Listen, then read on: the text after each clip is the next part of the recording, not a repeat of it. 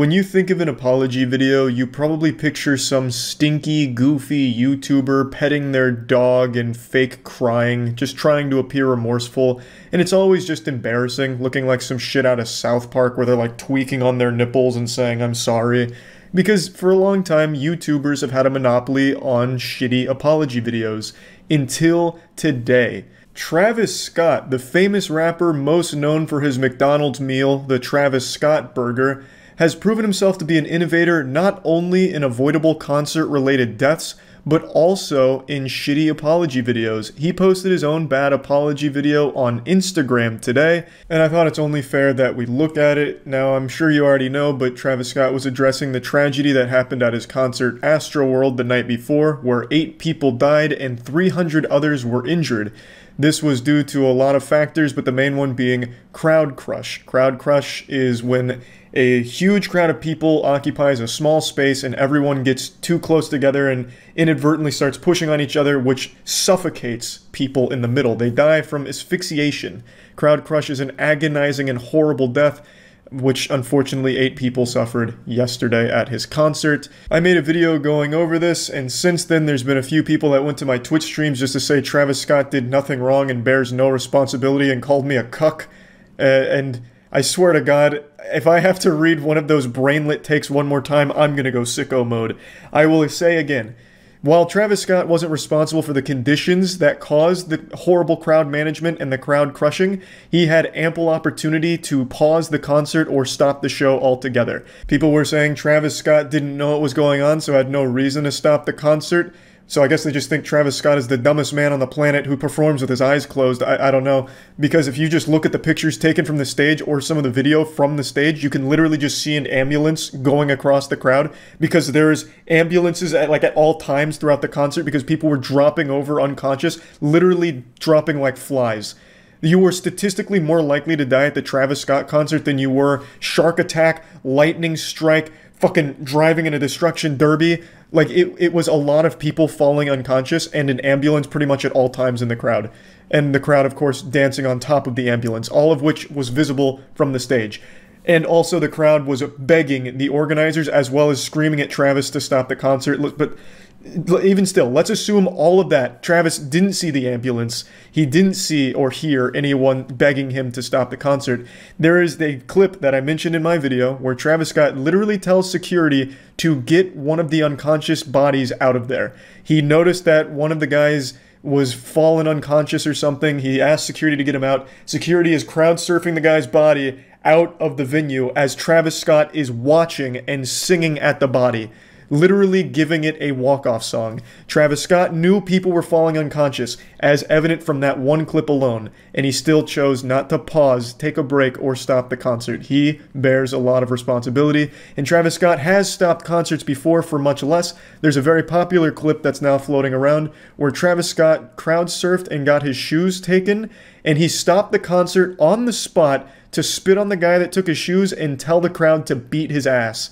So Travis Scott has stopped concerts for his shoes, but doesn't stop it for the loss of life. So he values shoes more than people's lives, I guess, more than his fans' lives. That's the impression I get. Travis Scott bears responsibility, accept it, stop defending him, stop huffing that copium. Now with that being said, let's check out his apology video. I just want to send out prayers to the ones that was lost last night. We're actually working right now to identify the families so we can help assist them through this tough time. You know, my fans really mean the world to me, and I always just really want to leave them with a positive experience. Man, you can tell this clip is serious because he put the black and white filter on it. Fuck. You can tell it's really getting to him. This whole apology video looks like he was just woken up out of a deep slumber and forced to make this by like his lawyer or something. Like, hey, get the fuck out of bed, we need you to make an apology video. And he's like still sleepy. He's like, oh fuck, okay. Hey guys, sorry. And then he's like rubbing his face really hard, hoping to get 1 or 2 tears to come out, but they just won't fall. He can't get the tears flowing. It seems more like he's annoyed than sad. Like, this is how I react when my dog takes a shit on the carpet. It's like, ugh, fuck, it's on the carpet, which means I'm gonna need to use like nature's miracle or something to get it off, and it's gonna be a big mess. Oh, Jesus. And anytime I can make out, you know, anything that's going on, I stopped the show and, help them get the help they need, Yeah, but you didn't. You did identify someone who was unconscious. You identified someone's lifeless body and told security to get out of there. And then you started singing to the body and then continued on the show. Like, you immediately just went into a song. So, I mean, you did identify it. And, I mean, I guess you got them the help they needed, getting them crowd surfed out of there. But you didn't stop the show. Even after finding that, you still continued. I could just never imagine the severity of the situation. We've been working closely. We've been working closely with everyone to just try to get to the bottom of this. The city of Houston, HPD, fire department.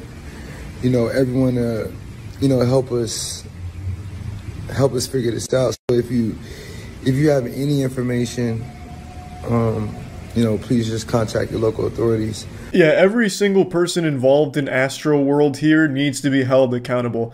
The second people started breaking through security checkpoints and climbing fences to flood the venue, they should have taken precautions to pause the concert, delay it, or something, because they were not equipped to handle that capacity, and this is the natural result of that. It's a true fucking tragedy, and everybody, Travis Scott included, needs to be held accountable for what happened here. Now, I did read reports that there was someone who injected a security guard with a needle, which caused the security guard to pass out. I don't know if there was some kind of, like, fucking supervillain there injecting people with something. But even if that was the case and not everything was related to crowd crush, there was still plenty of people recognizing all of these unconscious bodies and should have stopped the concert. If anything, that would be more reason to stop the concert, and they still chose not to, which is an even higher level of negligence. Everybody continue to just keep your prayers. I mean, I'm honestly just devastated, and I could never imagine anything like this just happening. And I'm gonna do everything I can to keep you guys updated and just keep you guys informed on what's going on. Love you all. As is standard practice for apology videos, there isn't an apology. There's no "I'm sorry." It's crazy.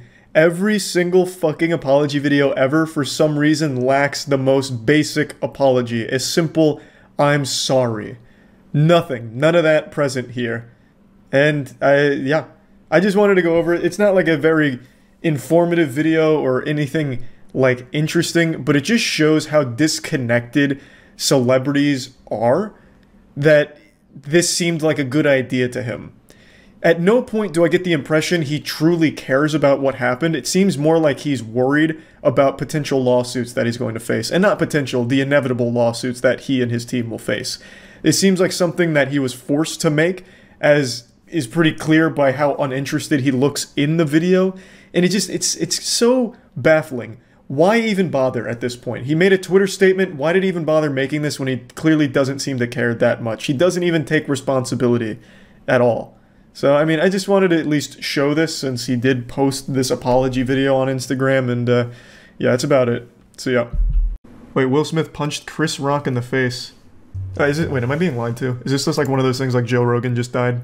Will Smith confronts Chris Rock on Oscars stage after comedian makes jokes about Will Smith's wife, Jada Pinkett Smith. Oh my, wait just a patty flippin' moment here, Krusty Krab fans. This is actually Oh!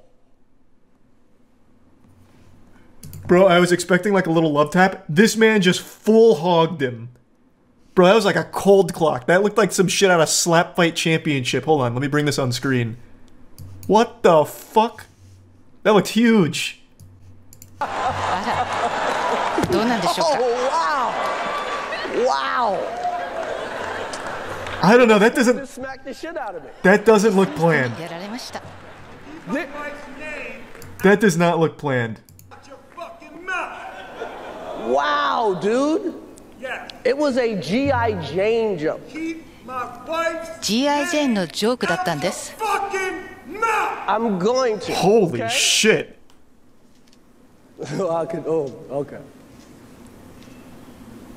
That was a... Is CTE setting in? God damn. Just fucking concussed them. That was huge. So we are here to give a documentary out, to give an Oscar out. Wow. Wow. Was that a bit? That doesn't look like a bit. I don't know, man. I've seen a lot of slaps. That doesn't look fake. Bro, I'm like the resident slap expert. Chris Rock eats it. There is no sign of flinching, and Will Smith doesn't advertise this slap at all. That really looks real. Yeah, that 100% connects. So if it was planned, Chris Rock has got an iron chin for going through with this. Because that's fucking huge. That was a real slap. Horrible stepping from Will Smith. True, this would be a penalty in the slap fight championship ring. He did step. In slap fight championship, you're supposed to say planted. But I think he was just throwing the rules to the wind there. Oh my god. Oh, wow. Wow. That would also probably be a clubbing penalty too. That was more like an open palm monk strike. And Chris Rock took it like a champ. Oh, wow. Wow. What really makes me feel like it's real, because maybe they're just really good actors, right? But what makes me think it's real is Will Smith's reaction. Will Smith is a good actor, but he's not this good. Wow, dude. Yeah. It was a G.I. Jane joke. G.I. Jane のジョークだったんです。 That's real fucking anger. That is real. You can, like, hear and see how angry he is. Yeah, his eyes are going glossy, like, he's seeing red. What was the joke that he told? That had to be something intense. His wife has a condition where she loses her hair, and did he make a joke about it? But making fun of bald men is fine? wait, what is this whataboutism? I didn't say anything like that. I just said it's still fucked up. What are you talking about? Jesus, man. God, that is like an actual Twitter moment right there. What is the popular screenshot? Twitter will take anything and change it around. Like, I could say I love pancakes and someone will reply, so you hate waffles? Something like that. I'm sure I butchered it, but goddamn, that was like a real Twitter moment. Damn, I can't believe this shit just happened. Man, the one time I don't watch the Oscars and it's actually entertaining. Just absolutely full on. I've seen thousands of slaps by now. Polish slaps, American slaps. I even saw the Tattoo Enthusiast slap tournament, like in the very beginning. I've seen them all. That is not scripted. And if it is, Chris Rock is... That man's a superhuman, and he should be immediately admitted to, like, the Slap Fight Championship League. Replay it again? Yeah, here you go. One more on the Jumbotron. Oh, wow. Now, if it was scripted, I really feel like there would have been a tell. Because Chris Rock doesn't flinch or anything. He is just ready. He is even extending. And Will Smith doesn't advertise this slap at all. That shit came out of nowhere. That was a surprise Amazon delivery. That was 5 fingers to the face express. Will Smith wasn't even supposed to go up, he just did. Oh shit, so he wasn't even supposed to be on stage. Oh, I thought he was like going up to get like an award or an announcement or something and just surprised him with it. This man came the whole way like he was charging the pitcher's mound in slow motion. Imagine he wins the best actor now. Oh my god, yeah. I wish he was nominated for the category Chris Rock was presenting for Best Documentary. Then he goes up again and gets him with the left hand. He literally laughed at the joke. Again, I don't know the whole clip, but this would be my guess. We've all been there, where someone says a joke that fucking hurts. Your immediate response is to go along with it so you don't look like a bitch. So you don't look weak or you don't look bothered, because you never want to feel like that or look like that. So you just nervous laugh along with it. But then that shit must have festered for a minute and he's like, you know what? Fuck it. So then he went up and blasted him. Chris Rock tried to play it off. I mean, what's he supposed to do? Just cry? Bro, that shit hurt. And he was just being as professional as he could about it. He was a little rattled, though. He started fumbling his words a bit. A little stunned. Isn't that assault? It is, but only if the person assaulted presses charges. It's not like the police are going to storm the building and take Will Smith away in handcuffs unless Chris Rock himself presses those charges. How many of you have never been in a fight? I mean, I haven't been, like, the main participant in a fight, but I've helped break them up before. It's not like once a punch is thrown, all of a sudden you hear sirens in the distance. Like, that is something that you have to pursue. Oh my god, that picture. Hungrybox just posted this. Damn. Look at this shot here. I'll go full cam. I'm not going to pull it up on here again because of the Council of Cock. It's like a boogeyman of Twitter. Look at that fucking slap, though. Man, I told you that shit was not fake. Look at that technique. Will's even got like his other hand up ready to like block a counterattack. And you can see the mark on his face where his fingers connected. Damn, that is textbook. Bro, did Vasily Kamatsky train Will? Like, good lord. In the full clip, Will had to walk so far. That stage is huge. He came in there like he was like a WWE wrestler entering the Royal Rumble. I was expecting like pyrotechnics like halfway through this walk. God damn. That's a huge stage. How sensitive can you be? My man got pissed. Like, he just got real mad. Yeah, I don't know. It is kind of a weird joke to make right to someone's face about an autoimmune disorder that causes them to lose hair. I mean, that's kind of bold. I don't even know if they're friends. Bro, I bet the Oscars right now is looking like a One Direction concert back in the day. Everyone's got their phones out recording, trying to get every angle of what happened next. Let me see. What I mean is it's going to divide them on whether or not Will was in the right or wrong. It's not like it's... Chris Rock made a joke. So it's going to be one of the things of, it's just a joke, maybe tasteless, but does it deserve the slapping? So I'm curious where most people are going to fall, where that pendulum's going to go. I imagine people are going to be like, you have to defend your wife, and by defending your wife, you're defending yourself. It was an insult on both him and his wife's honor, and Will did the right thing, an old-fashioned slapping. And then other people saying, Will's a pussy and he's insecure and this was too far.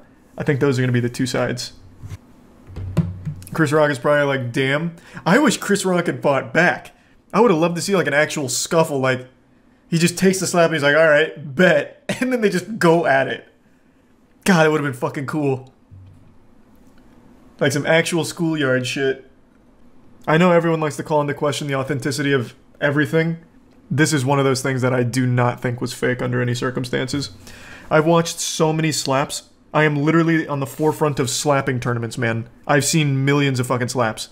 That was a true textbook slap. And if that was planned, then Chris Rock is an absolute menace. Man is a fiend. If he wanted to get physical, why on national television? Bro, if I was to ever throw a punch at someone, I would want that shit televised. Like, if I was ever to go just hog wild, I would want it on the biggest stage possible. For sure. Yeah, that part, I wouldn't, yeah. So I'd want my slap to be televised, but I'd really like if they turned the cameras off when I was crying. True, good point. Yeah, it's kind of unlucky that someone filmed him crying too. So maybe we just cut it off right before the tears. Well, Will Smith literally got his start as a comedian and a rapper. He made fun of people's appearances and never had limits. Yeah. He just really didn't like that one. He thought that one was a super stinker.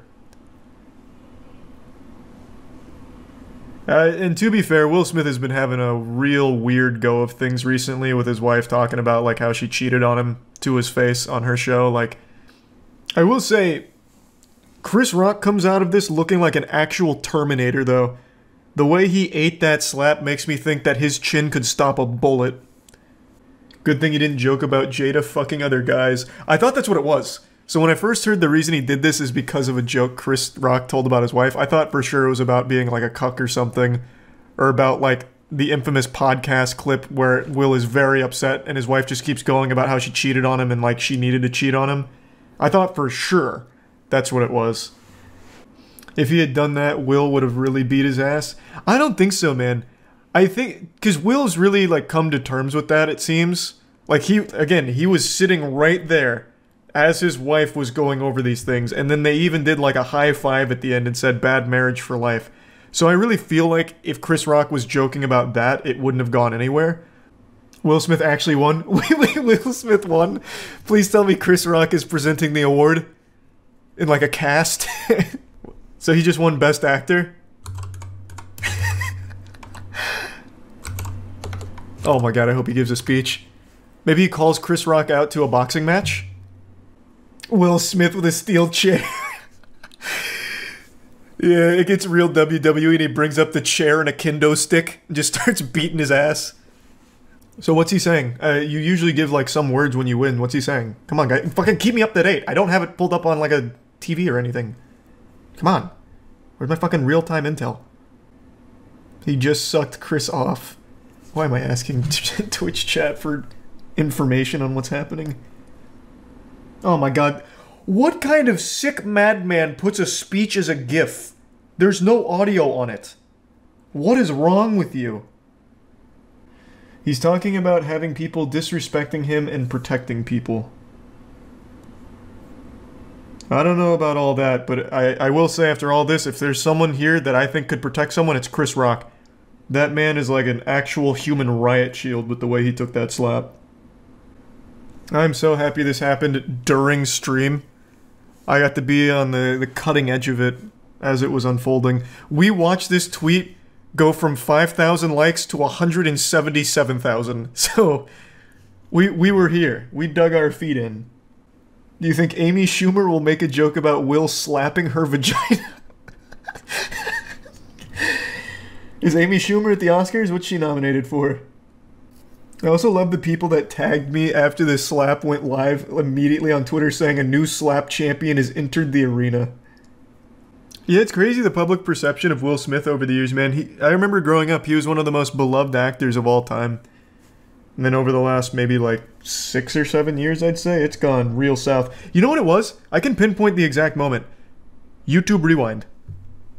The second he did YouTube Rewind, shit went tits up.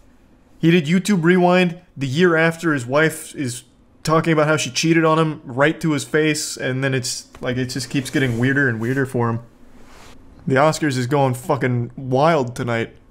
For Best Picture, they might just actually have a fucking SWAT unit repel in or something. I think this is a really unique opportunity for the Oscars. I remember before the Oscars were going up tonight, like before they started, everyone was like, yeah, no one gives a fuck about the Oscars anymore. It's such a worthless, egotistical waste. It's dead. Oscars ratings have been tanking for years. And now look at it. They can really pivot and maybe turn Oscars into like a combat thing. Like you fight for the award physically. So that way the fittest one, like the most like war-hardened veteran will win the award. That would actually get people to watch again. Yeah, apparently there was a nip slip too, but I don't give a shit about that. I've seen billions of nipples thanks to the internet. I don't give a fuck there. But you can't find high-quality slaps like that often. Where's his speech at? So he just keeps talking about protecting. I mean, I will say, if Chris fought back, I wonder who would have won. Because Chris ate that. Like, let's say this was, let's play out a scenario. Let's play out like a real Detroit urban survival training fitness course scenario. Chris Rock has jumped into Will's house. He's a burglar. And Will Smith has just tried to defend his wife with the slap. Chris ate that. Now what? Like, I don't know if it would have really, like, protected him, right? Because Chris was looking like a fucking tank. But maybe he just doesn't, maybe he put all his points into defense and he doesn't have, like, good striking capabilities. This is a really sweet speech. It would have had a lot of impact if he didn't just slap a man before it. Could you take a punch from Will Smith? Man, fuck no. I couldn't take a punch from anyone over the age of 12. That's why I wouldn't get into like a YouTuber boxing fight. I would get absolutely blasted. The only people I would fight is like children's toy review channels if I had to. This isn't about me. He didn't apologize to Chris, he apologized to his fellow nominees. Nice. I want to give a real sincere apology. I did something real silly a minute ago. And it's to all my nominees. I'm sorry. Fuck you, Chris. He said, I hope the Academy takes me back. Man, fuck the Academy. They run like the Sith Order. Like, man, they're weird. If the Academy doesn't bring Will Smith back just for the sake of perhaps another slap, then they've truly lost their mind. Because now I know I'll probably watch the next Oscars, even though I had no interest in this one, just because maybe Will Smith slaps somebody else. Maybe he just goes across the entire stadium just fucking slapping everyone. Like, now anything's on the table. It's unpredictable. Maybe he'll keep this energy up past the Oscars too. Like, maybe now that he's got a taste of blood, he'll be ready for a fight at the drop of a hat at any award show. Like the Nickelodeon Kids' Choice Award.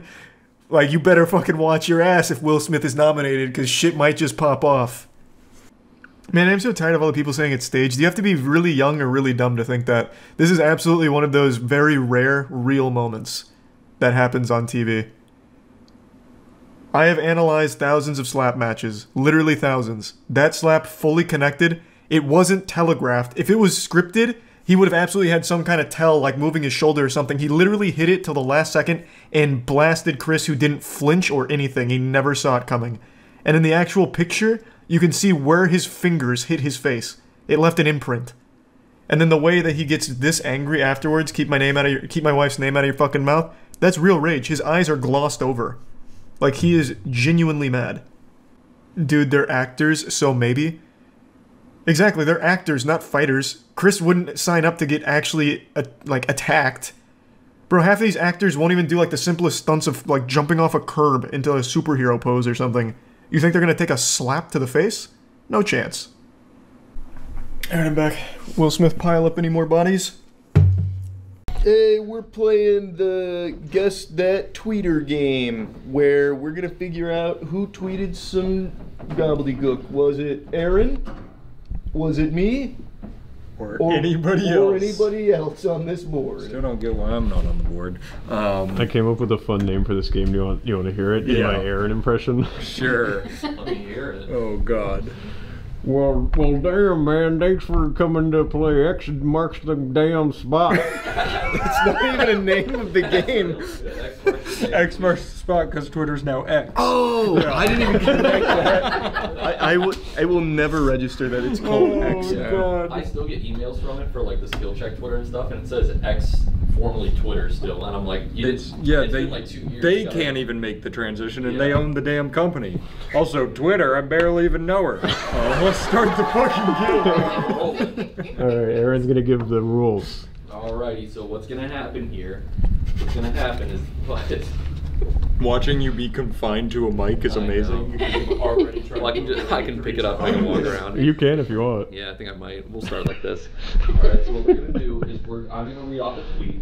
You guys are gonna say, you got the list right there. There are multiple, like there could be any amount of me and Charlie's tweets in here. Okay. So I'm gonna read off the tweets. You guys are gonna pick who you think it is, pull it off the board, and then show it to me. I'll tell you guys if you're right or wrong. If you're right, you slap that bad boy down. If you're wrong, you put it back on the board so you can pick them again. And then by the end, you can sort through all your pictures, and how many pictures you have is how many points you have. And whoever has the most points wins. But also, after I tell you who the tweet was from, you can guess what the year it was from. That's not happening. Yeah, but I think you'll probably be able to get some. Yeah, we've got some. Alright. I think the only people you can't keep the pictures of are Aaron and Charlie, because there can be multiple. Literally all of them can be Aaron or Charlie. Alrighty, boys, let's get started. Alright, first tweet. If you are reading this, you should be ashamed of yourself. You should be asleep. Go to bed, I say. Oh, I think I know this one. They're gonna now look at you because I'll be cheating. This is That's iced tea, right? Yeah. Okay. Should I say it out loud? Because No, just grab it. Just grab it. Just off, grab it. and then you can kind of hide it.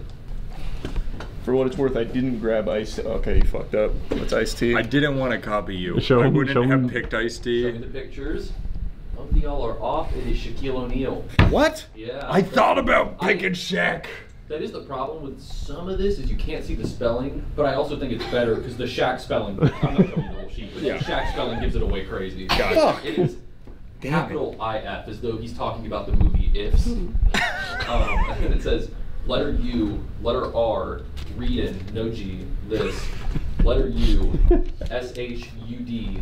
So coming from Letter Shaq, this is clearly a joke. Yeah. I thought this was somebody being stupid. Iced tea makes. He's got deranged No, that's the tweets. thing. Yeah. I gotta let you know, Shaq has some also deranged tweets. Really? Like, Shaq's got- I've yeah, never gone to his Twitter account. It's fucking crazy. I feel like you probably have seen like my butts. I'm at Mott's Berry Farm, whatever it is, that theme park, and he's like, I'm at Mott's Berry Farm and my butt's too big for the dang seat. Ah. My senior, So good. my senior year quote in high school was from Shaq. Oh yeah. What was it? It was something about I'm Superman. No, he talks about how sexy he is, basically, and I used that as my tweet. Yeah, it was. I'll find it later for you. All right, second tweet. I can't believe my grandmother's making me take out the garbage. I'm rich. Fuck this. I'm going home. I don't need this shit. Oh, I know this one. All right. Don't look at me. But you can look at me. Oh, I we got picked the same one. I think. That's fine. Yeah, it's Luda. Luda. 50 Cent. That's 50. What? Yep. Do you think there's a chance we get 0 points? You should at least know your own tweets. I think I'll get my tweets. Yeah. I was going to do this only if you did. Yeah. I was going to do this only if you get them right. We picked older tweets. Danny went through and found some nuggets of ancient gold. I was only going to do guess the year if you get it right, but I want you guys to get points. So we're going to. Oh yeah, maybe if they both get it wrong, they can try the year as well. Do you want us to whiteboard it? I think you guys can just like 3, 2, 1, shout it out. 3, 2, 1, shout it out. So I remember when 50 Cent pump and dumped a penny stock. Nice. So that was back in 2012, I think. When was Twitter started? So I will give you that. I think it was 2005, but it didn't blow up to like 2007. Cool. Yeah. I've got a range then. If I had to guess, I would say this is when 50 was more active on their shit posting. He's more of an Instagram shit poster now. I'm going 2011. I'm gonna go 09. You guys split the difference. It's 2010. Like, you guys deduced the year. Like you guys did pretty fucking good. That was good. That was this is just our, we're both fine. You put us together, we're unstoppable. Yeah, we're almost correct on something. We're almost a full human. If you guys want, you can go back to the Shaq tweet and we can try it again too. All right, I'm guessing Shaq tweet. What did he say again? My butt's too big. This, you should be ashamed of yourself. You should be asleep. Go to bed, I say. 2014. I was gonna say 2014. We're melding. Shit. 2009. Okay. Hey, like I said, if we were together, we would have gotten that. That was nice. Exactly. All right, next tweet. I'm ready. Tweet. All right. I'm focused. I'm locked in. At Babies R Us getting pregnant with savings. Okay. Whenever he laughs, it's gonna be a him tweet. Well, I didn't even need that context clue, to be honest. Oh God. I'm looking at the date. Is that an Aaron tweet? That was an Aaron tweet. Yeah. That was certified Aaron banger. Yeah, that was a banger. Do you want I think they get harder to guess from here. You threw in a couple like this. All right. And we're guessing your What year. year did I tweet this? Was this more recent, or was this when I was in like high school? When I just had the chops already. It was at Babies R Us getting pregnant. At Babies R Us getting pregnant. I'm gonna go That's so fucking good though. 2018. Nah, this is a 2021 Aaron coming of age. I'm going, I lived here. You knew me when I tweeted this. It was 2022. I was so close. October 11th. You're acting like you tweet nonsense all the time. My favorite Aaron tweet story is still, and he denies it. What? I watched him at a urinal while peeing, That was fine. and a tweet went up. He's peeing, and his tweet pops up. I had the opposite hand doing it. Yeah. Well, I didn't think you were holding both with I was one. controlling stream, and then I thought of a fire. I will say, I went through Aaron's Twitter, and there was like clearly a date where he crossed the event horizon of current Aaron, because it was like normal, and then just immediately everything else is I think I caught COVID or something like that. It was probably around there. It was probably like late 2019, 2020 or something like that. I once ripped an Aaron tweet, and after about 10 seconds, somebody commented on it, "What the fuck, Matt?" and I deleted it. Well, never tried it again. I've taken 2 of Aaron's tweets he didn't want. One of them was not now kitten daddy's searching for clues. That was such a banger for when you tweeted it. Yeah. I was like, you gotta use this. No, that one was good. And then the other one I took from you was it was when we were in an Uber. And you had one you didn't want, so I said, "Fuck it, I'll use it." And it wasn't the "not now, daddy, kitten's looking for cute." Nope, other way. Not now, daddy. Still in the draft. I wonder if it's one of the ones Danny picked for you. It might be, because that would be quite the curveball. Because it was your tweet in that Uber. You're like, "I don't really want this if you want it." Now we're just telling tweet stories. years ago. This was when it was just me and you, and I was driving. We were going to the Lightning game together. Do you remember this? And the whole time you were quiet. On your Oh phone yeah, I the was whole trying to ride. think of a great tweet. We pull in the parking garage, and he goes, "All right, what do you think about this?" And it was a tweet about like something with piss. That's all I No, remember. it definitely wasn't. That was that the Chupacabra's real? I just watched them fuck my grandpa. No, we should control F on your Twitter for something with piss, because I'm positive it said piss in it. That's the only word I Maybe. remember. But I was like, is this what you've been doing? You're like, yeah, I've been crafting this. And I was like, bro, it's been 40 minutes. Yeah, I remember that. I don't remember Yeah. when I tweeted that. It was great. All right, What's next, tweet. Aaron? Alrighty. We got give ASAP Rocky his freedom. We do so much for Sweden, but it doesn't seem to work the other way around. Sweden should focus on its real crime problem. Hashtag free Rocky. Oh god. I'm hiding my board. This might be the only Here, one. sneak me what you picked. Nice. This is tough. This is tough. It's the only one I have a leg up on. Maybe we need to turn the boards so we can't see each other. Are you a big ASAP Rocky fan? How do you know this one so I'm really quick? big into ASAP. Me too, he's so hot. You said he's so hot? Yeah. Yeah, he's really hot. I think couldn't pick out a picture. The of only A$AP reason I Rocky. think you'd know this is because it's got to be him. Is it Trump? It is indeed Trump. It's Trump. Okay, that I had no idea. You said that like I'm a big Trump fan. Well, no, like there's no way you'd know what Young Thug, Hulk Hogan. That's Young Thug? Yeah. That's very helpful. Okay. That's like the classic Young Thug picture. I've seen the picture all the Classic. time. I just don't know who it is. So leave that down here because y'all got it right. Nice. Now, do you guys remember what year the ASAP Rocky thing happened? When he got arrested? This had to be before Trump was president, I would think, right? Well, think about the context because he is trying to get him home. Oh, that's a good What are point. with the Before he clues was back just- here? Don't Yeah, help no him. help. Aaron's always too helpful. Yeah. Which, Well, there's still a 4-year range. Where the yeah. There he does. He's helping again. Helping again. I'll lock in. I'm just gonna go kind of late. I'm gonna go 18. I'm going 19. 2019. Fuck! Full guess. Okay, you got one right there. Okay, that's all right. Well, hey, wait, I got a point too. Yeah. For Yeah, I think she's just doing Extra the. point. Oh. An extra point because we get the picture. Yeah. Can somebody? What is the popsicle stick? It's because you can't take Aaron or Charlie off the board, so. Oh. Okay, I get it now. Game's all making sense. yeah, it's All right, it's a welcome. thinking man's game. All right, waking what's up. next? Just heard Smash Mouth broke up. Don't talk to me today. I need some time. I know who tweeted this one, but you can't look at the board.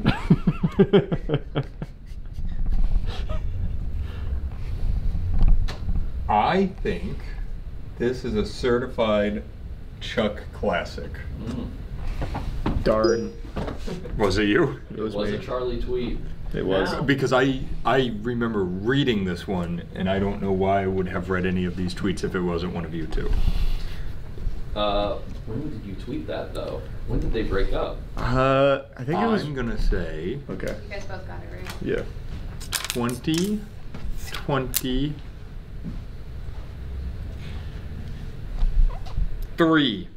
Are you think Last, okay, Smash I'll Mouth? give you a second chance. Do you think No, don't help, actually, don't you're help. Yeah, I should be stuck. You know Steve of Smash Mouth died in 2023. Well, that would be a good reason for them to Good break reason. up, That's right? that is a good. You're onto something actually. I didn't Come on, think that man. It all makes sense. I fucked up. I don't know when they broke up. I would say probably 2021. I was between 22 and 23. Let's Damn. go. Let's And then go. you said 2023. Taking this bad boy off the stand, off the damn stand. Oh, he's so free, Hey, how's it Mike. going, guys? Yeah, let us know when you next Yeah, stand.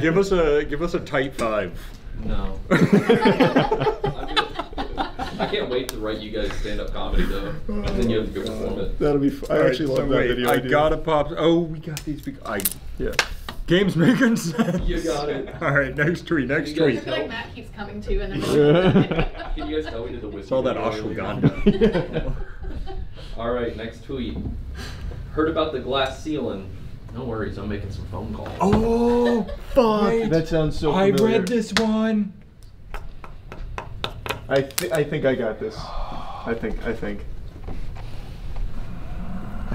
I don't know. Something tells me that this is probably wrong, but it's all I got. I'm going Aaron. Oh, that's interesting. Matt, you got that deep cut. That just pop me. That just did not sound like It did something have some Aaron. Macklemore energy. It did. It really did. I'm gonna be honest. If I didn't come to that, I thought Aaron did it. Macklemore was my other choice. Yeah, that's what it sounded like to me. Fuck! That was good. All right, for the bonus point. Yep. All right, guys. What year? 2022. No, this has got to be more vintage. This is probably right when Aaron had like the Winter Soldier. Yeah. 2019. He tweeted that while he was here, for sure. No, it was right before. I was in Michigan. It was 2021. Damn. Right before I moved here. Why did I read that one then? We were friends before you got here. You probably saw it and were like, gotta see what this guy's got in the bag. We need to hire him now. Meatball of fruit? What? Is meatball a fruit? That's the whole tweet. No, I think you're reading that wrong. You're missing. I am. It's meatball and fruit. It's meatball and fruit. That's why we have more than 2 people up here. We're all fact checking each other. It's meatball.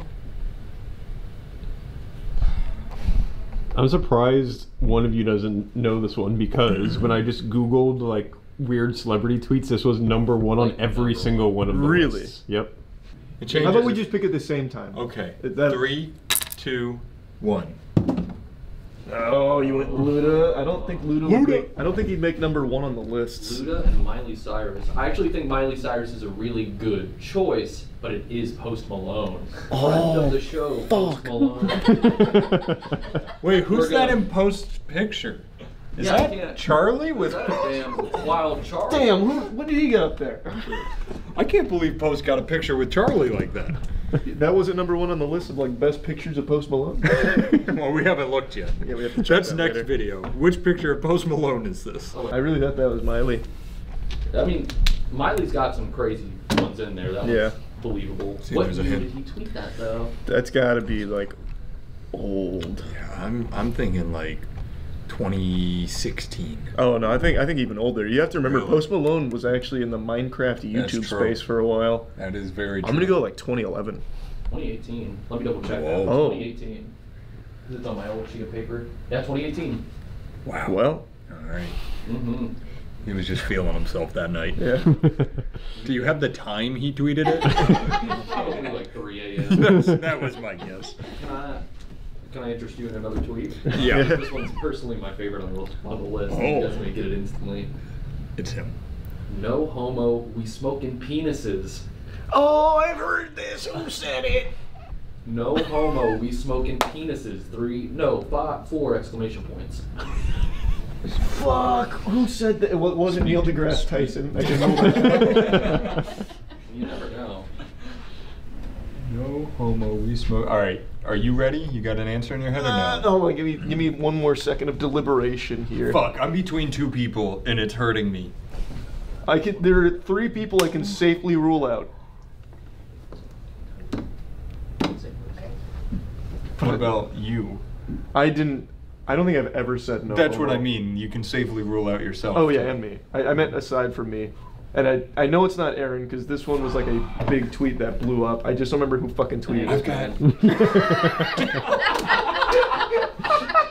fucking random shot.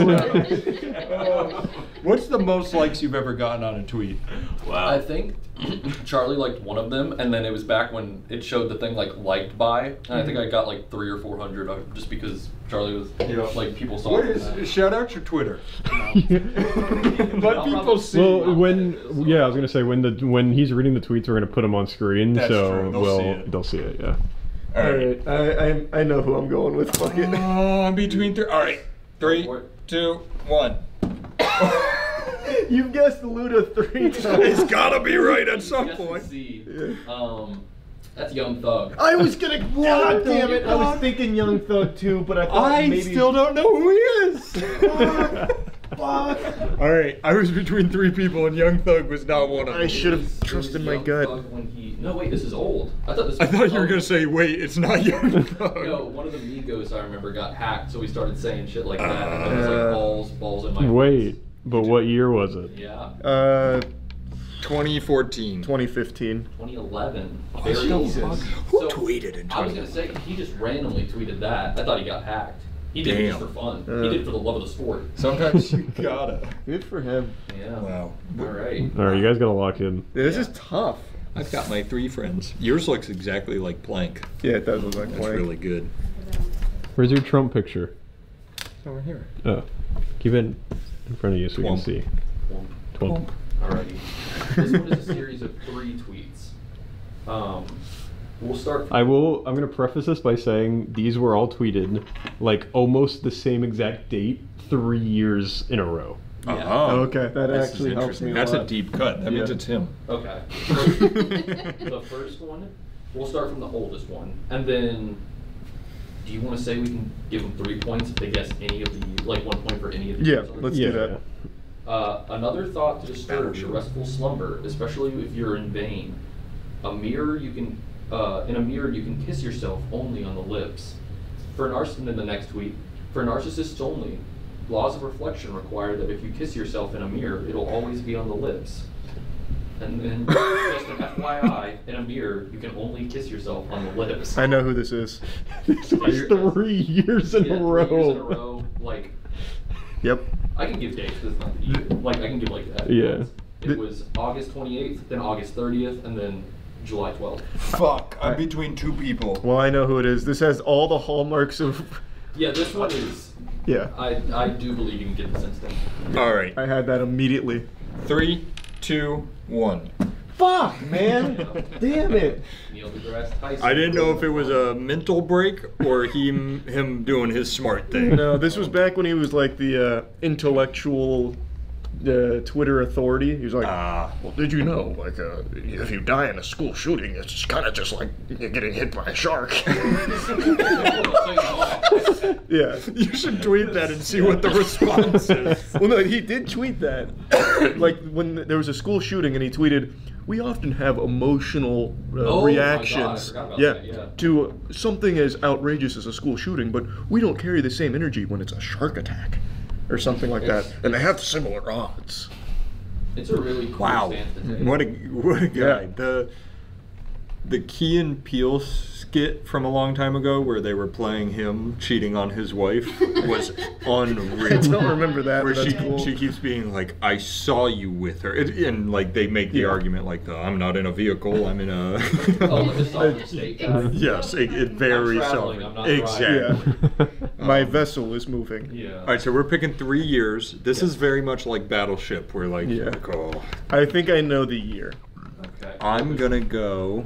Would you like to go first? I think you guys should go 1, 2, 3, 4, 5, 6. Like you go back and forth on the years. Okay. What about this? Let's both say the first The year first we year. think, and then the next two go up. 2016 for me. I was gonna go 2014. I'm going to give you guys Battleship rules. You're both wrong. All right. Oh, I And see on the what you're next saying. one, I'll Yeah. tell you if you're too high or too low for the last one. Okay. Then I'm gonna go next guess. 2018. I'll go the opposite direction. 2012. Matt is closer. Okay. We have one guess left.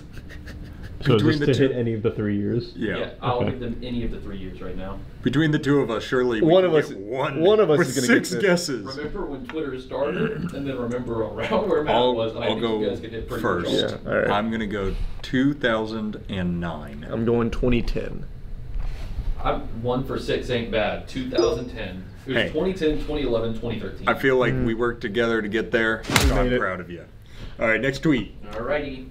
I'm so fucking tired of people saying that wrestling's fake. If it's all fake, then why does it give me a boner? I think I know who tweeted this one as well. All right, 3, 2, 1. Yep. That's our friend Charles. That was me. But when did you tweet it? This was probably around that time when I was making tweets in cars when doing nothing. That I think that would have been 2019. I'm going 2022. 2020. Ah, dang. We're circling. We're like Darn. sharks. Yeah, you're circling. Which we don't have an emotional reaction to, like school shootings. Imagine you guys are like circling a shark, and the shark's about to like close in on the guy, and except the guy just goes like disappears right before you get him. That's a great tweet. I forgot I did that one. That is a really good tweet. That's a banger. All right. I just taste for the first time a smoothie. May God bless America. Okay, I think I know who did this. If you want to walk in. All right. Make sure I'm not making stuff clip. 3, 2, 1. Bang. Oh shit! Oh wait, show me who is you it got. the Hulkster? Or is it iced tea? Guys, Or it was anybody. Giannis. He's not from America. What? He came to America. Post Malone's tweet was, is fruit and meatball. Or is meatball and fruit. This man was. I thought this was just like a patriotic thing. Like, man, did I love too. being an American. Yeah. I can drink a fucking smoothie. Also, you guys picked a picture. Giannis looks jacked. Giannis He is jacked. Yeah. But he looks really good in I that remember there was picture. That one summer where he went from like actually a string bean. Yeah, he to looked just like that, and I was crazy. like, that's Giannis, if you're watching, we all think you're attractive. Come on the show. Yeah. HR. What year did he come to America? This one's. This one's, What year I did he think, first get to America? I'm pretty sure I know. If you're ready. Yep. Okay, 2020. 2016. What? Oh. What did you say? 2020. 2020. Stop giving hints. Well, it doesn't help you guys. It's 2014. It didn't help, but you did give a hint. He's been in the league since 2014. Yeah, he just didn't play at all because he was not Oh. good. Yeah, I wouldn't have guessed that at all. Because I remember like he had I remember his 2016 stats a little bit. Damn. I thought he Which was stat all- do you remember? like when he started getting good and people took notice. You just remember When like the I remember feel of the stats. I just not remember his when he rebounds. started getting I points, gotcha. and I assumed that was. I his thought you were rookie going to be year. like he had 311 rebounds. No. Very Yeah, impressive. over the whole year. Yeah. Like won a game. All right. Because I thought this interviewer in New Zealand said Juman instead of German, people think I don't know what a German is. And then a link to a Huffington Post article. What's the Huffington Post article? Is it what doesn't say, it's Germans just a, are? like broken link. I got it. You know that? Nope. But I'm guessing. Ooh, good. Okay, I'm going to. I'm gonna throw out a. Fuck it, run it. Yeah. All right. Let me see who you guys picked. Oh, yours is yeah. Justin Bieber. Well, Remind me of this guy's name. Russell Crowe. Russell Crowe. He's had some Jewish issues, hasn't he? Or am I thinking of somebody else? I I don't think you're thinking of think. Sean Bean. No, not Sean Bean. Sean Penn. Maybe? I don't know. There's a lot of people with like Jewish No. issues. I don't think Russell Crowe's one of them. No, I could be wrong. I'm sorry, Russell Crowe. I'm thinking Braveheart guy. No. Oh, Mel Gibson. Yeah. Oh, yeah, there's a couple there. Yeah, Yeah. I'm not crazy, right? Mel Gibson had some issues. Yeah. You really enjoyed making them Passion of the Christ. I thought you were about to say, I think you're thinking of Shaq because he's up here. Yeah. I was like, I was not thinking of Shaq. Imagine getting crucified like that and then nobody shows up.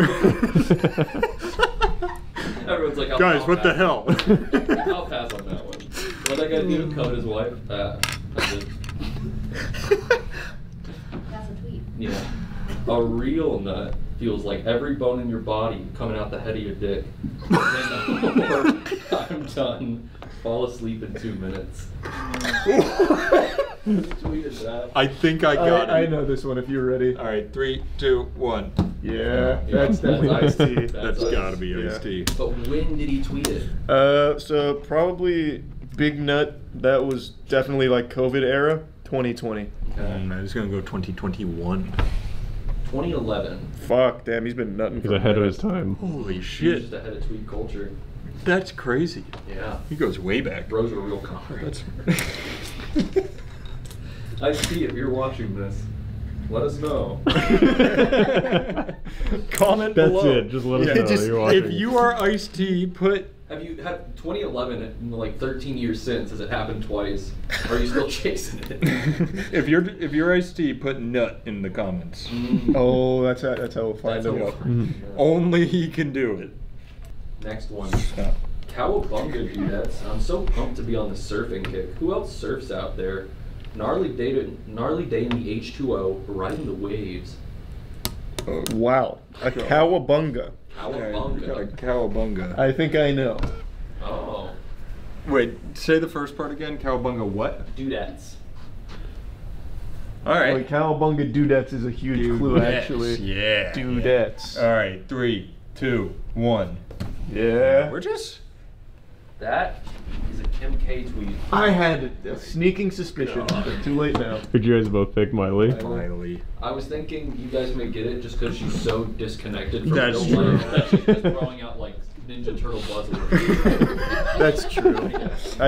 What do the children like? Cowabunga. Cowabunga is a great word. That though. is. We should bring it. I know for the next month we're all gonna say cowabunga. When was she slapping that out? Yeah, the bus ride. This was probably super recent.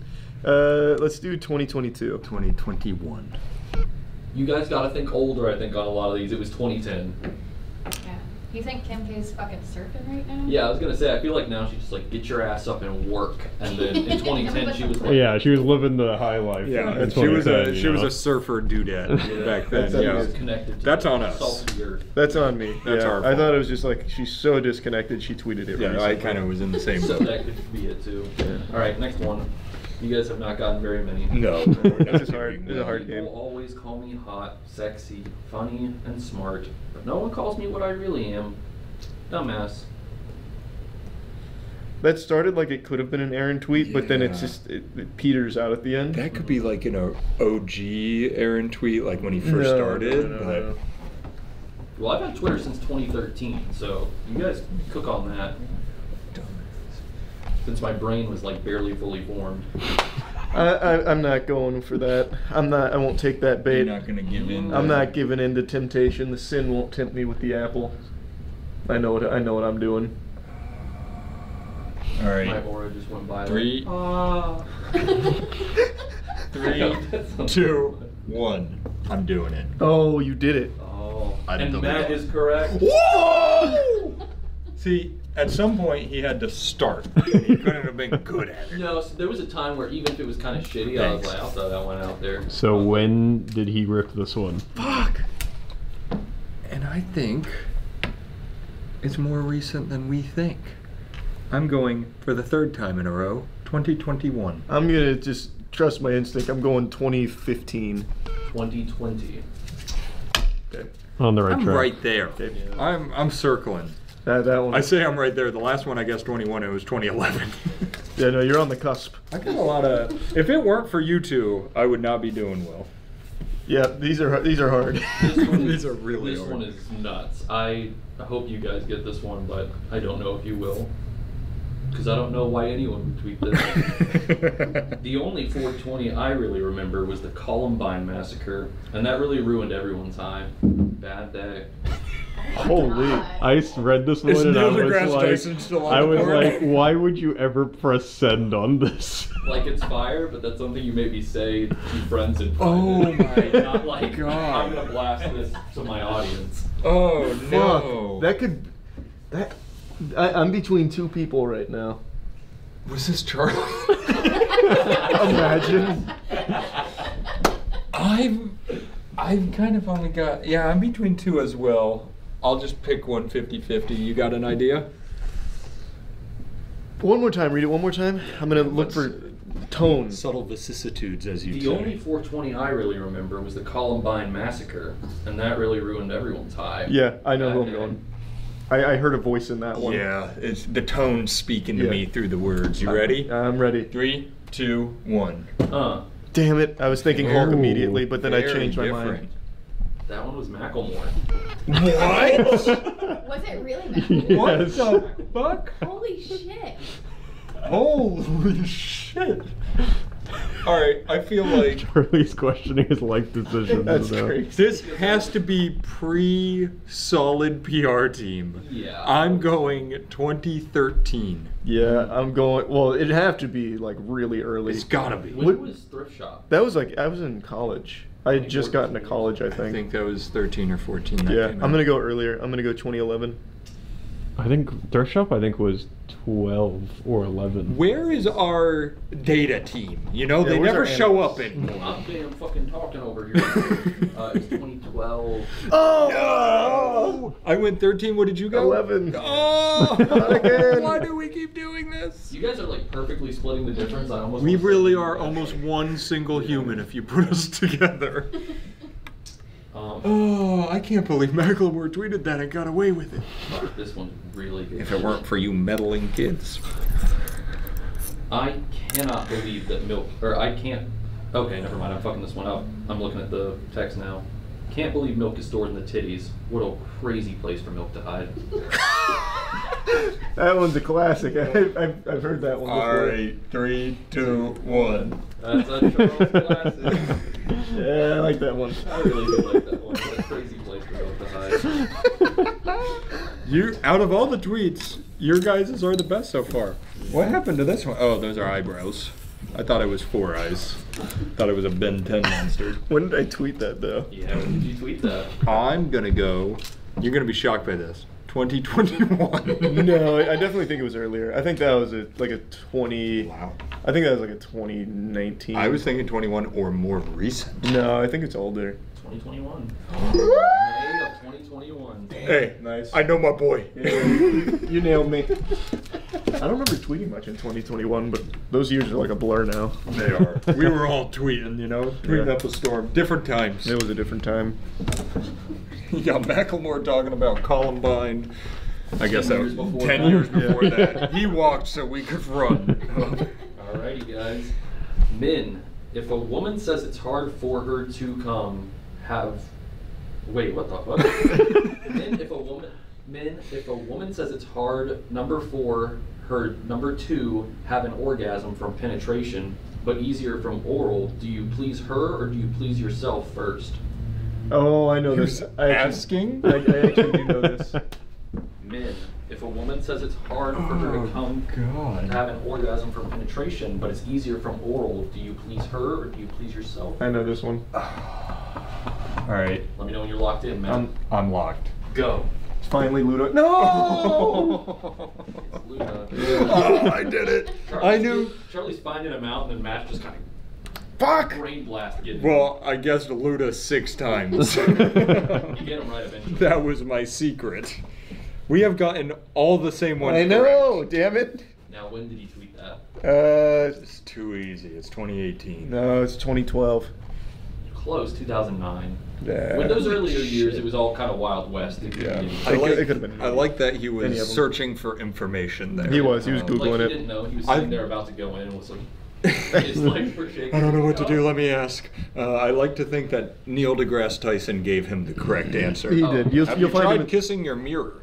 Oh. You'll find him in the comments section.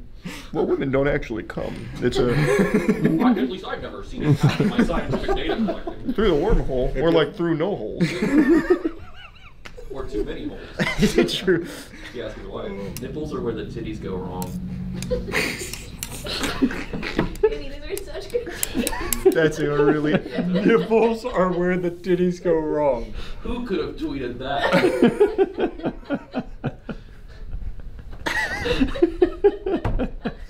I'm between 2 people. I am too. And both are in this room.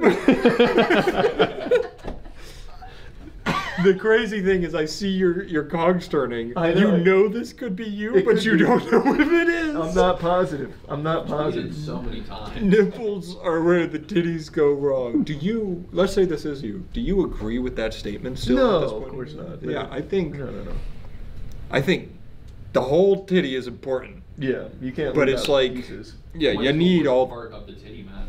where it ends. There's not enough. Oh yeah, Brother, where's the rest?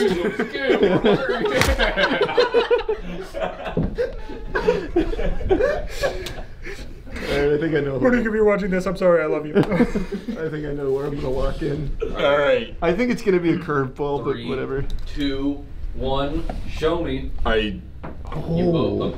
You don't even have to take it off. That's Miley Cyrus. No!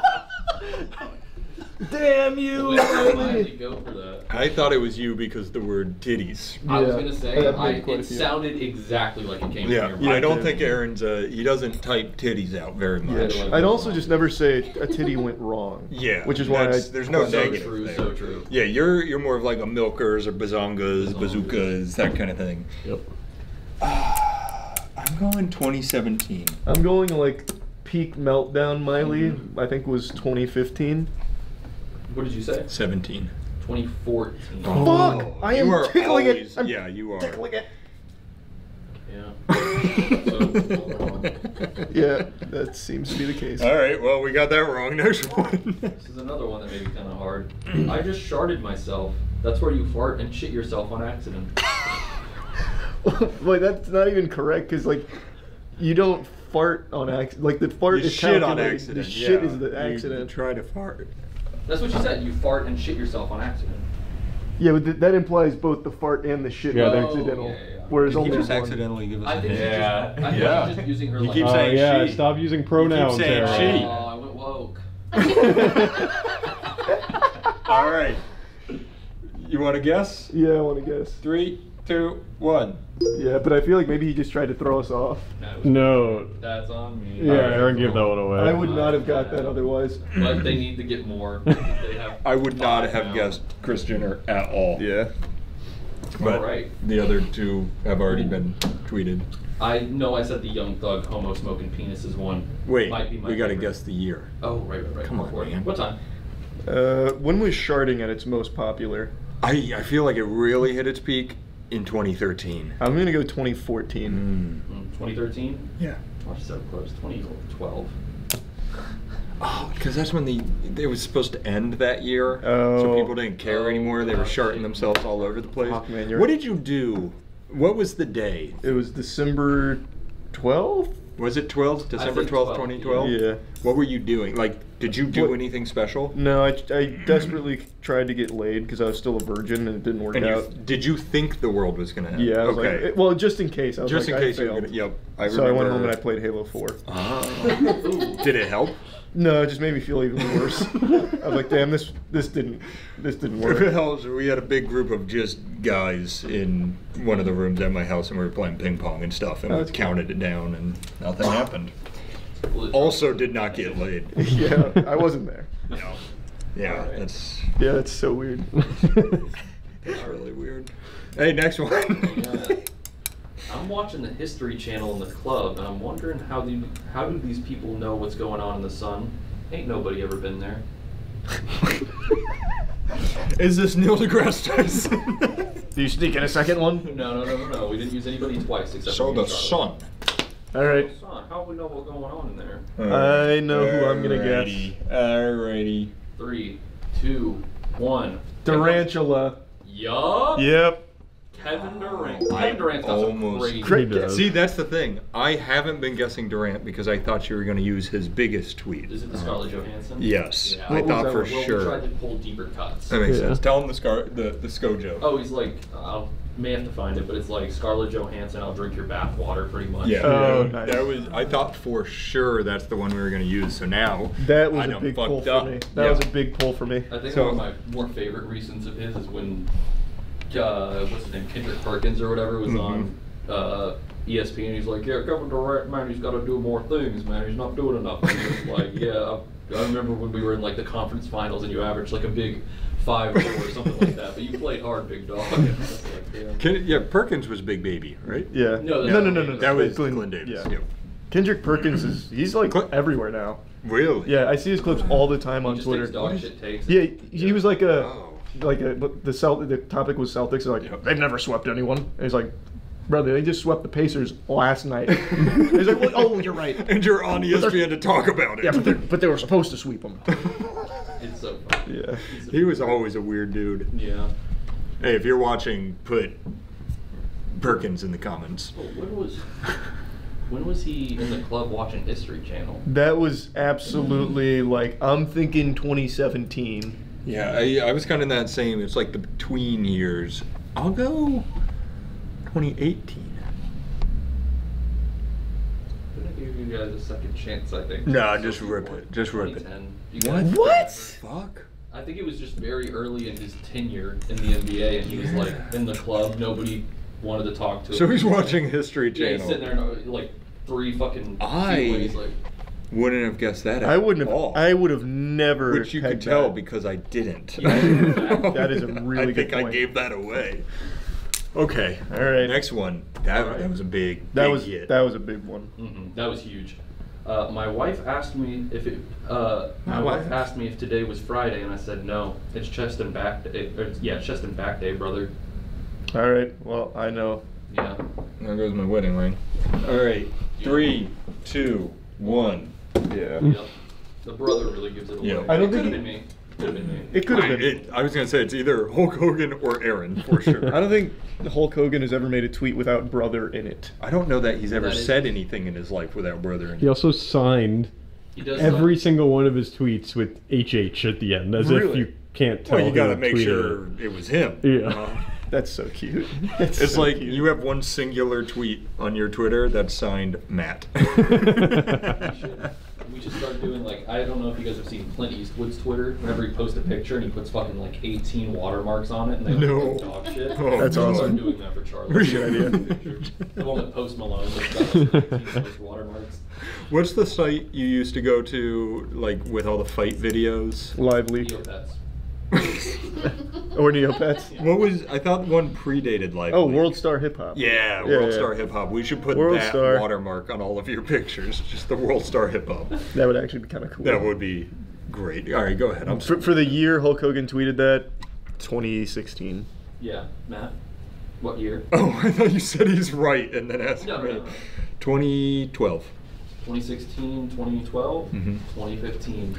Oh my So, God. getting sniffing. Next time you do one, say your answer in your head And then go one lower. down a year. Yeah. And that's the time that one will be it. That's like you used to take a test and be like, you'd go back and check your answers, change it, and then the first one was Was the right, right and one. nothing made me want to just go insane more than that. Yeah. Damn it. All right, next. Give me 1 second. I gotta.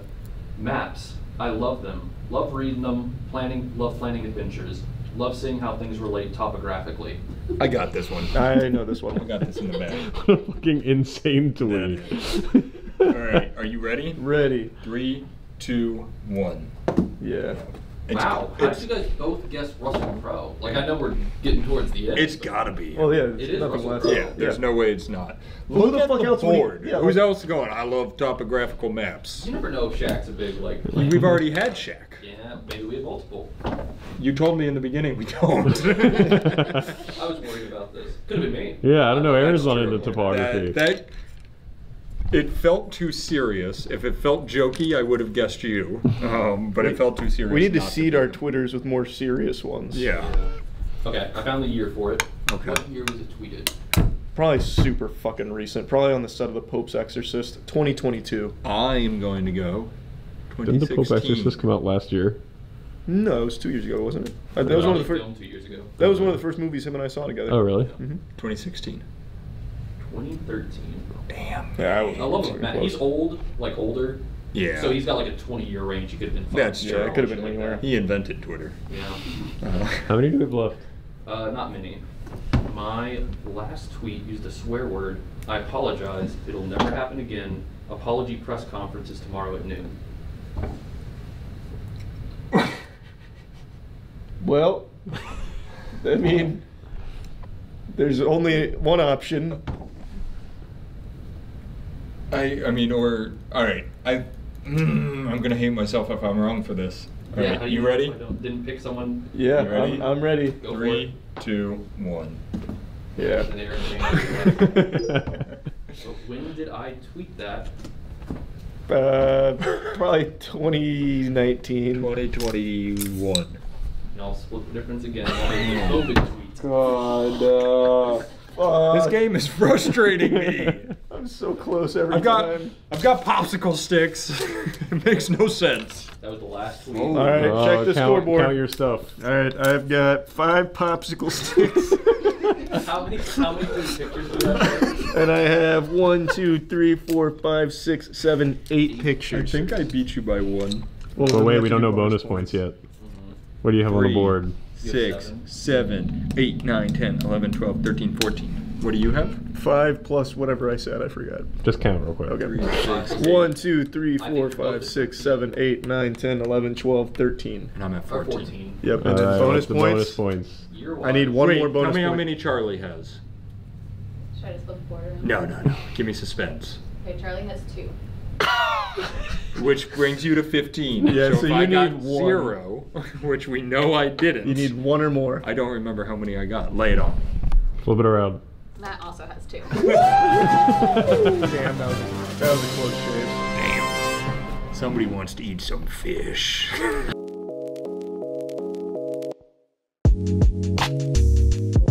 Today, Will Smith posted a YouTube apology video for slapping Chris Rock at the Oscars.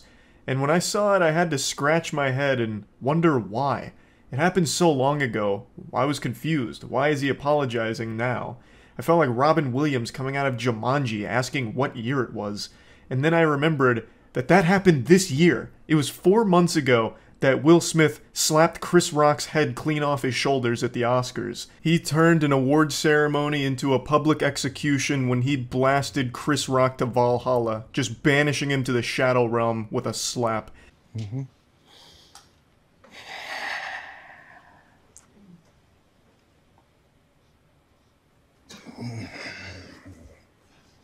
Oh baby, that's right. He starts this with the most generic YouTuber apology intro imaginable. A slow walk into a big sigh right before getting into the actual apology. Textbook. He's clearly been trained by some of the YouTuber apology greats like Logan Paul, Laura Lee, Tati. I mean, this is perfection here. Every box of YouTuber apology cliche gets ticked immediately except for one. He didn't bring his dog into it. A lot of YouTubers like to bring in an animal in order to, you know, deflect some of the criticism with cuteness with the animal. Will Smith, unfortunately, must have forgot that prop this time around, but everything else he nails. Why didn't you apologize to Chris in your acceptance speech? I was fogged out by that point. It's all fuzzy. So the main thing he's doing in the apology video here is answering questions that people have asked over the last 4 months. And again, I have to wonder, why even bother? It's been 4 months on internet time. That's basically ancient history. Like, that's back there with like Y2K now. Most people have moved on and forgotten about it. So it's a little weird to be this tardy to the party with addressing these things. Now, of course, I understand this was like a career-ruining moment for him, so he wants to do his best to be perceived positively again, both by movie execs as well as the general public. So if he really did feel strongly enough that he wants to apologize, then all power to him. But anyway, the first question that he addresses here is one that I don't think anyone with half a brain ever asked in the first place. Why didn't you apologize to Chris during your acceptance speech? The answer should be pretty obvious if you have eyes. It's because he was still mad. He was still fuming. Of course he wasn't going to apologize for it. Literally 15 minutes before he accepted that award, he had just charged the stage like The Undertaker during WrestleMania going into the ring and clobbered Chris. So of course he's not going to immediately like fold and be like, man, sorry Chris, that was out of line. He was still upset. That's why he didn't apologize. I don't really understand his excuse of I was still, you know, in a fog. It was all still fuzzy. Like, in the moment, that makes sense, but over the last 4 months, what, you've just been in a perpetual fog? You've been in, like, the upside down or something? Like, what do you mean? You've had 4 months if you wanted to publicly apologize to Chris, and you didn't. And even, to be fair, here, you still don't. He says I'm sorry to a lot of people, but the one person he doesn't say the words I'm sorry to is Chris. I've reached out to Chris, and the message that came back is that he's not ready to talk. And when he is, he will reach out. So I will say to you, Chris, I apologize to you. My behavior was unacceptable, and I'm here whenever you're ready to talk. That almost sounds like a trap, like, hey, I'm here whenever you're ready to talk. And it turns out Will's been training for the last 4 months with slap boxing, so he's been like slapping brick walls until they collapse, so he's ready to really get him with like a double whammy, get him with that encore performance. There's a big difference between saying, I apologize to you, and I'm sorry. I don't think people really understand the value of just saying, I'm sorry. I think it's the most important thing to say during an apology, which he does say later on to other people, but never Chris. To Chris, he just says, I apologize, and the action was unacceptable. Which is, you know, that's good, that's definitely a start, but I really think you needed that cherry on top here of an I'm sorry. This is also just one of those things that should have been handled privately. I'm sure there were plenty of ways in the pipeline to let Chris know that you were genuinely remorseful for what happened, but I understand why he thought this was a good idea.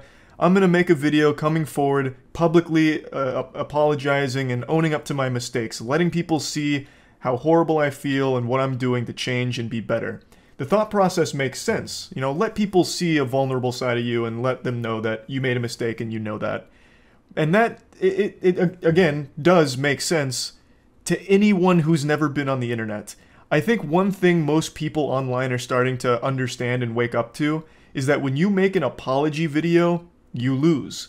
It's like what war games taught us. The only winning move is not to play. When you make an apology video, it is a lose-lose situation for you. You're either going to have people that don't believe that you're actually sorry, or they're going to have people that think that you didn't need to apologize in the first place, so now you look stupid. You look like a pussy.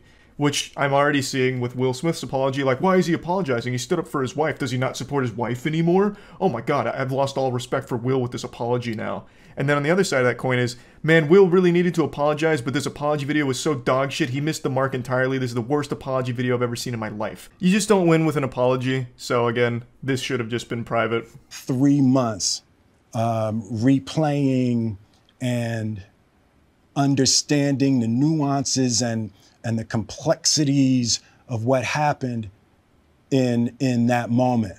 You slapped the shit out of a man. It's not that deep. Talking about it like it's the most complex situation of all time. Like this slap was somehow, you know, like a Cold War or something here. It was a simple act that affected a decent chunk of people. Chris, most notably, I would say, was physically affected by the slap, but Will's career was also hurt by it. Chris's family was probably pretty upset by it. Like, yes, of course, people were affected by it, but it's not like there needs to be like 4 months spent of just digesting this giant web that all spawned from a slap. Because, again, at the end of the day, it's really not that deep. After Jada rolled her eyes, did she tell you to do something? No. It's like, you know, I made a choice on my own, from my own experiences, from my history with Chris. Jada had nothing to do with it. Jada was behind the camera with a teleprompter and a gun, making sure this question was addressed properly. Of course, I'm kidding. You know, Jada just has very odd moments publicly with Will that I think are very tasteless in the things she says to and about Will. And it's the reason why a lot of people felt like she may have contributed to this overreaction from Will. You know, her rolling her eyes and then just having all of that context with the things she has said publicly about and to Will just made people wonder whether or not she was somehow involved in that decision from Will. But he's clearing the air here, saying that it was just him doing it, and you know what, I'll take his word for it. I think this was just an impulsive decision here. I don't think Jada has some kind of device that she can control Will's brain like something out of Dexter's lab. I really think he just completely overreacted and went fucking berserk here for some reason. And I don't think Jada is necessarily guilty of that, but I do think she is guilty of being a very toxic partner. I know that sounds parasocial to say, but the amount of clips and videos of Jada just shitting on Will to his face is baffling. Like the time where she was just talking about cheating right to him and how much she like enjoyed it or whatever during their red table talk. Oh my god, it's so hard to sit through. As Will's like in tears about it and she's just joking. Oh man, it's fucking brutal. And so now Will looks like a cuck. I mean, I'm just not a big Jada fan. I'll say it. I don't think she's that nice. What would you say to the people who looked up to you before the slap, or people who expressed that you let them down? Let me just stop you right there. You don't have to apologize to me. I found this whole thing to be highly entertaining. I thought this was extremely goofy, and no one seriously got injured or anything like that. This was just an absolute fucking wild moment. And honestly, for this section, he should have just said, "You're welcome." You know, to the journalist that wouldn't stop fucking writing about it, like a million articles all going deep into it for no fucking reason, talking about how this is setting a bad precedent and how in the next Oscars, all of a sudden people might be showing up there with battle axes to attack their critics, how journalists are no longer safe, you know, this and that. Like, he honestly should have just said, "You're welcome," for the 2 weeks of just articles and videos about it. Now, of course, there were super fans of Will that were disappointed to see this, and I think it's cute that he said that he was sorry for it and letting them down. He apologized to Chris's family, his family for the negative backlash they've faced. He apologized to pretty much everyone that was directly impacted by it. And now in this section, he's talking about how horrible he feels when he doesn't live up to people's image of him. And I will say he does seem pretty sincere for the most part. But again, it's been 4 months. Most people have moved on. This was pretty unnecessary. Though I'm sure a lot of people that did feel like really disappointed appreciate the gesture. Disappointing people is my central trauma. I hate when I let people down.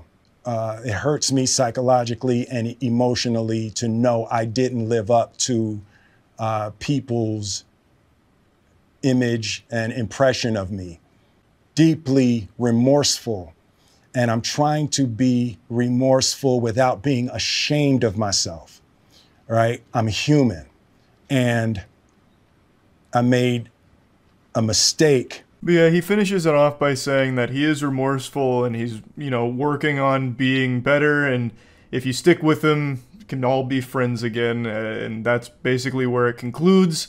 Overall, I don't think it's like the worst apology ever, especially in the tier list of YouTuber apologies. I think this one was one of the more sincere ones, at least from everything I've seen from it, unless I've been deceived by his great acting, I couldn't tell you. But this is just one of those situations that is so wild to me. Why do this 4 months later? If he had done this like a day, 2 days, even a week after this happened, I think the reception to it would have been much better than it currently is. Yes, it still has, I think, a pretty positive reception overall from like his actual like dedicated fans, but the general consensus I'm seeing here is, why is he doing this? This seems very fake to do it now. It's way too late. We've all moved on, this and that. So again, you don't really win with an apology video, but if he'd at least made like a statement like this, a big statement like this, right after it happened, I think he would have been in a much better position now than he is currently, if that makes sense.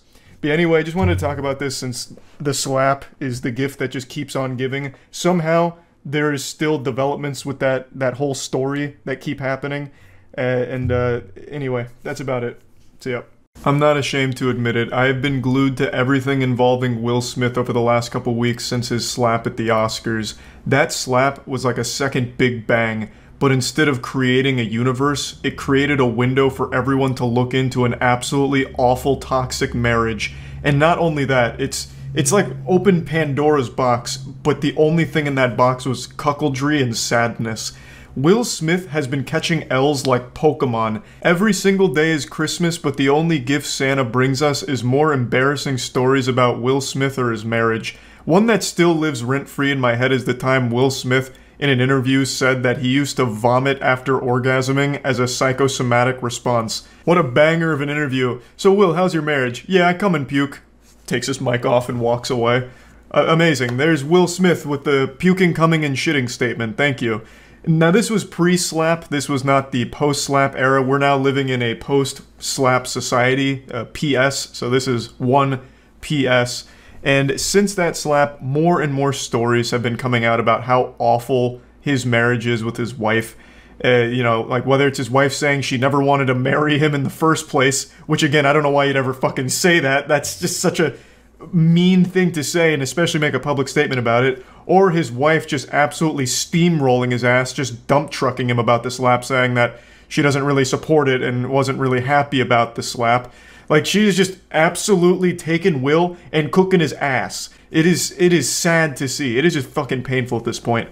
Now, recently this video came out where Jada Pinkett Smith, his wife, was filming him without his permission. You can just see how defeated and uncomfortable this guy looks. This was from 2019, so this was again pre-slap, BS, before slap era. But it is still just such a sad look at an awful, awful relationship. You know Esther Perel is coming to the table. She's going to be at the red table. Would you say she has been instrumental in you and I redefining our relationship?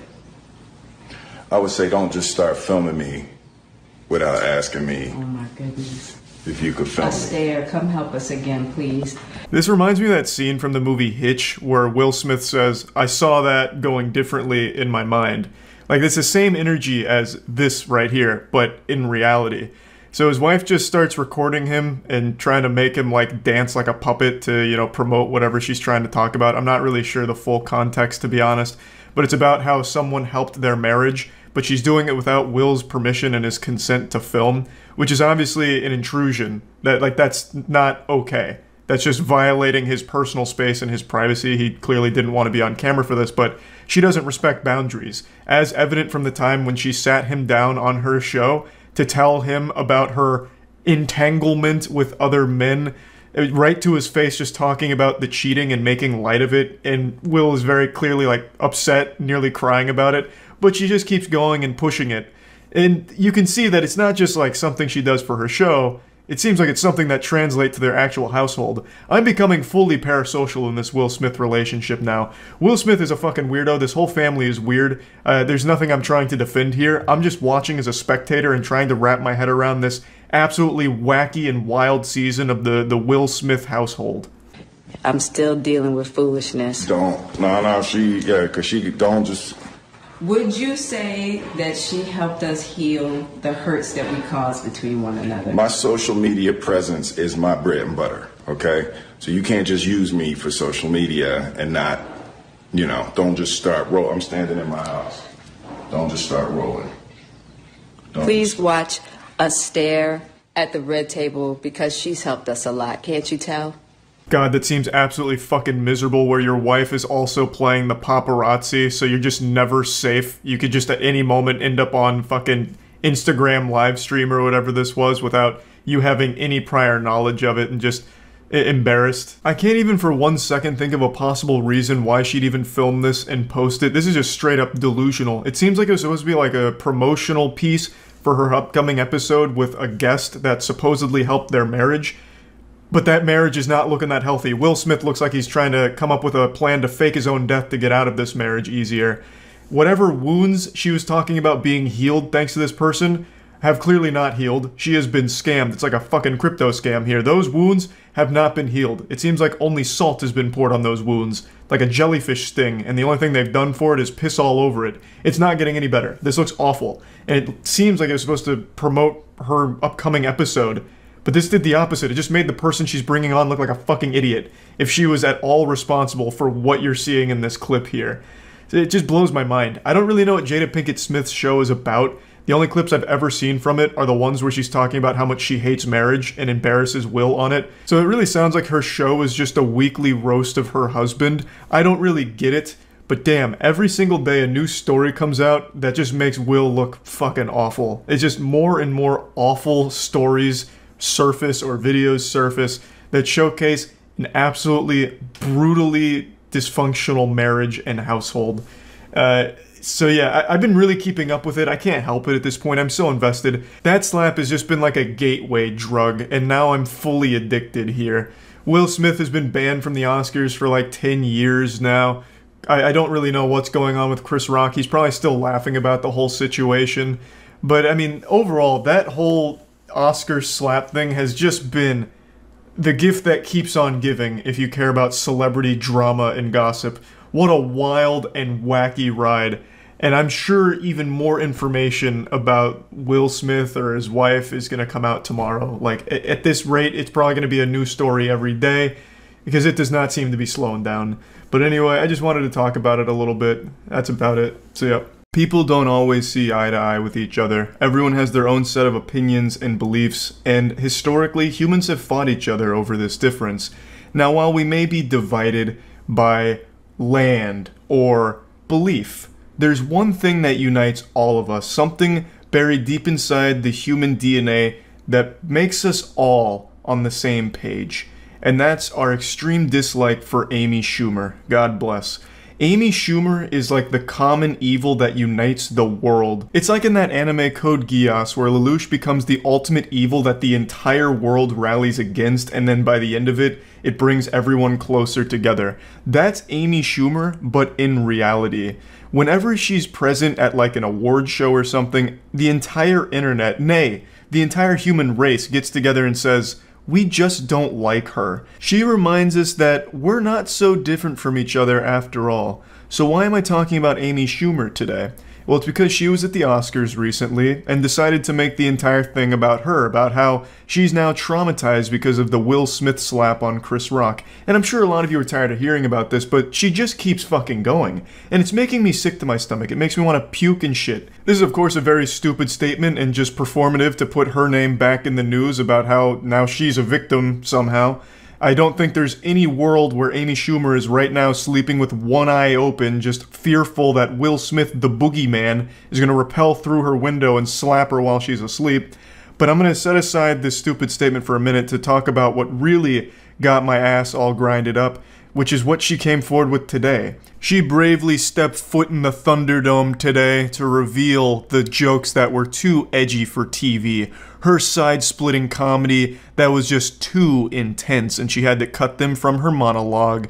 Just like Voldemort's name, she wasn't allowed to speak of these things, but she decided to tell one of these super stinkers anyway, which is horrible news for anyone with ears. Don't Look Up is the name of a movie? More like Don't Look Down, the barrel of Alec Baldwin's shotgun.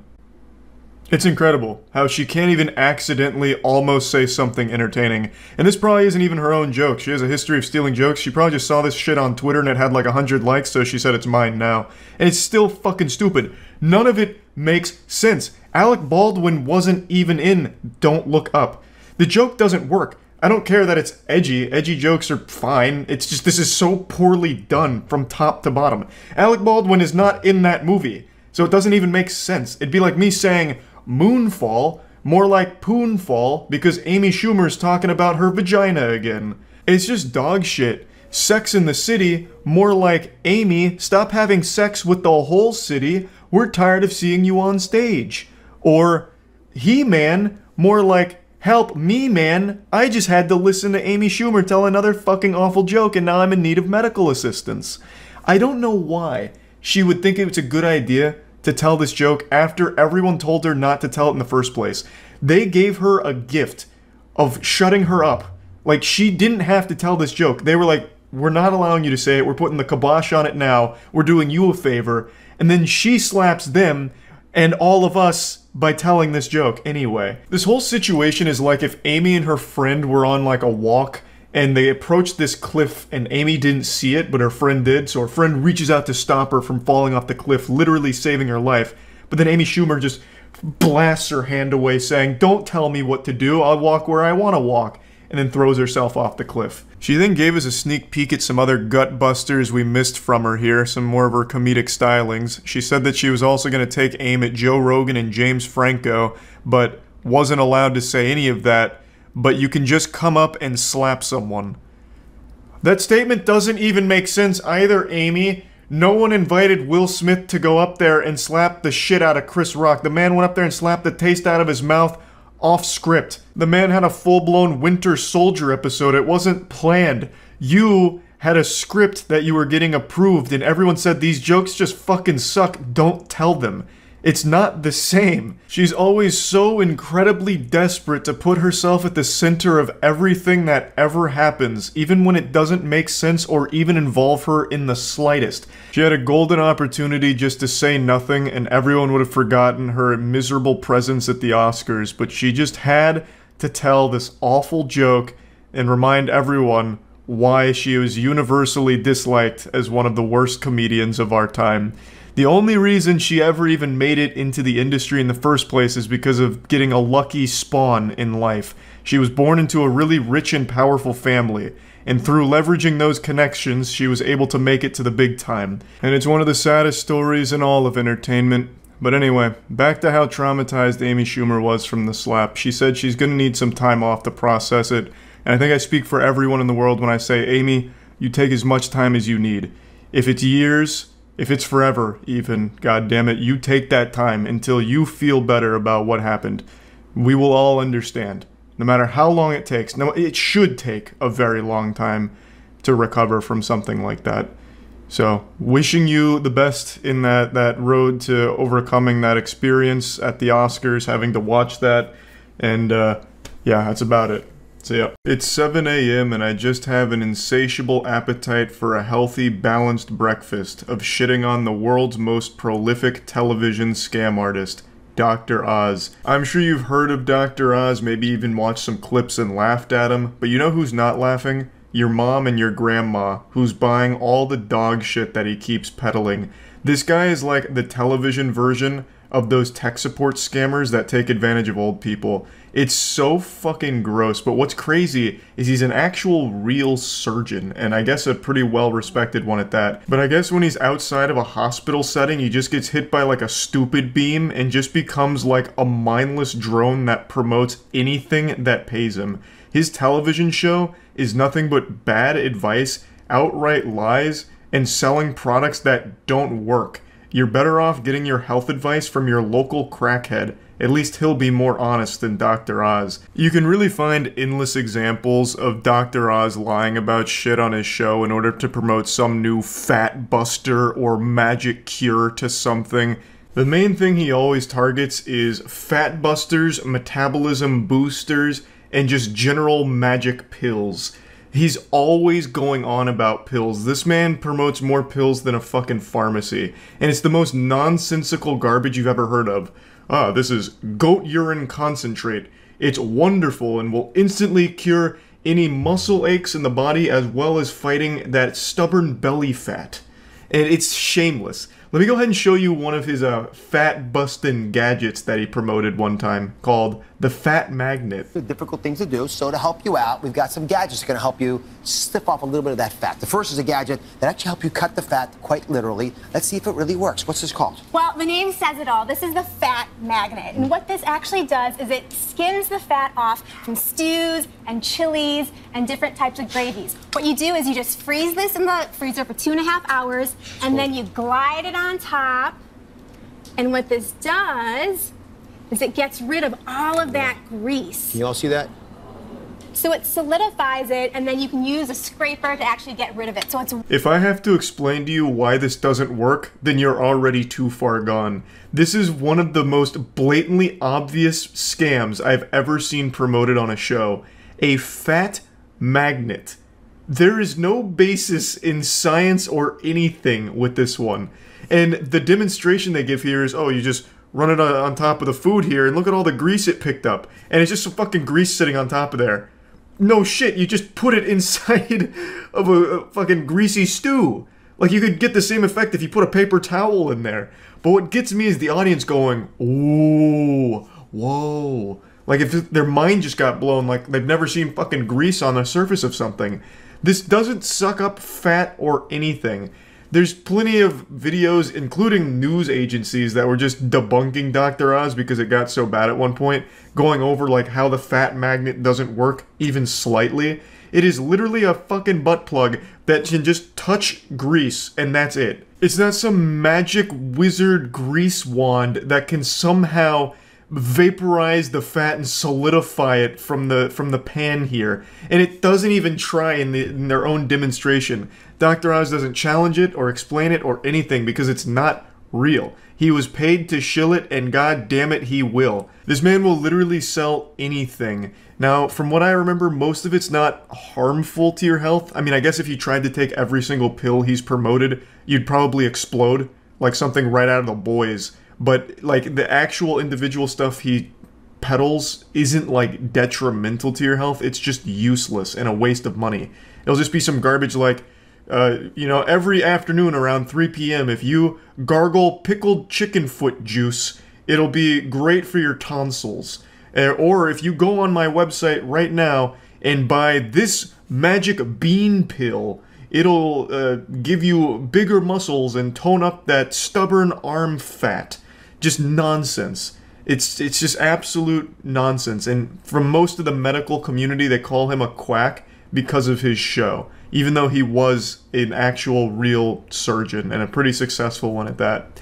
But this guy has become so corrupted, there is nothing he won't promote to his audience. I could probably pay him $50 and he would go on his show and claim that my pocket trumpet is actually a fat blasting apparatus, and then, you know, start talking about how if you just listen to me playing the pocket trumpet for 15 minutes a day, your body fat will just start to melt right off your bones thanks to the frequencies of the notes I'm playing. Just garbage. And he will do it with a smile on his face. If you've got a medical problem you can't solve, you may find the answer in the next few minutes. Start, and this is the area of energy medicine. Reiki, and you're a Reiki master. My wife Lisa's Reiki master. So when the kids get sick, when I'm out of sorts, she actually comes by. I can't even tell when she's treating me. Sometimes she secretly treats me. She thinks I'm in a bad mood, and I see hands moving around, but I actually feel the heat. He's not only a dog shit salesman, he also has no problem selling pseudoscience. So in this segment, he's talking about energy medicine and Reiki therapy, where he brings on a Reiki master and talks about how if, you know, modern medicine can't solve it, maybe it's because it's not spiritually getting after you here with the energy therapy from Reiki.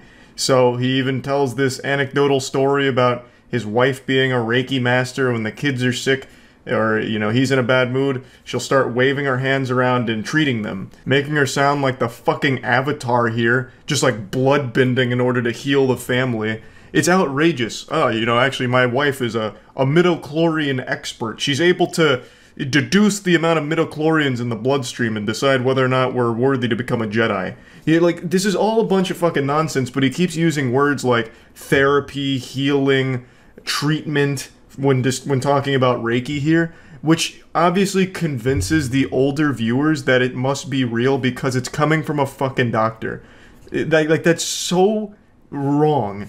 Like, there is a reason why the medical community hates Dr. Oz so much, and it's for shit like this. Not just the selling of pills that don't work and all of that, but also the promotion of alternative medicine that isn't legitimate.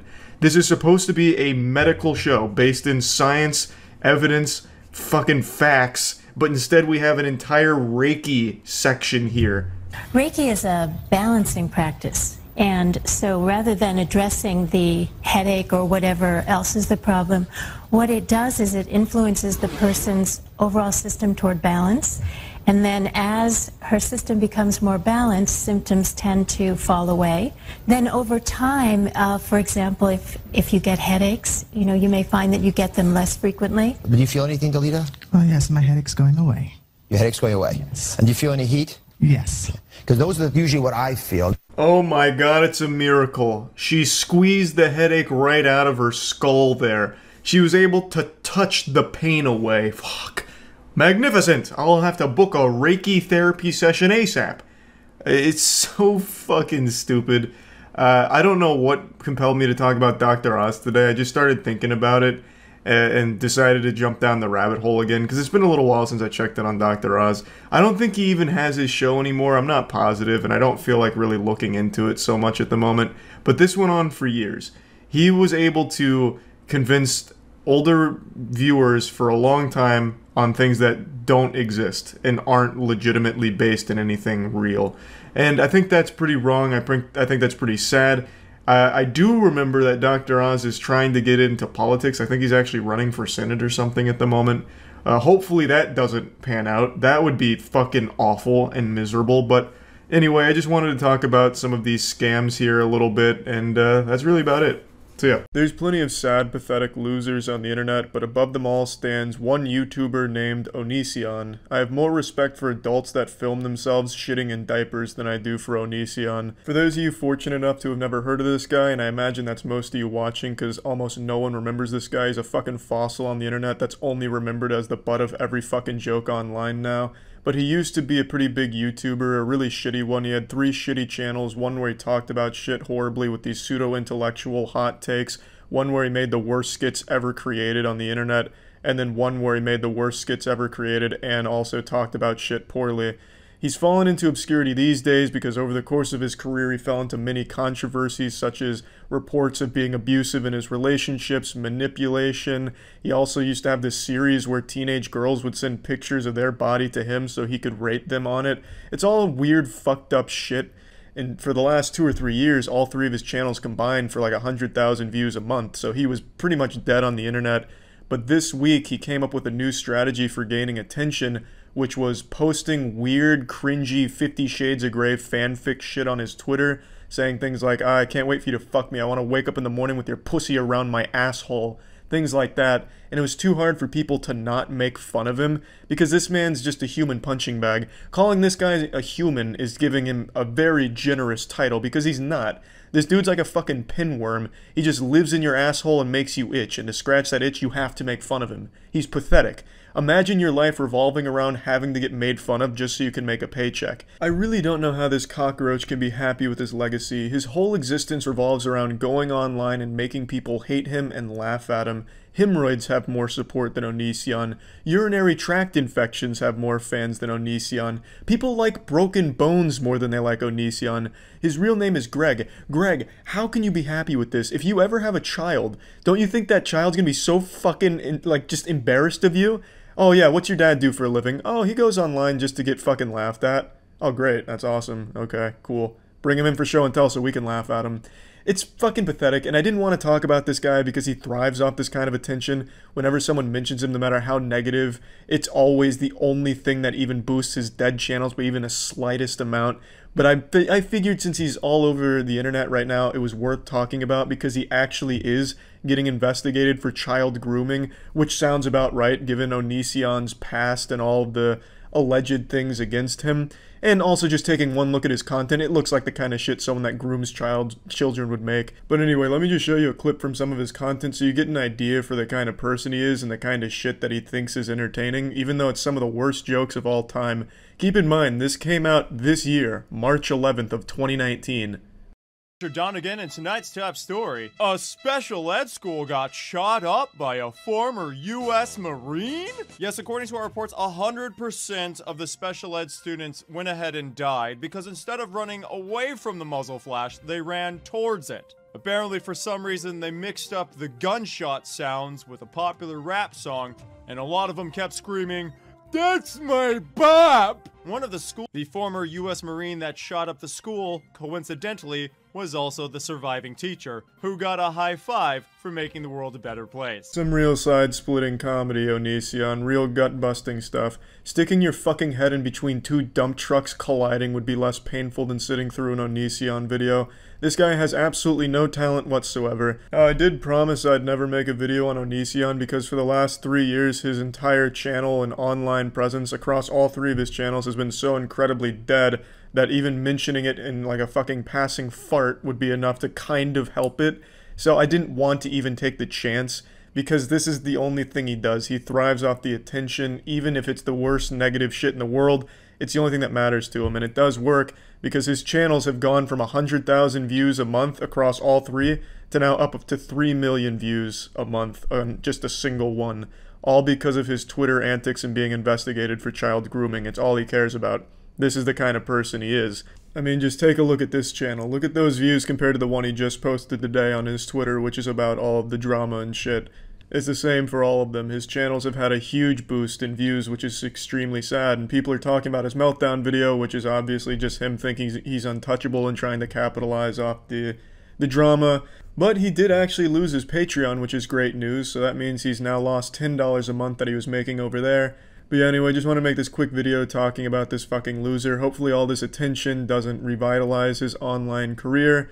And yeah, that's it. So yeah. If there was a YouTube rewind this year, I imagine the bulk of the content would be apology videos. There have been more apology videos in 2023 than there have been apologies throughout the last 100 years of our species combined. And just like my age, that number only keeps going up. It's crazy just how common of an occurrence this is. And today we're going to look at a pretty rare one. This is the shiny Pokemon of apology videos. This one's not from a YouTuber or an internet content creator. It comes from 2 celebrities that I know all of you have seen before. Ashton Kutcher and Mila Kunis. We are aware of the pain that has been caused by the character letters that we wrote on behalf of Danny Masterson. So what are they saying I'm sorry for? What whoops-a-daisy blunder did they make? And I'm sorry to say this, sports fans, because it's not some kind of silly mistake. It's not like they gave like a hot take on anime and got dogpiled on Twitter for it or anything. What they did is actually pretty deplorable. They, as well as many others, were requested to write letters to a judge in regards to the Danny Masterson rape case. I actually didn't even know this was going on. I only just learned about this. Danny Masterson of That 70s Show fame, a show that Ashton Kutcher and Mila Kunis were a part of for a very long time, has just been sentenced to 30 years to life in prison for 2 out of the 3 counts of rape that he was facing. Danny Masterson was arrested in 2020, and this trial has actually had a lot of developments to it that I was just completely unaware of, but it's concluded now for the most part, and he was found guilty for 2 out of the 3 counts of rape that he was facing. And then it came out that Ashton Kutcher, Mila Kunis, and about 50 other people wrote letters to the judge of the sexual assault trial to just say nice things about Danny Masterson. I guess the idea was to try and hype him up as like, look at all these positive experiences we had with Danny Masterson. Inside Danny, there are 2 demons, a rapist and an incredible actor with a bright smile that could light up a room. And it's important that we don't overlook that second one. Let's focus on all these great experiences we had with Danny Masterson that we knew. You know, Mr. Hyde was a bad guy, but Dr. Jekyll, he was great. So, like, I guess the idea here was to try and get the judge to be a little bit more lenient or something, like to try and help Danny's case by just saying nice things about the Danny they knew. So an excerpt from Ashton Kutcher's letter says, Danny takes his job seriously. He is kind, courteous, and hardworking. He treated everyone from the grips to the Teamsters to the actors to the caterers as equals. As a role model, Danny has consistently been an excellent one. A great role model to rapists, maybe. What the fuck is this? This is just an absolutely evil thing to say about somebody like this. What? How delusional can you be? He took his job seriously. He even said good work to one of the caterers. I'd never seen such a saint on the That 70s Show set. To look at a caterer and actually engage in small talk blew my mind. I'd never seen anyone so sweet. He was truly a benevolent angel. A great role model if you just ignore all of the rape stuff. Like, holy shit. What in the world? What in tarnation? And Mila Kunis called him an amazing friend, confidant, and above all, an outstanding older brother figure. His genuine concern for those around him and his commitment to leading by example make him an outstanding role model and friend. Yucky. Yucky. An older brother figure, and still, she's echoing the same thing, a great role model. He just got convicted of rape, and it's not like this is a case with like a lot of holes in it and it was like some kind of fishy investigation or something. Like this is a pretty cut and dry case. The only reason it took 3 years is because there is a lot of interesting stuff that may or may not have been going on with Scientology being involved. I don't like to even mention that word because that's a very scary thing to even bring up. Mentioning Scientology is like mentioning Voldemort in the real world. But perhaps there were, you know, a few Tom Riddle diary exchanges that led to some shady shit going on throughout this case, at least from what I've read so far. This isn't something where you would see all of the evidence, see the verdict, and start wiggling your finger like, no justice wasn't served here. Unless, of course, you're part of Danny Masterson's team, who's saying that they got it wrong and they plan to do everything they can to overturn it and all that shit. But, like, as someone who was a friend of him, you should see this and be like, oh, this is fucking revolting. Oh, Jiminy Christmas. Oh my God. Jesus Christ. I was friends with an absolute monster. And then you would not go up to bat for them. Like, you wouldn't start speaking to the great character of Danny Masterson. It's just incomprehensible to me. I couldn't imagine doing that. If my best friend in the world, someone I grew up with, someone I consider a brother, was just arrested and convicted of rape, I would not be singing his praises. I wouldn't be spreading the gospel about what an amazing guy he is, right? I wouldn't write a letter to the judge, even if I was requested to do so by his family, and say something like, listen, you know, I dislike sexual assault as much as the next guy. That's some bad stuff. Rape, boo, don't like it. But he never raped me. So he's not all bad. And also, we used to butt chug brewskis in the bathtub together at the frat house. Like, this is a good guy, and it's just something to consider maybe when you're looking over this and deciding on sentencing. Like, I would not be trying to say anything positive about the person. So obviously this made a lot of people upset to see them do that. It's craziness.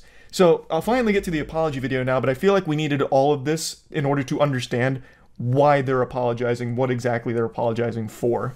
We are aware of the pain that has been caused by the character letters that we wrote on behalf of Danny Masterson. We support victims. We have done this historically through our work and will continue to do so in the future. But you also support your friend, even after all of the rape evidence was being put on trial. Like this, I'm very curious now how much they knew about him. Like, did they know all of this? Because they don't seem necessarily surprised, and they seemed more than willing to write these glowing letters that seem like fucking 5-star Yelp reviews of this guy. Like, even with all of this evidence of the sexual abuse, they're still calling him an outstanding role model, an older brother figure. Like, holy shit. I understand they've been friends for 2 decades, so I guess when Danny Masterson's family reached out to request that they write a letter, you know, gushing grannies over how cool Danny Masterson is, they should have said no. They should have just hard rejected that on the spot. Of course, I'm not a lawyer, I haven't passed the bar, but I don't think this is some kind of obligation they had to fulfill here because there were other people that didn't write letters about Danny Masterson. But let's assume they were forced to. You can still say, I was one of Danny Masterson's best friends. I didn't know this side of him. I didn't know he was an evil person, so I don't feel comfortable saying anything nice about my experience with him. Full stop. Like, that could just be the end of it. A couple months ago, Danny's family reached out to us and they asked us to write character letters to represent the person that we knew for 25 years so that the judge could take that into full consideration relative to the sentencing. How rotted and corrupt is the brain of a Hollywood drone? Like a Hollywood fucking clout zombie. I can't even begin to try and process how their noodles work. How can you just say that so nonchalant like it's not a big deal and not just fucking diabolical? They knowingly wrote these character letters to give the judge a full understanding of the situation to consider when giving his sentencing to Danny Masterson. So they knew that this was going to be used to try and get lighter sentencing for a man who committed heinous crimes. How do you sleep at night like that? Like after doing that? I don't get it.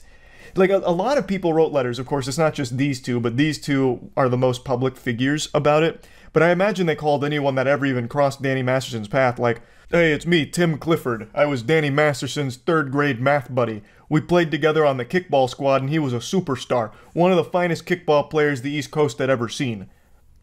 Thanks for reading. And the judge would be there, scratching his chin. I didn't consider that he might have been very good at kickball. Maybe we shouldn't be so harsh on him. Like, I understand it's not just these two. Like, everyone wrote these letters, and I guess they all understood that it was supposed to help Danny Masterson maybe get a lighter sentence. I just don't know how you can do that. Like, in good conscience, it makes no sense to me. You shouldn't want a convicted rapist to get a lighter sentence for the crimes. The letters were not written to question the legitimacy of the judicial system or the validity of the jury's ruling. They were intended for the judge to read. And not to undermine the testimony of the victims or re-traumatize them in any way. We would never want to do that. Hey guys, we were just being super evil behind closed doors, and it's a real shame you guys had to see this side of us. We were hoping you weren't going to notice. This was really meant for the judge's eyes only. We don't want to re-traumatize victims. We just want to make sure the person that victimized them gets the lightest sentence possible for the crimes. And I like how they immediately go into an argument no one's making, like, our letters weren't meant to undermine the legitimacy of the claims. I don't think anyone's claiming they were. Your letters are there to serve as a way of trying to help your friend get a less long, less severe sentence for some absolutely evil shit they did. Which is very bad. It's still horrible. And we're sorry if that has taken place. Our heart goes out to every single person who's ever been a victim of sexual assault, sexual abuse, or rape. Man, unfortunately they didn't even do the apology video classic cliche of saying thank you before signing off. You didn't even thank us for watching the apology video? Are you serious? Do you have no manners at all? But yeah, you care so much about the victims of these horrible things, and yet for some reason, a person who was actively engaging in these crimes, you decided to write really nice things about to try and help them. That's really weird. It's hard to believe you now after all of this. It's just a fucked up situation. Danny Masterson is getting justice, which is the most important thing. But how the fuck could so many people around him willingly just write nice letters about him to try and actively help him in this case? It just doesn't make any sense to me. So yeah, that's really about it. So yeah. I was trying to have a conversation with my girlfriend earlier today about some of the wacky stuff going on. Like I was trying to talk to her about Howie Mandel posting a prolapsed anus on TikTok, but she just didn't have much interest in the topic. She just can't appreciate a good prolapse like we can. So I figured, you know what, if she's not interested, I'll talk to you all about it. But it's not just the blown out asshole that I want to talk about. There's a couple things that went on this week that I just want to at least discuss a little bit. But let's go ahead and start with the most interesting. On Howie Mandel's official TikTok account, he posted a peculiar piece of film where he showed a picture of a man whose entire butthole fell out and asked if it was related to COVID. I obviously can't show the full anus here, but I can at least show Howie Mandel's portion of it. When my friend Neil bent over, this happened. Does somebody know, is this COVID related? And if it is, what do we do about it? Ow. Right next to Howie is a giant prolapsed ass. It's not like goatsy or anything. It's a picture of a man who's squatted over, and it actually just looks like he dropped sausage casing out of his pockets. I'm sure all of us are familiar with prolapses, but just in case, an anal prolapse is when the rectum falls out of the hole a bit. It tries to make a prison escape, and it pokes its playful little head out of the anus like a curious gopher. And in the picture Howie Mandel shows, it looks kind of alien. It looks like a zit that's being popped. It also looks kind of sharp, like it has a pointed edge on the prolapse. Like, that shit looks like it could cut bread. It almost looks like a challenge flag is being thrown out of this dude's ass. It's not all super red, like some of it around it looks like even a little infected. So it is a pretty unnerving picture that definitely would catch people off guard, especially on TikTok where the average age is like 9 years old. They would think this is the scariest thing in the world. Howie basically just posted the new blue waffle for Zoomers, and I actually thought this was a great piece of content from him. I only really know Howie Mandel from Deal or No Deal and America's Got Talent, so I had no idea Howie went this hard. Dude straight up went Insano style. But maybe this has like a direct tie-in to his other properties, like the actual prolapse anus victim here is the banker from Deal or No Deal. But Howie really did just hit us all with that golden buzzer. I didn't expect it, most people didn't expect it, but I actually thought it was pretty entertaining. He's clearly doing it as a joke. My friend Neil bent over and this happened. Is it COVID related? You know, like, it's clearly just meant to be a quick 15-second little joke. Bang, here's a shocking picture, and here's Howie right next to it. It's just a good piece of fun. People really blew it out of proportion. A couple news outlets picked it up saying that it was traumatizing to his audience and this and that, just a bunch of bullshit. But I want to commend Howie for being this brave. No one goes on TikTok expecting to see what Howie posted. So he really bamboozled us there. But apparently it's not the first time he went a little unhinged. There was actually a circulated rumor on TikTok that Howie Mandel was kidnapped and being forced to make TikToks. A wild story.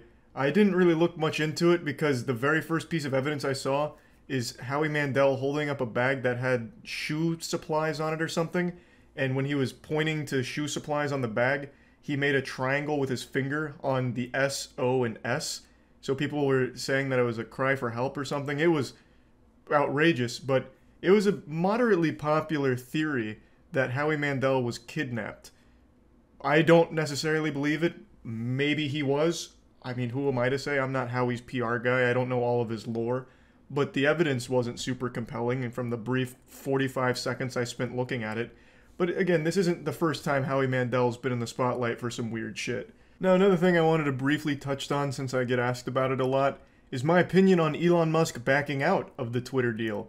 For those that don't know, Elon Musk is trying to weasel his way out of buying Twitter now, saying that he's, no longer interested in Twitter, was in breach of the provisions, this and that, and now Twitter's trying to sue Elon to force him to close the deal and buy him out. It's a big mess. It's super muddy and stinky, and I don't get all the specifics. But I will say, Elon Musk is just like a human shitpost. There is never any telling when he's genuinely going to follow through on something.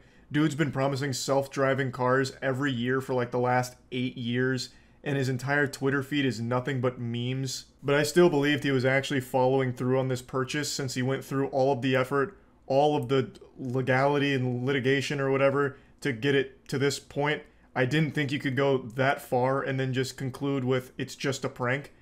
But the madman did just that, citing that Twitter was actually the one in breach of their agreed upon rules because they didn't accurately disclose how many bots there were on the platform, which does sound like a legitimate concern if Twitter isn't providing like actual information on how many of its users are bots. But to me, this just seems like Elon finally sobered up from his 2-month-long bender, realized he made a stupid decision that no sane, rational person would do with trying to purchase this dog shit cesspool of a website, and then looked for any way out of it. And this seemed like one that was a good target. I don't know if it'll work. Probably will, but I guess we'll see. I just wanted to at least mention that, yes, I know Elon is no longer buying Twitter, but I am curious to see how this concludes.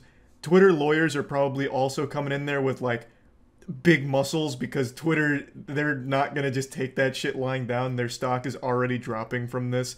So I'm curious to see that clash of the titans and how that unfolds, but yeah, I at least wanted to bring it up since I get asked about it a lot. My opinion's always been if Elon buys Twitter, great. I don't think anything changes. If Elon doesn't buy Twitter, great. Obviously nothing changes. It's still shitty both ways. You can't really fix it. The problem with Twitter isn't like a problem specific to the platform. It's a people problem. The people on Twitter are fucking stupid. Like, it's just, it is infiltrated and infested with the actual dumbest human beings this godforsaken space rock has to offer, giving the worst takes on every situation ever. And you can't really fix that. And then the last thing that happened this week that I just want to at least mention is that whole Doja Cat drama with Noah from Stranger Things. I don't know why anyone thought that would be interesting to me, but I got that question a lot during Twitch streams because it was huge on Twitter. Basically, Doja Cat sent a message to Noah asking if the guy who plays Eddie in Stranger Things was single. And that was like a whole big fucking hoopla on Twitter for like 3 days. It was the most uninteresting, stale, ranky-dank nonsense. Like, I don't give a fuck about that. I love petty internet drama a lot. All of you know that. That's not a secret. That wasn't anything. It was the biggest nothing burger I've ever seen. But it had like 300,000 something tweets about it. And every time I was looking for some spicy garbage on Twitter, it was just Doja Cat and Noah stuff. I don't care. I don't want to get asked about it anymore. I just want to make it clear I don't care. That is the most meaningless shit ever to me. A celebrity asked another celebrity about another celebrity's status on whether they're single or not. Woo! I mean, that's just so fucking boring. So yeah, I just wanted to clear that up. That's not my kind of internet beef that I care about. That's just not super interesting to me. I like the more wacky and wild stuff. So anyway, just wanted to mainly talk about the Howie Mandel shit, but also at least briefly mention these other two things since I got asked about them so much. That's really about it. So yeah. You all know how much I love awful YouTuber apology videos, but today I've got something truly special to show you. This is the magnum opus of saying I'm sorry. It doesn't come from a YouTuber either. This comes from a basketball player, and he completely redefined the apology video meta. He made an entire apology documentary. I'm talking about Draymond Green. Now, I don't know how many of you are some red-blooded American, brewski-boofing, patriotic sports fans, but I'm going to break down the situation for those of you that aren't and don't know what I'm referring to. Draymond Green is a professional basketball player, plays for the Warriors, and recently he was filmed in practice punching his teammate after an argument. I can't show the video because YouTube will probably age restrict it for shocking and disturbing content, which it's not, so I'll just paint the picture with words here. So Draymond Green and Jordan Poole are at practice, and then some words get exchanged between the two. I can't read their lips, and the quality looks like it's straight out of 2001 off of a goddamn Motorola Razr, so the quality's fucking abysmal. Don't know what they said to each other, but they were some not nice words being exchanged. Perhaps Jordan Poole hit him with a SpongeBob reference that he didn't appreciate. Something like, "Hey pal, you just blow in from Stupid Town." Then Draymond Green gets up in his face. Jordan Poole pushes him off, and in response to that, Draymond Green fucking cranks a mean one and lets a go-go gadget extendo knuckle sandwich fly, absolutely blasting Jordan Poole. I don't think it was a full-blown knockout, but Jordan Poole did hit the ground hard. Like, he went down harder than the UPS delivery driver throwing my packages at the door. But this is where this fight started and stopped. The team separated the two of them, and the video was leaked to TMZ, and this became a huge deal in the entire sports world. Afterwards, Draymond Green did issue an apology publicly, saying he was sorry for the whole situation and how embarrassed he was by it. But clearly he wasn't embarrassed enough, because he decided to shamelessly make a documentary about this whole situation as well. The man made a full-blown, goddamn Michael Moore-style documentary on his punch of his teammate. It's so weird and goofy. I'm going to show that to you now, at least bits and pieces of it, but I also want to let you all know, if you're not familiar with Draymond Green, the guy has a reputation for being a bit of a douchebag. If you just type in Draymond Green hitting players in the nuts, you can watch full compilations of how many times he's kicked other basketball players in their ball sack. He's made a habit out of it. There's one player in particular, Steven Adams. I believe he's kicked him in his fucking jewels 3 times. 2 times in one game, if I remember correctly. So he's got a reputation for being a bit of a dirty player and a bit of an asshole. So this was just a nice cherry on top of that already pretty bad reputation. They pulled out all the stops for this one, all the bells and whistles. They got a professional voiceover here, making it sound very official, professional.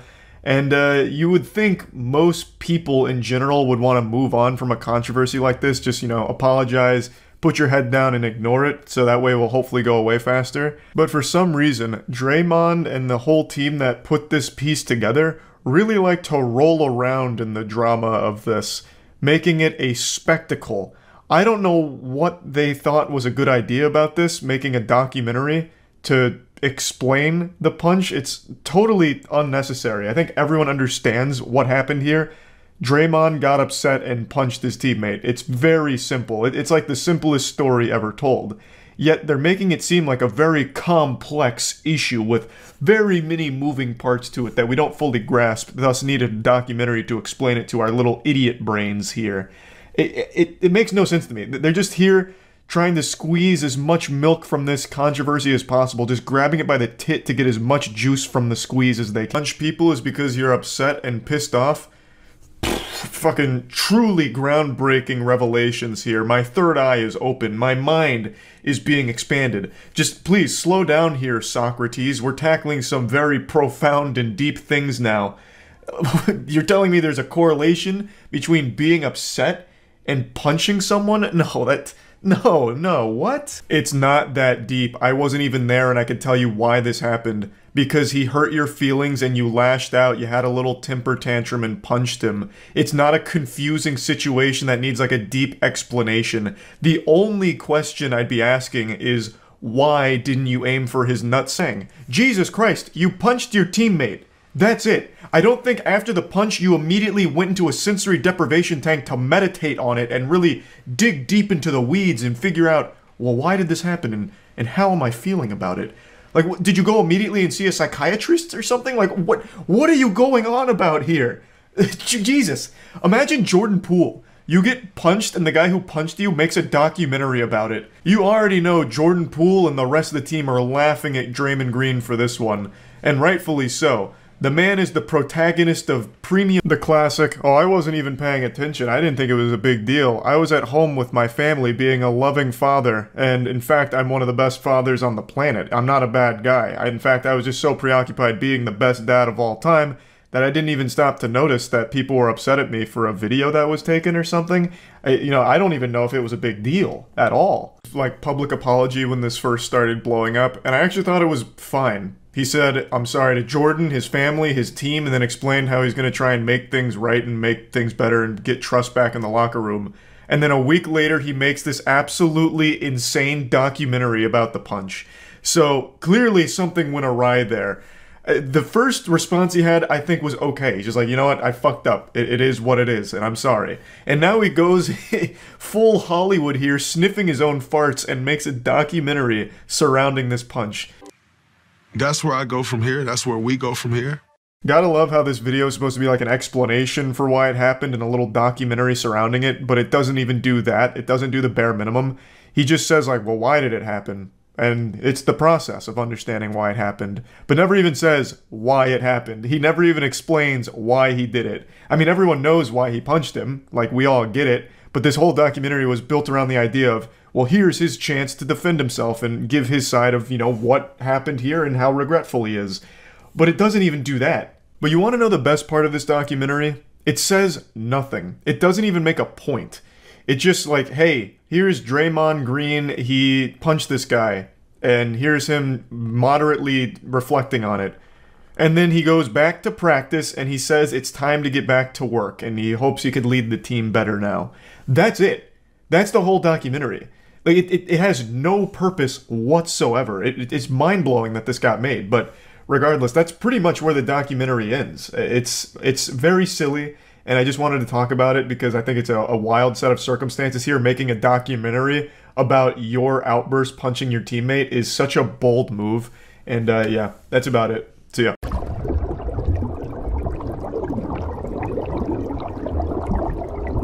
So we have Goofy, and then this small little spectrum in between Goofy and evil, bad show, and racism. All right, Jared Fogle. That's probably very evil, I would say. Yeah, Jared Fogel's a piece of shit. Yeah. I'm shocked he only got 15 years. I want to look up the exact amount of child porn he had, because it was yeah, it was like an absurd ridiculous. amount. They had to come up with their own new measurement for it. One Fogel is 12 terabytes now. That actually does sound like a unit of measurement, too. One Fogel. It really does. A Fogelplex. It looks like 15 terabytes. Where do you see that? And the possible release date is July 11th, 2019. Sorry, 2029, excuse me. He had 5.6 terabytes of child porn. And he received a 12.5-year sentence. That's nuts. I know. That's fucking wild. That's insane. Also, keep in mind, that's 12 or 5.6 terabytes of child porn in the early 2000s. Yeah, that's literally just getting a terabyte storage. Yeah, back device then was fucking difficult. No, like accounting for inflation, that would be like 200 terabytes of child porn by today's standards. That's true. Yeah, that is absolutely wild. What the fuck? Yeah, and only 12 years in jail. If I remember correctly, he also filmed some of it, but that's just an allegation, not to besmirch Jared's good name. All of this is allegations from our part. We're not positive about it. Well, no, he was found guilty. That's true. We know he had 5.6. I'm pretty sure he filmed some of his own. Yeah, Fogel had filmed more than 300 commercials. O.J. Simpson. O.J. Simpson, probably evil, I would say. That's straight into evil, yeah. Yeah, that's murder. Allegedly murder. Allegedly murder, but yeah. He eventually got busted for trying to steal his own memorabilia back, True. right? Yeah. Yep. Stealing's also pretty bad too, so I mean that's definitely evil. We're saying, what is this? What is this? It's a celebrity ranking. Celebrity ranking by their worst moments. Yeah, bad celebrity to your list. Yeah, real goofball celebrity things like murder. Yeah, and sexual assault and making bad Netflix shows. Yeah. Evil celebs is a good title, but Robert Downey Jr. is not evil. Neither is Chum-Lee. Yeah, this... Or Bill Nye, for that matter. The titles are work in progress. We'll come up with a cool title. Yeah. And now it's time to talk about Raid Shadow Legends, a mobile game I'm sure you're very familiar with. It's basically a household name at this point, and for good reason. Raid Shadow Legends, quite possibly the greatest game ever introduced to the mobile and PC game market. This is the kind of video game designed to give you hours upon hours of entertainment, wherever you are. It's full of incredible champions, all from their own unique factions, and by God, these factions bring the lore. Let's talk about the Bannerlords. Cool name, huh? Even cooler premise. They're awesome human knights who have just launched a war against their old allies, the shifty High Elves. And I've even heard rumors that their king may have come under the influence of evil. Could it be true? You'll have to investigate in Chapter 1 of the exciting campaign. To do that though, you're going to want to train up your Bannerlord champions so that they can endure whatever evil they come across. My advice would be to farm the campaign as much as possible. You grind XP and get loads of silver and artifacts at the same time. This means you're always ahead of the curve and your brave knights are ready for whatever may come next. More of a social gamer? There's great weekly rewards when you join a clan and fight clan bosses. Do your duty to the realm and your peers, and you may just walk away with the treasure that will keep those high elves in their place. There are brand new quests for you and your clan members to work on together, and even a brand new clan shop that gives you access to some incredibly powerful items. This month's also got new champions to collect from fragments in the Doom Tower. If you want to get a huge head start in Raid, all you have to do is hit the link in the description or scan my QR code and you'll get an epic hero, Chodoru. Take him to the Doom Tower, trust me. You'll also get 200k silver, 1 XP boost, 1 energy refill, and an ancient shard so that you can summon an awesome champion as soon as you get in-game. All this treasure will be waiting for you at the inbox button in-game.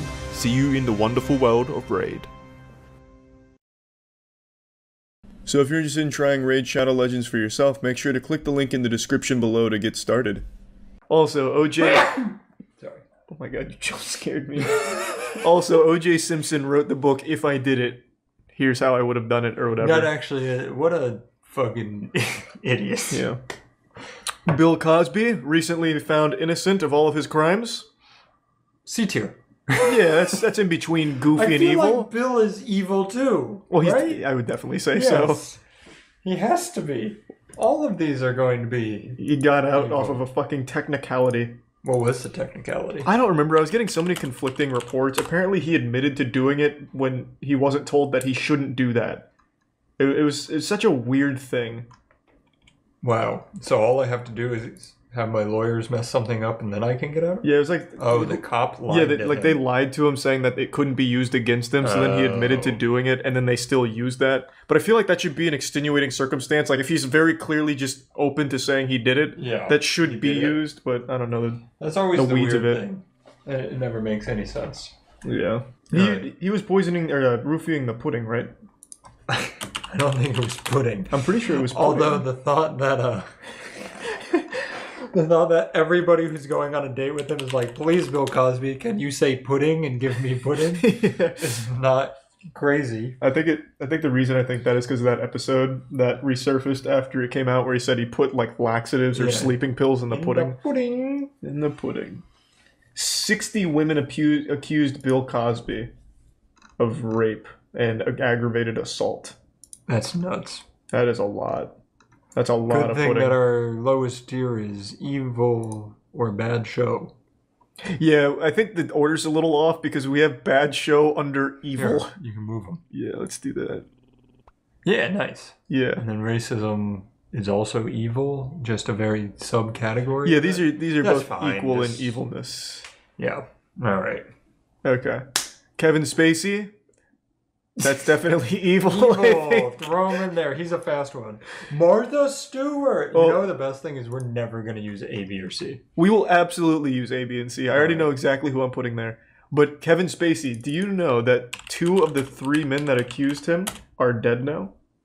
What, are you serious? Yep, they died under mysterious circumstances. Hold on.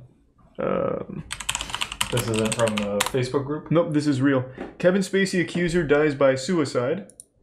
So one of the accusers was a Norwegian royal who accused Kevin Spacey of groping him, died by suicide at the age of 47. Wow. Yeah. And then the other one recently died. I don't remember how. At least I think there was 2. The fact that some of these people make comebacks is nuts to me. He even made this movie recently after all these allegations called like the Billionaire Boys Club or something. Yep. Like somebody's gonna try to reboot the Bill Cosby show with the Cosby Show with Bill Cosby. This is the other thing I remembered. Anthony wasn't the first person to make allegations. He was the first blow to Spacey's behavior. Another woman accused him of harassing young men. Linda Culkin was deemed Spacey's stalker and was sentenced to prison for death threats sent to the actor and bomb threats sent to 2 of his workplace. She also made allegations about his actions with young men, and she was hit by a car in March and died in the hospital.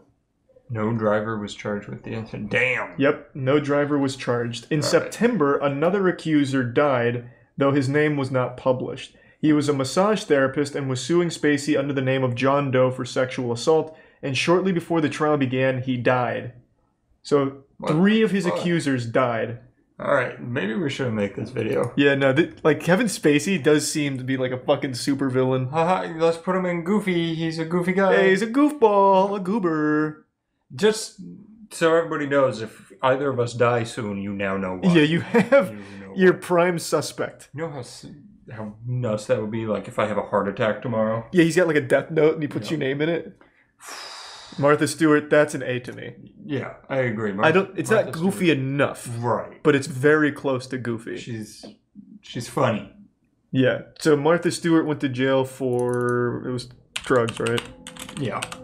She sold them? She was a drug dealer? That's a good question, actually. Let me look it up. She was convicted of a number of financial crimes and in the end spent 5 months incarcerated at Alderson Federal Prison Camp. Wow. Financial crimes. That's goofy. When we thought it was drugs, it was AIDS here. But now that it's financial crimes, I say good job, Martha. Oh, it was a stock trading case. Oh, gotcha. Yeah. Okay. Now I'll keep her in goofy. Drake Bell. Oh boy. Probably can't be bad show. It can't. Yeah. Slapped. It's definitely not a bad show, but I don't think it's evil enough to join here because, as far as I know, he didn't actually fuck the 13-year-old. Right, he was planning text, on right? it, or like calls. Yeah, he was planning on it, but I also don't feel comfortable putting it close to Goofy either. I'm just gonna keep it in evil. Yeah, I mean, it is evil. It is. It definitely evil. is. Sure, there's layers to evil, but it's all evil. Chad, I can't put him in C tier because that means he's leaning more towards Goofy. I'm just gonna keep it in evil. So. Add a new tier. It's too much work. Yeah. His trial's on YouTube too. They even made cool edits of the Drake and Josh show with Drake Bell on trial. So they added a cool laugh track. Wait, he's still posting on Twitter? Yeah, he's not in jail yet. Here, check this out. Yeah, but he posted new hot giveaways. He's like giving art NFTs away. He lives in Brazil? Yeah.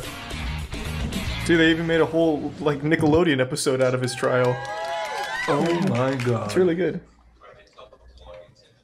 Okay.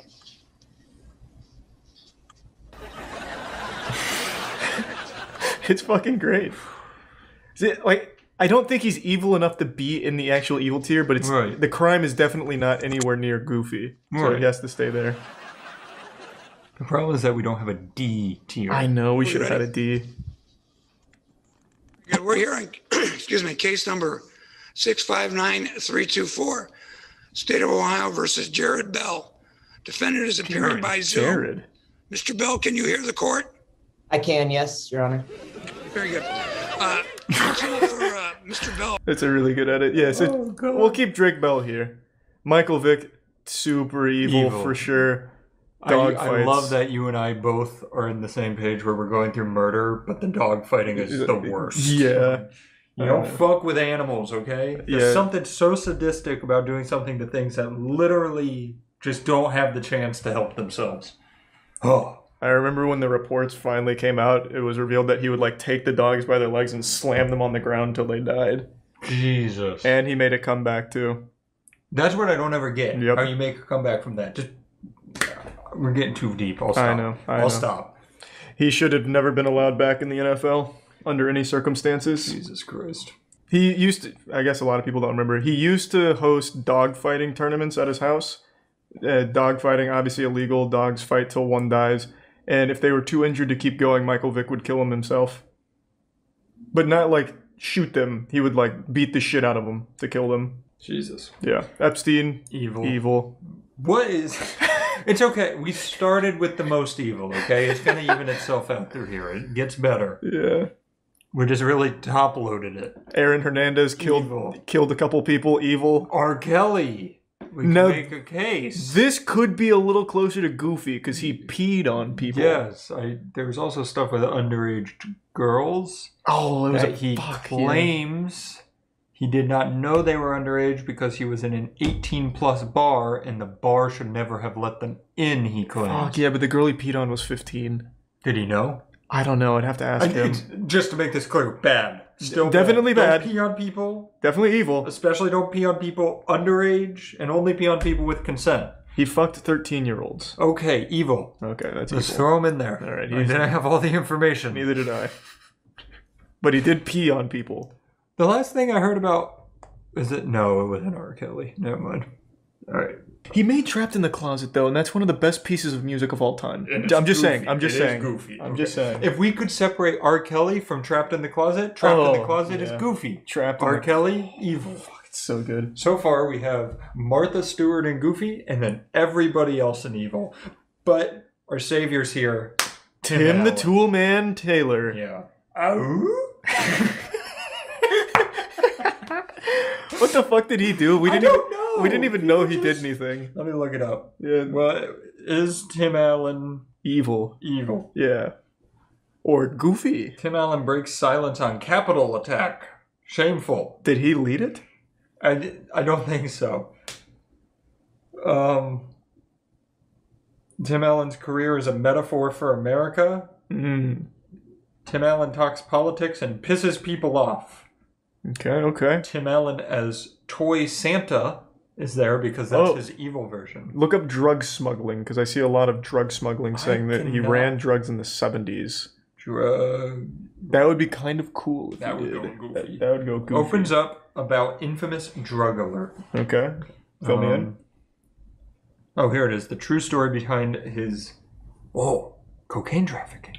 That's kind of hardcore. Look at that mugshot. Whoa! Show chat. It might not pop up. Hold on. That's pretty fucking goofy. He looks like John McAfee. Damn. What if they were the same guy? And like a piece of Tim Allen is now gone. All right, let's see. Has he been seen since John McAfee's death? Not that I know of. Tool Time has not been around. God damn. That's kind of goofy. I'm going to go A for that. Wow. Drug smuggling's cool. He was arrested in Kalamazoo International Airport in 1978. He was caught with more than 650 grams, 1.4 pounds of cocaine. No, that's not a whole lot. I'm dropping it a little bit. Wow. Yeah, that's it. Do you think he'd put it up his butt? No, Tim the Toolman Taylor would never put anything up his butt. 1.4 pounds of cocaine. Yeah. It'll be like a cannonball in his ass. Oh, God. They say he's a racist? Yeah, I see a couple people saying he's racist. On? Is he racist? God, did you see that? Here for that. Yeah, did you see racism? No, I take him very. Tim Allen racist. This is going to be confirmation bias, though. Yeah, maybe. Awkward Tim Allen interview reignites accusations of Tim Allen demands to use the N-word. What? Oh, Tim. What? He's dropping down the tier list. He's looking closer to racism. If I have no intent, if I show no intent, if I clearly am not a racist, then how can that word be bad coming out of my mouth? Asked Allen. Tim. Is that the only report from Tim about being racist? Yeah, but that's a direct quote from him. That's pretty bad. That's all right, so do I agree with him? Not at all. Let's make that real fucking clear up front. So what he's trying to say is he's not racist, so he should be able to use the word. So I think that's more a case of really stupid logic. I don't know. Hold on. But also in the quote, he said it with a hard R. That's absolutely racist. Wait, he said the word? The quote has it, so I can't imagine they can insert that. Just put him in racism. Tim. Tim. I think I made the noise. Yeah, to think you awooed on him. Yeah, it's... He said it. Alright, Matthew Broderick, that's evil. For those that don't know, Matthew Broderick literally murdered... murder or manslaughter? He didn't get charged with either. Because he was a big celebrity at the time. I think he was drunk driving, right? Let me see. I'll look it up real quick. Oh, way back then. Yeah, it was a while ago. This is like around the time when Tim Allen was trafficking cocaine. Yeah. On August 5th, 1987, while driving a rented BMW, Broderick crossed into the wrong lane and collided head-on with a Volvo. The driver, Anna, and her mother, Margaret, were both killed instantly. He was vacationing with Jennifer Grey, whom he begun dating semi-secret during the filming of Ferris Bueller's Day Off. I don't know why that's in there, who cares? The crash publicly revealed the relationship, and he suffered a fractured leg and ribs, concussion, and collapsed lungs. Grey's injuries were whiplash, which required surgery. Broderick told police he had no recollection of the crash and did not know why they had been in the wrong lane. What I remember is waking up in the hospital with a very strange feeling in my leg. He was charged with causing death by dangerous driving, faced up to 5 years in prison, but was convicted of the lesser charge of careless driving and fined $100. What the fuck? The victim's brother and son, Martin, called the verdict a travesty of justice, but later forgave Broderick. I completely agree. No, I think that's straight up evil. He doesn't remember crossing into the wrong lane for a head-on collision? Yeah, throw that bitch in evil. You already did. Good job. No, I don't like Matthew Broderick. I've never forgiven him for that shit. Alright. Enough of Broderick. I'm done with him. Yeah, get him out of here. He hasn't acted in, 10 years? Keep it that way. That idiot. Thanks to the prime short stack. And now we have... Mr. Mosby. Mr. Mosby! I don't know what he did. Oh, yeah, we shouldn't get too excited. Yeah, I have no idea This what is he a did. tough one to rate. How can I be non-biased when this man was Mr. Mosby? I know, Mr. Mosby. Wait, his actual last name is Oh, no, you're looking up the character in the show. I'm going to put him at B just off rip here, because we don't know what he did. Yeah, he's sitting there for now. Yeah, he's just hanging out for now. He was great in Sweet Life. He was very good. Phil Lewis. Phil Lewis. Doesn't have anything bad. Maybe it was all fake. Yeah, maybe it was an episode of Zach and Cody that you're thinking of. Wait, there it is. Where? At the end. The court sentenced Lewis to 5 years in prison, but suspended 4, citing Lewis's work after his arrest with a prison-based theater troupe that performed in jails, schools, and churches. What? To highlight the consequences of drug abuse. Wow. Wait, what? In December 1991, Lewis was arrested after he fatally struck Isabel, a resident of Maryland, in a car crash. He was charged with manslaughter and driving while intoxicated. His blood alcohol level at the time measured 3 times the limit for legal intoxication, and then sentenced to 5 years in prison, but suspended for citing his work with the fucking prison-based theater troupe. So just to get this all in line, he drunk drove, killed somebody as a result, got his 5 years doesn't feel like enough for that, brought down to 4. Brought down to 1 because he was in a prison theater troupe. And was very good at acting. How is that even... What is wrong with famous... How can you get years off of a fucking manslaughter charge from acting well in a theater troupe in prison? To be fair, we didn't see how well his acting He could have been a really good actor. Did you see him as Ted Mosby? He was... We have to throw him in evil. Let's just get I think he has to go in evil. I feel like... This might be controversial, but I feel like if you're drunk driving, it should always be murder, not manslaughter. I completely agree. Just don't drunk drive. God damn. Yeah, seriously, fuck the American justice system. What is that? Great job. Thanks to the resub Michael and Smegus. Corey! Whoa, Corey in the house? Corey's in your daughter's house, as long as she's under 18. Yeah. Yeah, am I right? Yeah. Yeah, I think most people know by now. Corey, he's facing charges for, what is it, grooming a 13-year-old and trying to fuck her for a long time. The weirdest part in my head is that is still Corey in my head. Corey in the house, so I'm like, he's 13 too. But how old is he? I don't even know. He's 29. He's older than us! He's older than us. Damn! June 29th, 2021, charged in Washington on 1 count of immoral communication with a minor. It came after a 2019 lawsuit, which Macy denied, saying that the lawsuit was an extortion attempt. Yeah, that's all that it has for that. Was he convicted? I don't know. He missed his second court date. Oh, that's not good. Yeah, but he was accused of sending pornographic material to a 13-year-old girl. There's like a long story. We talked about it on the podcast. Apparently they've been talking since she was like 9 or something. Let's keep him evil, just on the off chance. Yeah. That's, She and her family sued Macy in 2019 when the girl was 13, alleging that he seduced a minor, attempted to commit a lewd act with a minor, and annoyed or molested a minor. I feel like annoyed and molested are very different words to use. Yeah, I don't in the know same why they sentence. put annoyed there. What did he do? Molest you or annoy you? I think evil. Yeah, I think it just has to stay there. It says charged with felony. Oh, charged with. We got to get our words right. So this is allegedly still.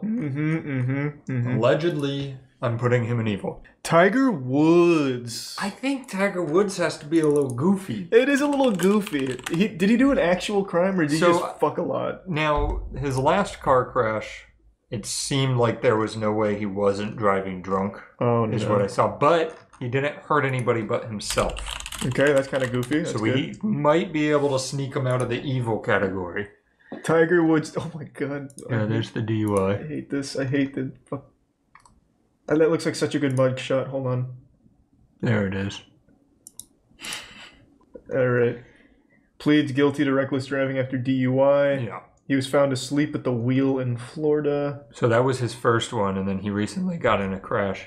Somebody says he wasn't driving. He was basically going real fast or something like that. Well, he was asleep at the wheel. After. Oh, wait. Somebody beat his wife. Did that ever actually...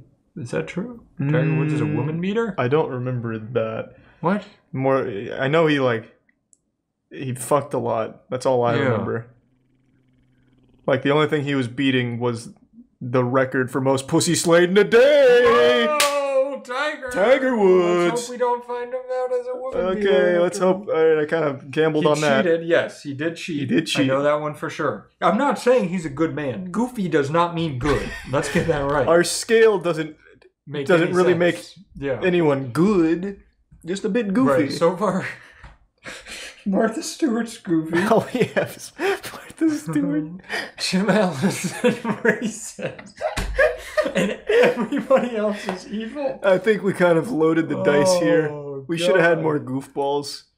His wife beat him after she found out he was banging other ladies. I do remember that one. Okay. I do, in fact, remember that one. He had 5 drugs in his system after arrest. So he didn't hurt anyone, right? Like he just hurt himself? As far as I'm aware, he's only hurt himself. Okay, this is going to be our first C tier. Yeah. Pretty goofy. Yeah, this tier list is fucking depressing. I agree. We just had to put Corey in the house. Yeah, that was evil. That was hard. That was hard. There's a tier 1 Onyx. Yeah, that was actually a good idea. We should have had a groomer tier. Yep. Dan Schneider, baby. All of his is alleged at the moment, right? Yeah, everything's alleged.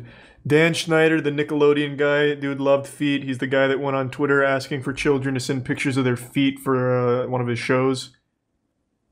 I'm sure most people know who Dan Schneider is. I probably don't need to give the lore. I just don't think it's like confirmed evil, so it's just really weird foot fetishism targeted towards minors. But I guess it's not exclusive to minors. It's just all we've ever heard about since he only made shows for kids. That's true.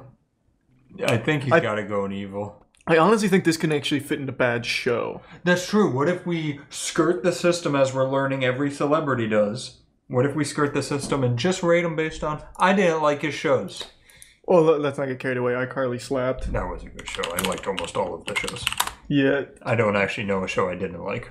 Also, Noah Monk stood up for Dan Schneider, kind of, when he was on our podcast, saying that he never got any weird vibes from him or anything. Mm-hmm. So I feel like he was just super fucking odd with feet. There's never been any, like, allegations that he actually fucked any kids or anything like that. So I think we can just put him in bad show, or even C, even. Yeah, why do we have bad show there? Was that literally made for James Corden? Well, no, and Bill Nye. Bill Nye, yeah. Yeah. Okay. It just doesn't really fit between C and evil. Yeah. So move it to the top under Goofy. I'll put it here. Okay, I like that. Yeah, that gives us something, because now it feels like C is real bad. Yeah. And I want to say it again, racism and evil, same. We know racism's evil. They're both bad. Yeah, it's very bad. What did Chumley do? We're getting there. We're almost there. Don't ruin it. Hold your horses. John McAfee. You're the expert on That's big. That's big Goofy energy. Like Goofy was made for John. 100%. This guy claimed he had every government secret of all time. Yeah, absolutely. He was also accused, not convicted, of killing his neighbor who had poisoned his dogs, allegedly. So if, as far as murder goes, someone poisoning your pets is probably a good enough reason, I would argue, under the right circumstances. And he also talked about fucking whales. Apparently he had a big fetish for shit. He liked to be shit on. According to reports, he would hire prostitutes to sit on a custom seat that he designed with with a hole in it. Yep. So that way he could lay under it and they'd shit on his chest. That's just solving problems. Yeah, that's like he knew what he wanted and he got it. That's big goofy energy all around. He also had body doubles. He had he faked a heart attack to get out of a prison sentence in Barcelona, I think. Yep. He also had his own little private military at one point. True. On his island and everything. Yep. He kind of invented the goofy category. Yeah, he is big I will goofy. say people are not happy about Schneider being in C tier. Yeah, a lot of people like real unhappy I know. about it. I don't feel right either because it's so weird with his feet and kids. Agree, but the problem is evil isn't split up, so there's murderers. There's and actual dog killers, murder, and the people who have been actually convicted. What? I said thanks for the Prime vaccine. Oh. Sorry. All right, I'm going to make an executive decision because I think people will get the wrong decision. This All is right. evil. All right. But see, there's my problem. B-Pops. Child molester should be with murderers, but has he been convicted? All right. Allegedly, he's evil. Yeah. To me. Alleged evilness. Wood should go to B. He did do a lot less than these people. From Yeah, but everything C's we've read. fine. He cheated a lot. That's bad. He drunk drive. That's true. Very Drunk bad. driving is a big no-no. Mark Wahlberg, that's racism. He committed an actual hate crime. That's the one where you said he threw the brick, right? Yeah, let me get the whole story. Alright. I believe the man was Asian, and he just hated Asians, so he threw a brick at him and blinded him for life. Oh. But luckily, he forgave himself for the event, so that's good. Let me find it. Yeah, that's the most important thing, is that he forgave himself. Yeah. Where is Watch this all have been in a dream of yours, and you No, can't this find is I hear this brought up all the time. I think it was a brick. Should Mark Wahlberg be pardoned for the 1988 assault? Why does he have to be pardoned? I don't There's know. nothing happening to his life because of it. In 1988, Mark Wahlberg attacked 2 Vietnamese American men and was convicted of assault, and today he wants his record wiped.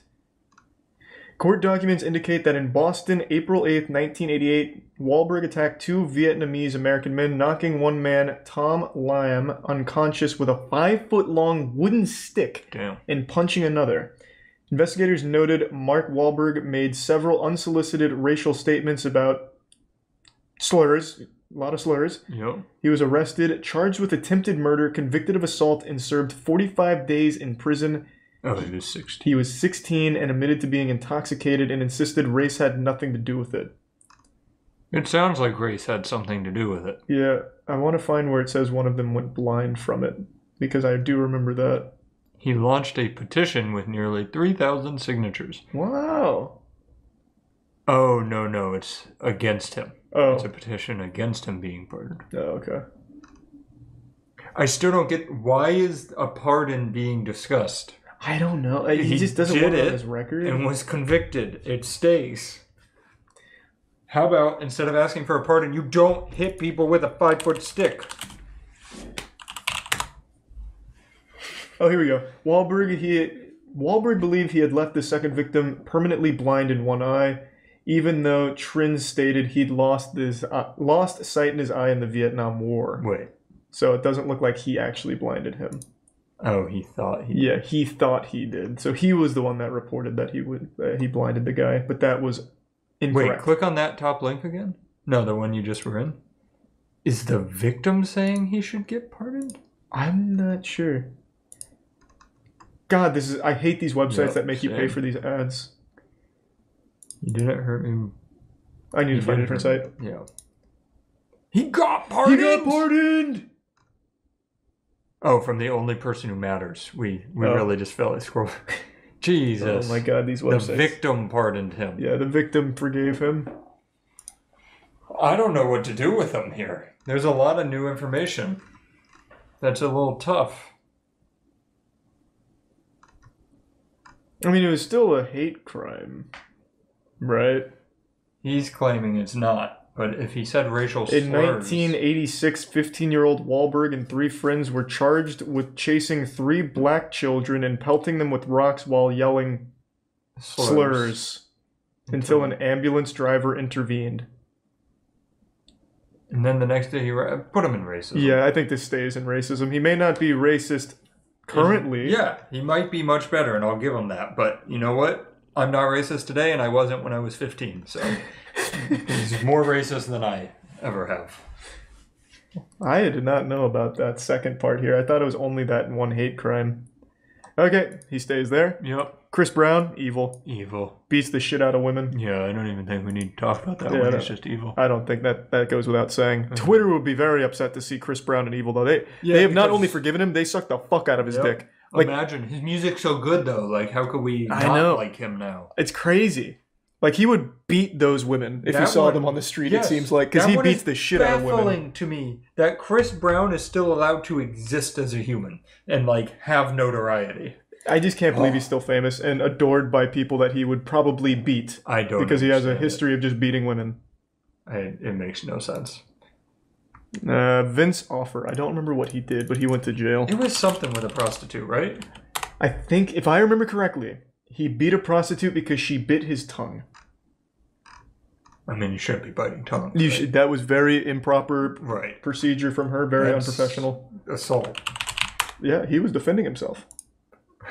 This is all a joke? Yeah, please. Jackson, cut this out. Okay. He was subject to a lawsuit in 1998 by 20th Century Fox. Oh, that was for plagiarism, it seems. Or like some kind of legal dispute with 20th Century. Oh, there's the arrest. Oh, here we go. 2009. 2009, Offer and a 26-year-old sex worker were arrested in Miami after a physical altercation. Police reports stated that the woman had bitten onto Offer's tongue and refused to let go, at which point Offer began beating her and left her with lacerations and fractures. Police later released photos of the bloodied Offer, hotel room, and the battered woman. Prosecutors later declined to file formal charges against either person, and when Offer last spoke of the arrest, he stated, "It probably saved my life." So there are no heroes in that story. Yeah, that's a tough one. Yeah. Because I gotta be honest, if somebody bit into my tongue and it started bleeding, and they refused to stop biting my tongue, I'd have to fight back, right? He also looks fucked up. Like in the mugshot, he looks like he got fucked up. Yeah, he does. Yeah, I don't know where that sits. This is stumping me. At the very least, though, I bet there wasn't a whole lot of blood at the scene because he probably had the ShamWow nearby to soak it all up. There was probably none, let's be honest. Yeah, no, that shit was probably spotless. You know what they're both lucky about? That he didn't have the slap chop, because they would both be on the floor in pieces. I think this is probably a bit on the goofier side. It's I think definitely goofy. I think it's probably C tier because there isn't any heroes here. It's all bad. That's true. And it's not a show, so... Can we delete Bad Show? No, we need Bad Show, for man. one purpose. Yes, and it's an important purpose. See, I am agreeing with some of this. In your mind, you got to take Bad Show out in your head because B and C are still on top of each other. Bad Show's just resting there. Yeah. I think he might be a B tier. You think it's goofy?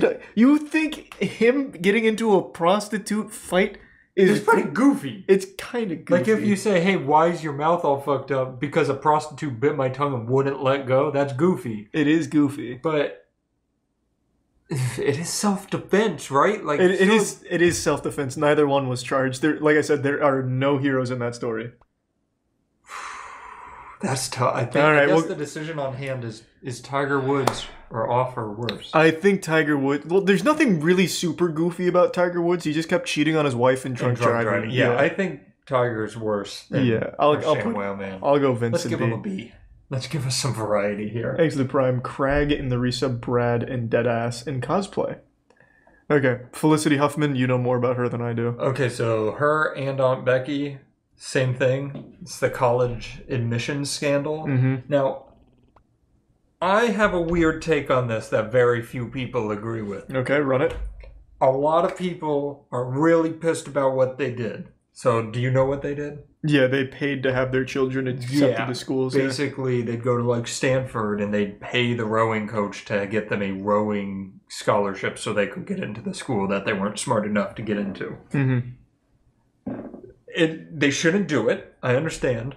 But I think it's a prime go. If I'm a billionaire and I want to get my son into Stanford, I can walk into Stanford or USC. Yeah, it was USC. And I can buy them a fucking building and they will admit my son and it's all above board. They just took the stupid approach and the cheaper approach and paid the rowing coach. So people were all up in arms and it really didn't bother me that much. I also wasn't that bothered. I just think that they're rich douchebags. Right. And this was a big part, racist court system. I don't know about the actual court systems. I do know pretty much everybody involved was white, and that was one of the big problems. But, like, I don't know. I just, it didn't bother me as much as it bothered some people. It really is a rich people shit event. They just had so much money, they paid for their dumb kids to get into good schools. It's shitty that rich people have that much of a leg up, and they're taking a spot from people that should actually be in the school. But I don't think it's evil. They're just using the advantages that they had that shouldn't exist. But it's also not goofy because it's not entertaining. No, they're just rich people shit. I mean, it's goofy because it's on Becky. Yeah, it's like, come on. that's a little goofy. Yeah, I'll go C. I think C. It's much more boring. Yeah, Robert Downey Jr. That's an A tier for me. I think. Oh, I agree. I just like the man. Yeah, but it's not super goofy up here with Martha and McAfee. It's a true comeback story. Yeah, you know how he turned his life around? Do you remember? Oh wait, no, never mind. You go ahead. He got a fast food burger that was so bad. Well, this is his story. He got a fast food burger. I think it was Burger King. That's a safe bet. Yep. That was so was shitty. bad, He decided to turn his entire life around because he was riddled with drug addictions. His life was in the shitter. His promising career wasn't looking good anymore. And then he got one horrible burger. And now he's Iron Man.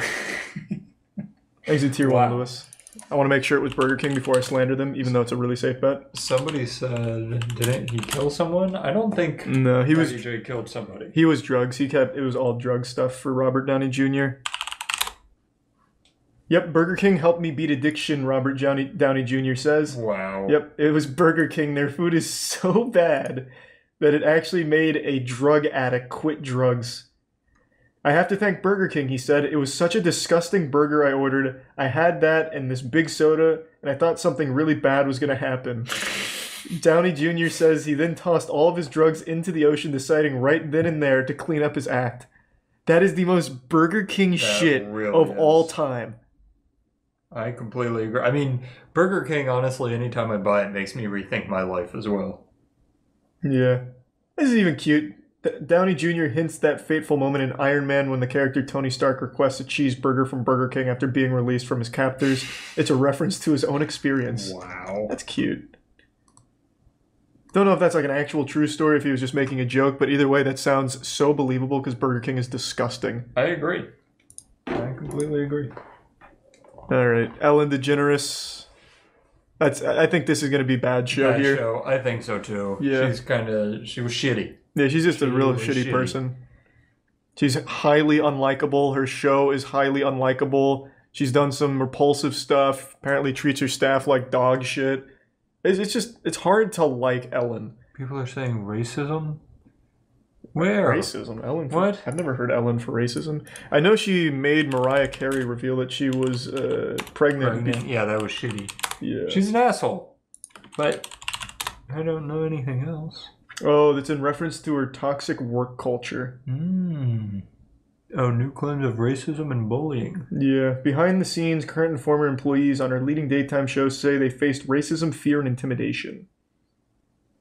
Ellen DeGeneres ends TV show after toxic workplace claims, including sexual misconduct, racism, etc. What?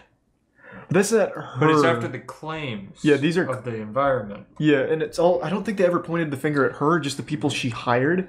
Yeah. So that would very much be the definition of a bad show if she managed a show where the people she hired was racist. Right. That's a bad show. That's what we have that there for. Yeah. That is absolutely We don't know where to put it, but that's what it's there for. Yeah. We can't put her in evil. She's not, Leah. She personally, from what I understand, hasn't done anything evil herself. It's everyone around her, and she is a very negative presence. Yeah, she sucks. I will put Wendy Williams in Evil, though. Oh, yeah. She's horrible she's show. a horrible person. But yeah, a horrible person as Just well. bad. Oh my god. It is despicable the things she's talked about on her show. Did you see the clip or from the episode where she told one of the women in her audience to poke holes in the condoms? So I did. Yep. That's so that just way she could get knocked up by her boyfriend. That would force him to marry her. Yeah, she's a piece of shit. No, she's horrible. It's so bad. She's probably one of my least favorite people to ever be on TV. And you got her fart picture, which is great. Yeah, this is when she shit her pants. Wendy and Ellen belong together. I No, don't Wendy's see much them- worse than Ellen. Like, I've read the allegations, and Wendy is just a human trash bag. She's Like, so I can't bad. stand her. She's so horrible. Like, the things she's done and said, awful. This is the only good thing she ever did was The farting. fart, yeah, that was really good. I used to resub Curly. Charlie Sheen, what did he do? About the Ellen Wayfair situation, human trafficking conspiracy? If you have to put the word conspiracy in it, we can't use it as facts. Wayfair conspiracy is because some of the items were named after missing kids, but the kids' names were just generic names like John. Oh. So the Wayfair thing was like John cabinet, and they thought John was locked in the cabinet. It's just super at dumb. the factory. Wow. Yeah, it's super dumb. Wendy ain't worse than Ellen, though. I disagree. I do disagree You have not looked up Wendy Williams if you think she's worse than Ellen. Ellen's horrible, really fucking bad. It's misleading that bad show's closer to B than it is to Bad evil. show, just put it below C again. Yeah, let's just bring it back. Let's get her below. Yeah. Cool. You know, if you want to make it just totally random, just put bad show at the bottom. Oh, Charlie Sheen. Isn't he just another one? I think it's Tiger Blood and drugs and that kind of thing. Winning, all that. He also has 2 women that live with him full time. Just like a full time like sex or something. Yeah, something like that, which that's goofy. Yeah, I think that's... Is that A-tier goofiness, though? I think him and Robert Downey Jr. are on similar levels, you know? True, yeah. Charlie... Wait. Is he racist? I see a lot for racism. Racist? Can be... Why? This is a depressing list. Yes, Matt, we have pedophiles and murderers. I know, but I expected that. And then the ones we threw in for comedic relief are no longer comedic relief. True. The best one so far was the ShamWow guy. What did Mr. Mosby do? Manslaughter. Yeah. But he got out of it early for acting in a prison troop. All right, you tackle Charlie Sheen real quick. I gotta be right back. All right. So you navigate the Charlie Sheen You're gonna field. give me full autonomy here. Yeah, I trust you on Charlie Sheen. I'll be right back. All right. Charlie Sheen is anti-vax. Is he? Because that drops him down a peg. All right. Charlie Sheen will plead guilty to a misdemeanor offense and get 30 days in jail time, says a source close to negotiations in his domestic violence case. He intends to... Why do they get 30 days? I don't get it. He was arrested and got a raise of $1.8 million. Pleaded guilty to misdemeanor assault as part of a plea bargain. Let's see. Anti-vaccination. There we go. Wait, what? Why? He has an opinion on September 11 attacks. Anti-vax.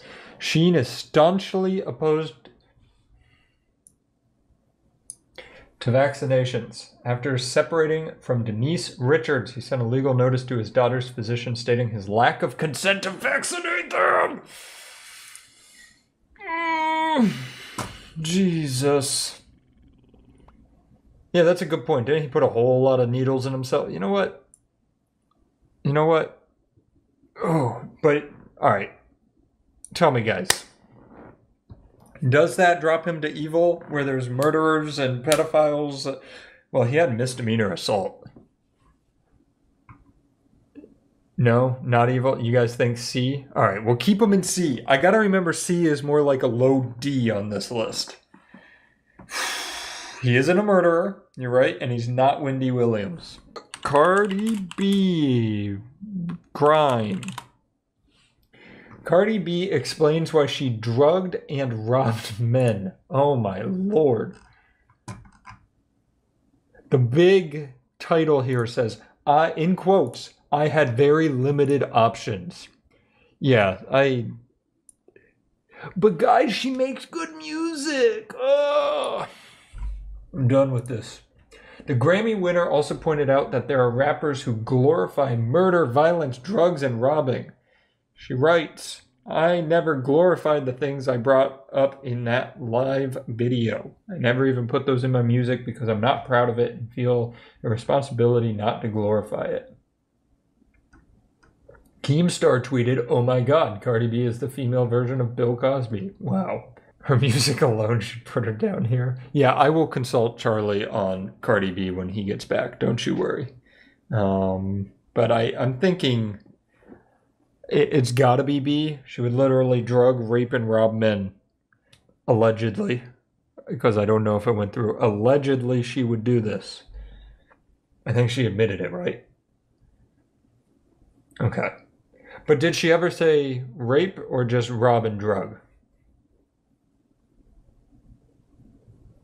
Evil, evil, evil. Okay.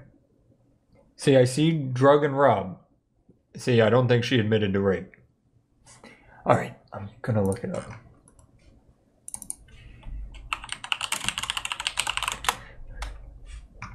Man, this carpet is so nice. It really is. You didn't even hear me coming. I know, you're so sneaky. She lashed out at accusations that she's a rapist, so we can't rate it on that. Who did?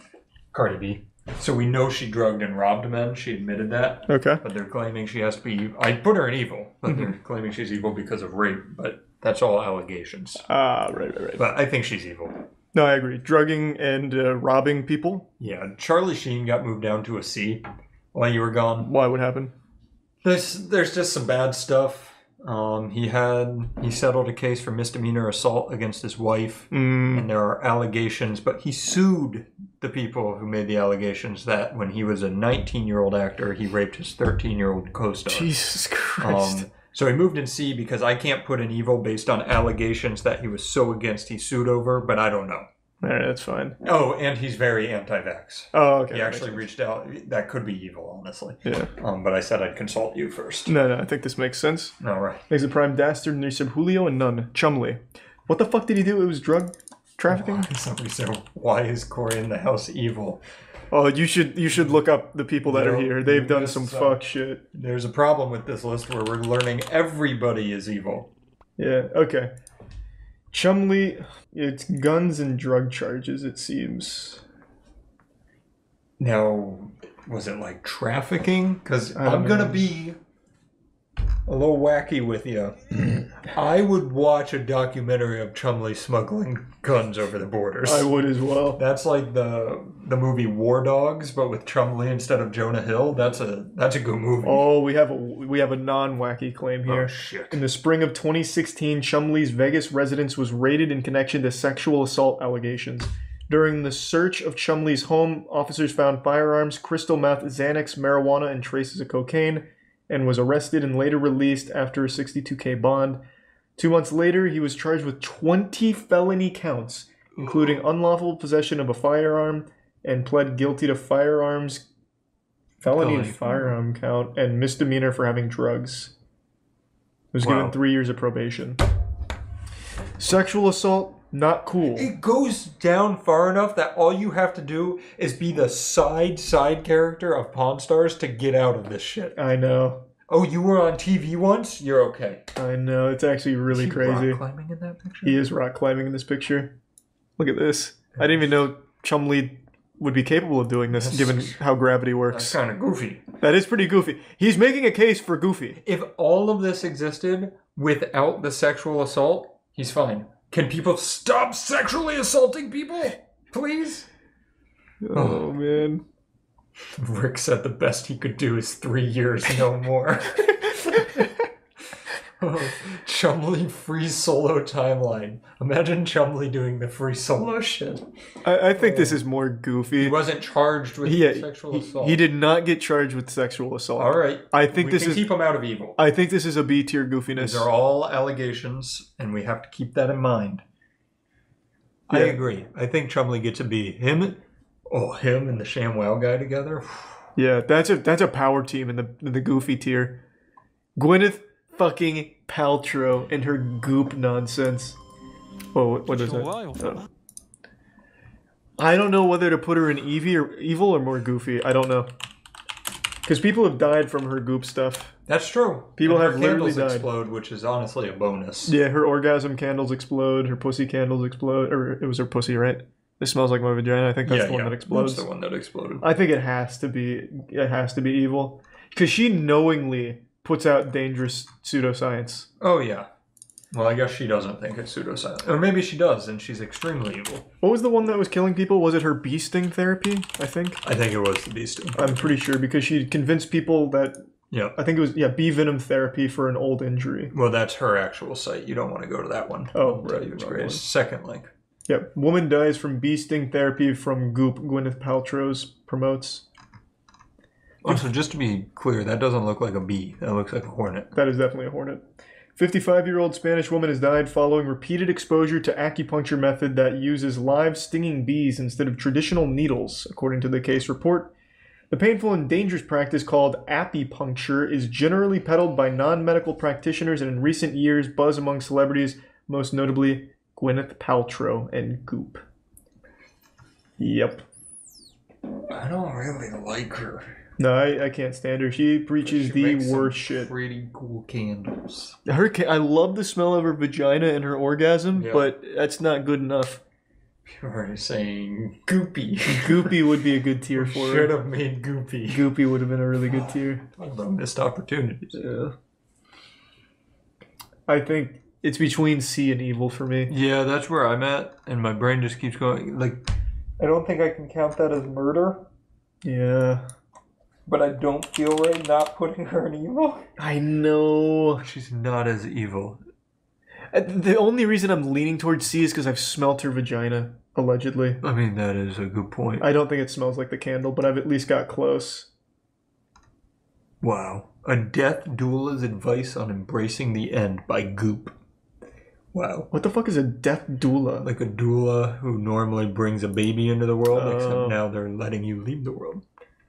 What's neuro soup? I don't know who that is. I think we gotta go C. I think it has to be C. You can smell her fucking orgasms and vaginas. Definitely a little better than evil. Yeah, like a tad. Now here's where it gets... She sucks. Yeah, she sucks.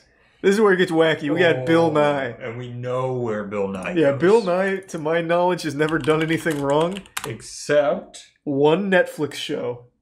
And it goes right... But he also had a good show. He had a good show, That would but be that Netflix show was so dog It was ass. really bad. That was a load of dog nuts. Couldn't That even show was get through bad. The first episode. It was bad. I don't think he's had a show since. So that's gotta be bad show all Bill Nye day. saves the world. People did not like a lot of the stuff he said on that. Well, he didn't.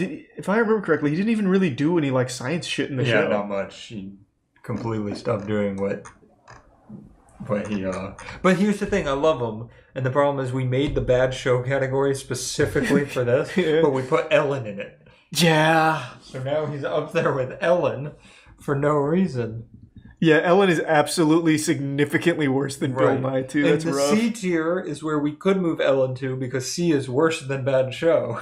Yeah, let's just bring Ellen to C tier. All right, we could bump bad show up to under Goofy.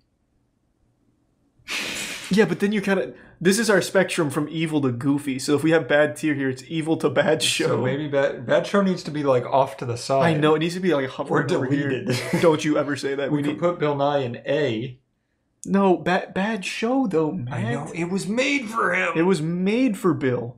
What if we put it above Goofy? Oh, let's not get crazy. But what if? What does that look like? This is a messy tier list. Bill Nye saves the tier list? Oh, that's not I bad. wouldn't watch that show. That's a real bad show. Yeah. All right, let's do that.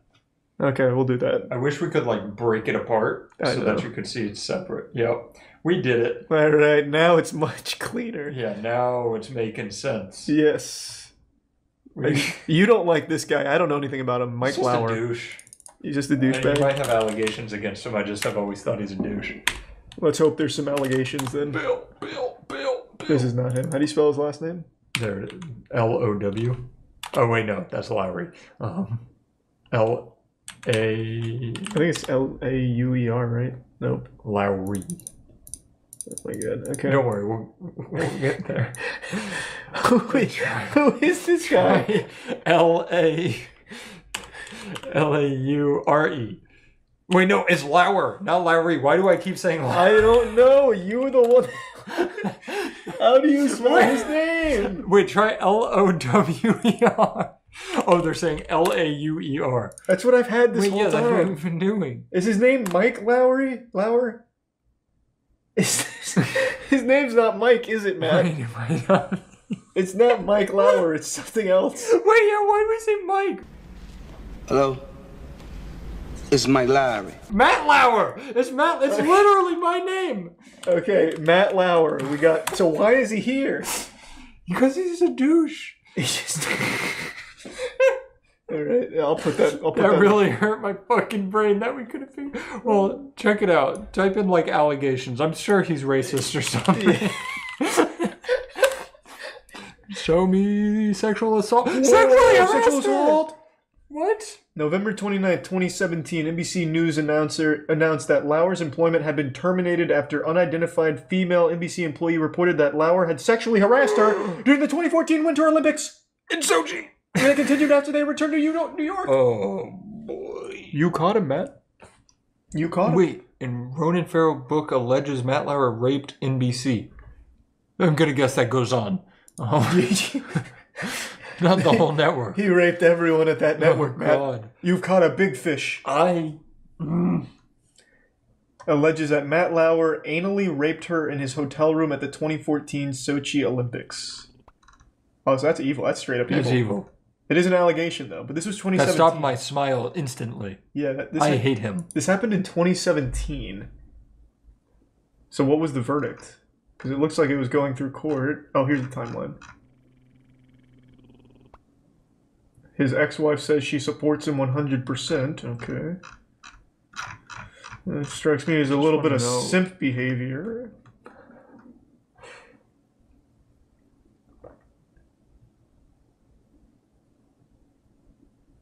See, this is where... He keeps denying it, obviously. Yeah, this is where it gets tough, where they're just allegations. Yeah.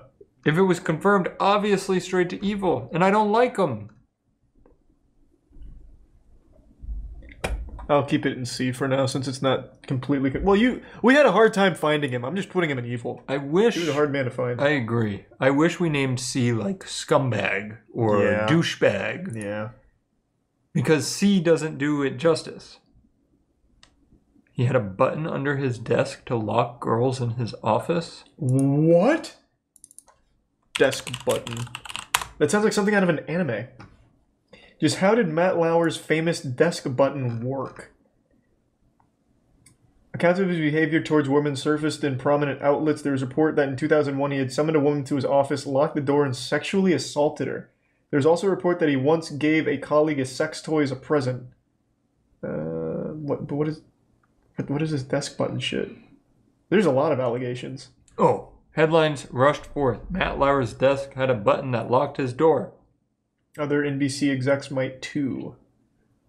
Matt Lauer wasn't the only one with a button under his desk.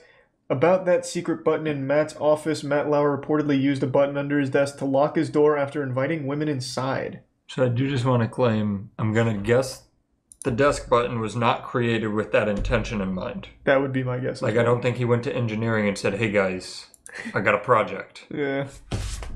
I'll keep him in evil. That's a lot of allegations. It's a lot of allegations. Once again, these are just allegations, but... Matt, we still don't like you if you're in the chat. Yep. Allegedly. Thanks to the Prime Steel and the resub Rabbit, Crown, and Tier 1 Non-Neo. James Corden! Bad show. No, this is evil. His comedy is so goddamn bad.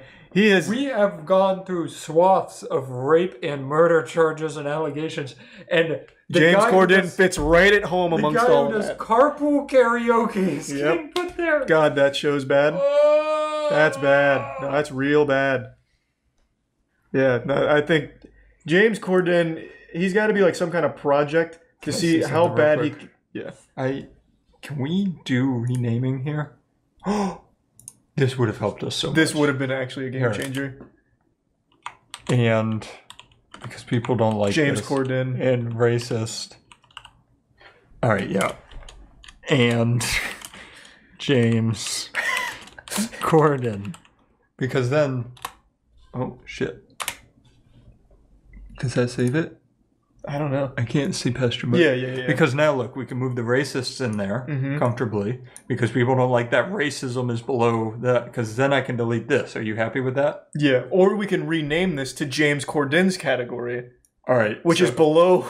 All right, here, you take care of that one. Okay, yeah. That's a good idea. Yeah, I think that is a good idea. Poor James. Well, now that we can just have evil, which includes racism. Yeah, because racism is evil. Yeah. We can have we James... rename C to scumbag? Yeah, maybe that would be helpful. Damn. We should have checked this a long time ago. Yeah.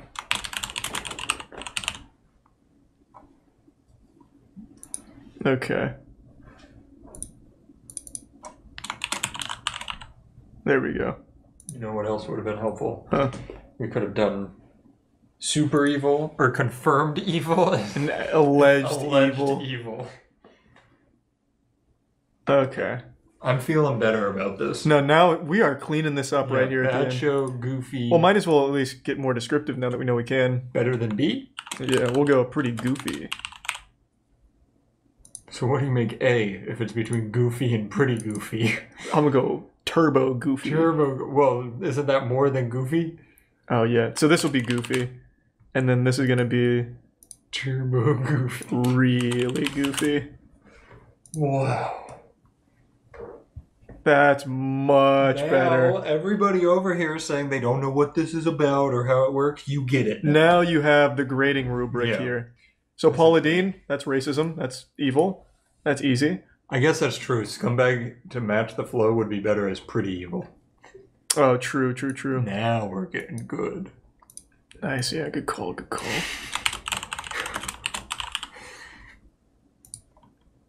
Google apparently thinks Mark is racist. Yeah, Google really does, so we gotta go with it. Yeah. Paula Deen confirmed racism.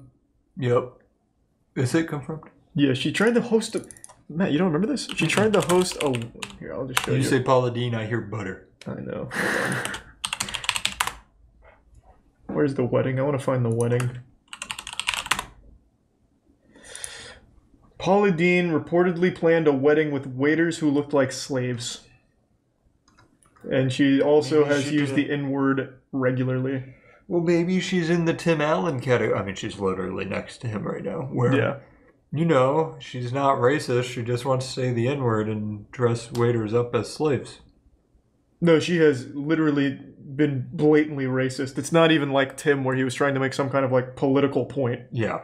No, she's like a confirmed racist. All right, evil. Yeah, that's definite. That's easy. Evil. That's easy. Poor fucking James Corden. Yeah.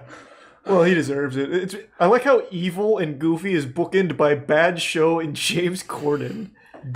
Your screenshot for the video has to be this so people can really see that James Corden is down there. Yeah. All right. Oh. Roseanne, that's racism as well, right? Yeah. Yeah, wasn't she screaming racist stuff on set? I don't remember. It's been a long time. Let me see. It was something like pretty fucking bad.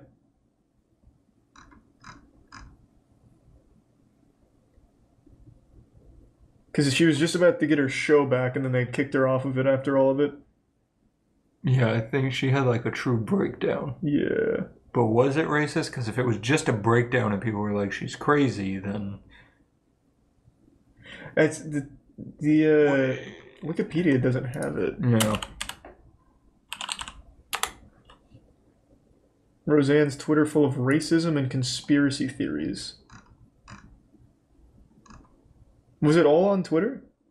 Maybe. There was a video of her going nuts on set. Fuck, it's been so long since I've seen all this. Yeah, this is a tough one. This is a lot.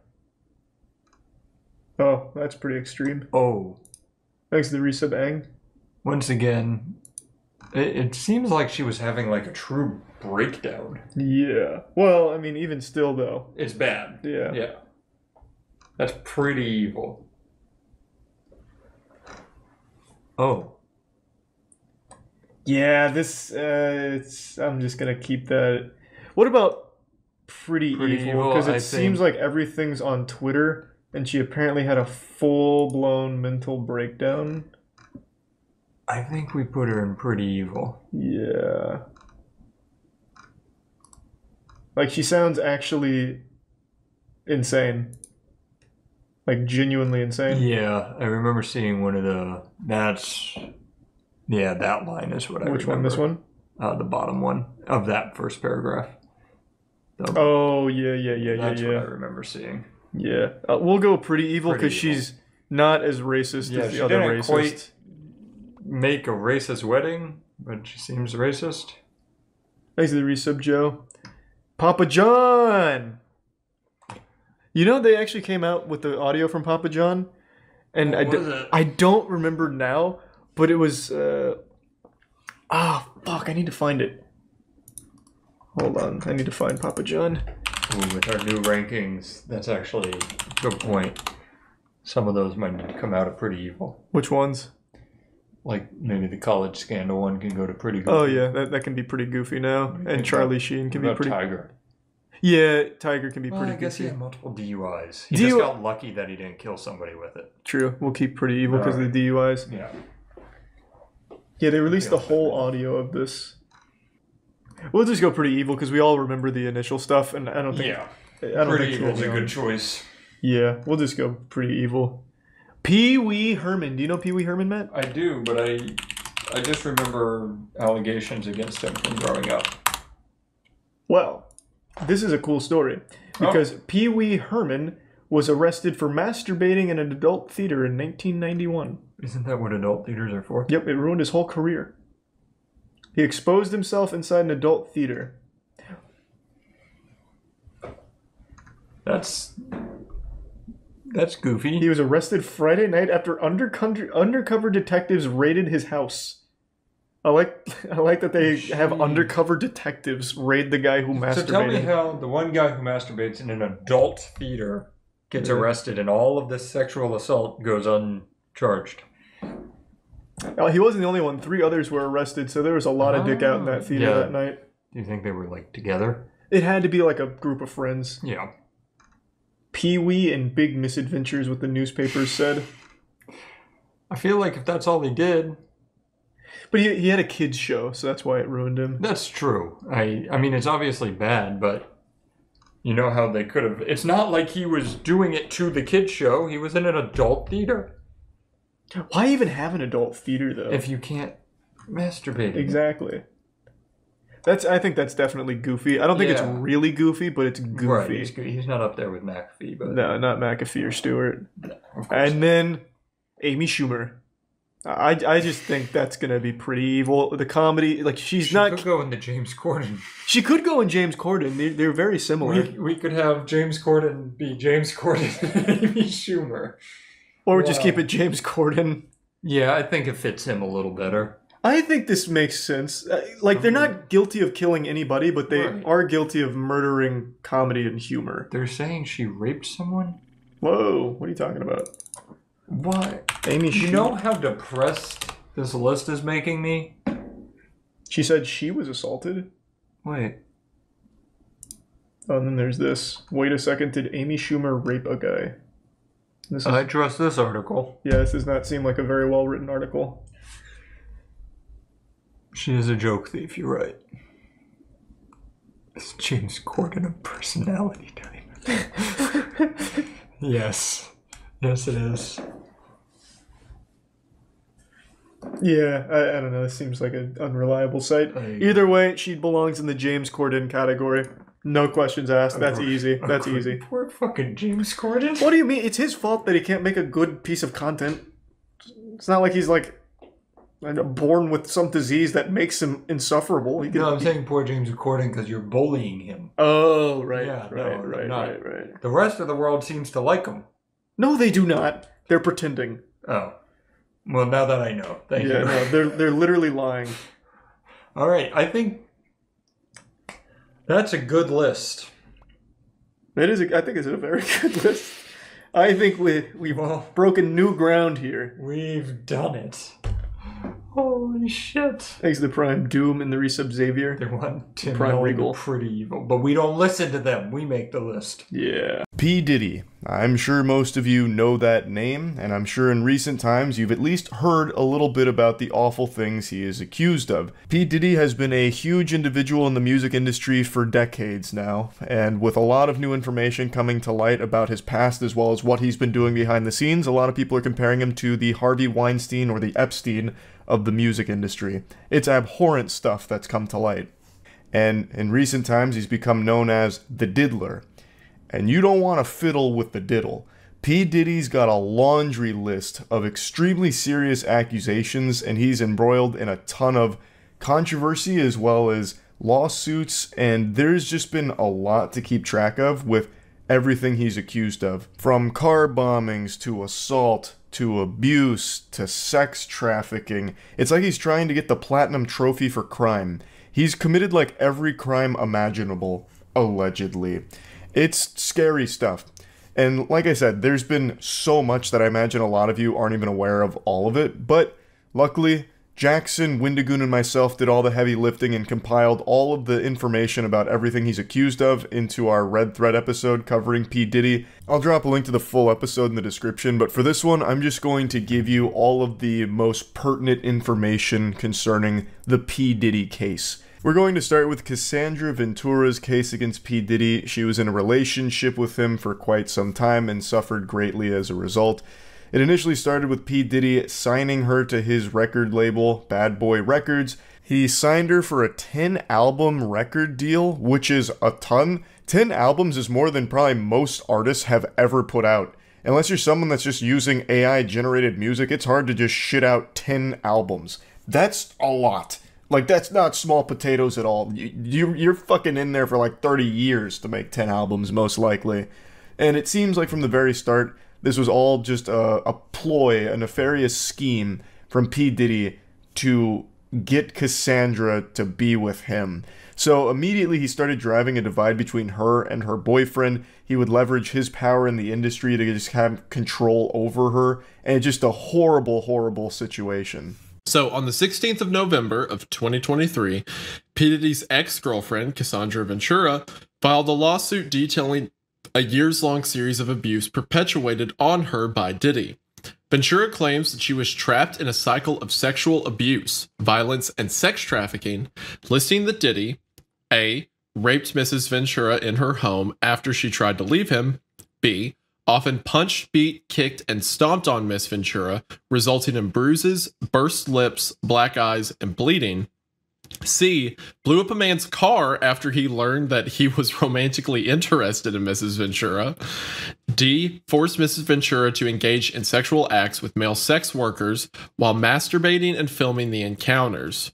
Ran out of his apartment with a firearm in pursuit of a rival industry executive whom he learned was nearby. All right, never mind. He could have absolutely killed Tupac if he's doing shit like that. He's assassinating rival industry executives. Yeah. Yep. So for what it's worth, I don't know if you clarified, but the car explosion was actually Kid Cudi being the victim. So Kid Cudi's car exploded in his driveway, and P. Diddy is the one that's blamed for it.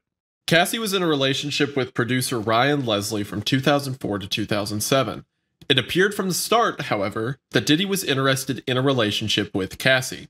He started to push her away from Ryan and forced a divide between them. Diddy was in a long-term relationship with Kim Porter, which ended in 2007 due to his alleged infidelity.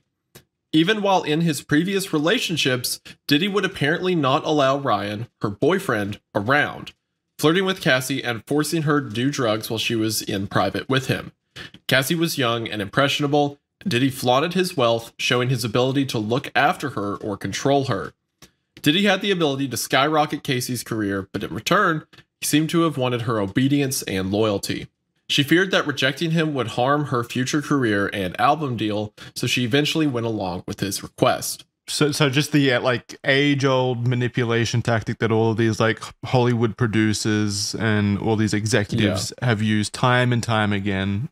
It's like you want to be famous, don't you? Yeah, you want to be famous. Just holding it over their head. Just some awful stuff. The stuff that started the Me Too movement, obviously. Harvey Weinstein. Stuff like that, obviously. Just massive amounts of pervasive corruption that's kind of systemic in all those entertainment industries. And yeah, I'm not shocked at all that Diddy is one of them, the biggest proponents of it. Yeah, people using their power to get sex. Yeah. Casey decided to leave, prompting Diddy to repeatedly message her throughout the night, accusing her of leaving him high and alone. Imagine getting those kinds of messages and these actions from what is ostensibly your boss. Because he is. He's a boss. Come back, frowny face. I'm all alone. You're just gonna leave me like this? I'm scared. Yeah. I'm high and I don't want to be alone. Why have you never messaged me like that, Charlie? The phrasing of that did seem kind of juvenile, accusing her of leaving him high and alone. I'll start sending you those text messages, Jackson, when I'm out, like at a bar. It's like, Jackson, I'm so lonely. Where are you? Why didn't you come? Why aren't you here? Where's my hug? Yeah, where's my hug? But it's a little funny that someone whose whole mantra is like, as a big, tough and rumble rapper, part of the lawsuit is that he had a cuck fetish, you know? I mean, that's how that always goes, right? I feel like we see that a lot with like these perceived powerful people, like strong guys. It's always like, well, you actually really like to watch me fuck other dudes in front of him. It happens all the time. Oh yeah, you think you're tough? You think you can take my girl? I bet you'd like to. Why don't you do it right now? Go. And there she is. You think you're so tough, huh? Why don't you fuck my girl? Oh, you think you're such a fucking tough guy, huh? In 2007, there was another instance where Diddy paid a promoter to create a fake flyer for a party supposedly hosted by Casey. This provided her with an excuse to travel to Miami and away from her boyfriend. Casey was unnerved by Diddy's ability to manipulate others into lying for him, and she felt extremely uncomfortable with the entire situation. This guy had a fake flyer to have her fly down. This is the most like high school, elaborate shit, just so he wouldn't feel lonely. Yeah. Casey alleges that Diddy or his management controlled every aspect of her life.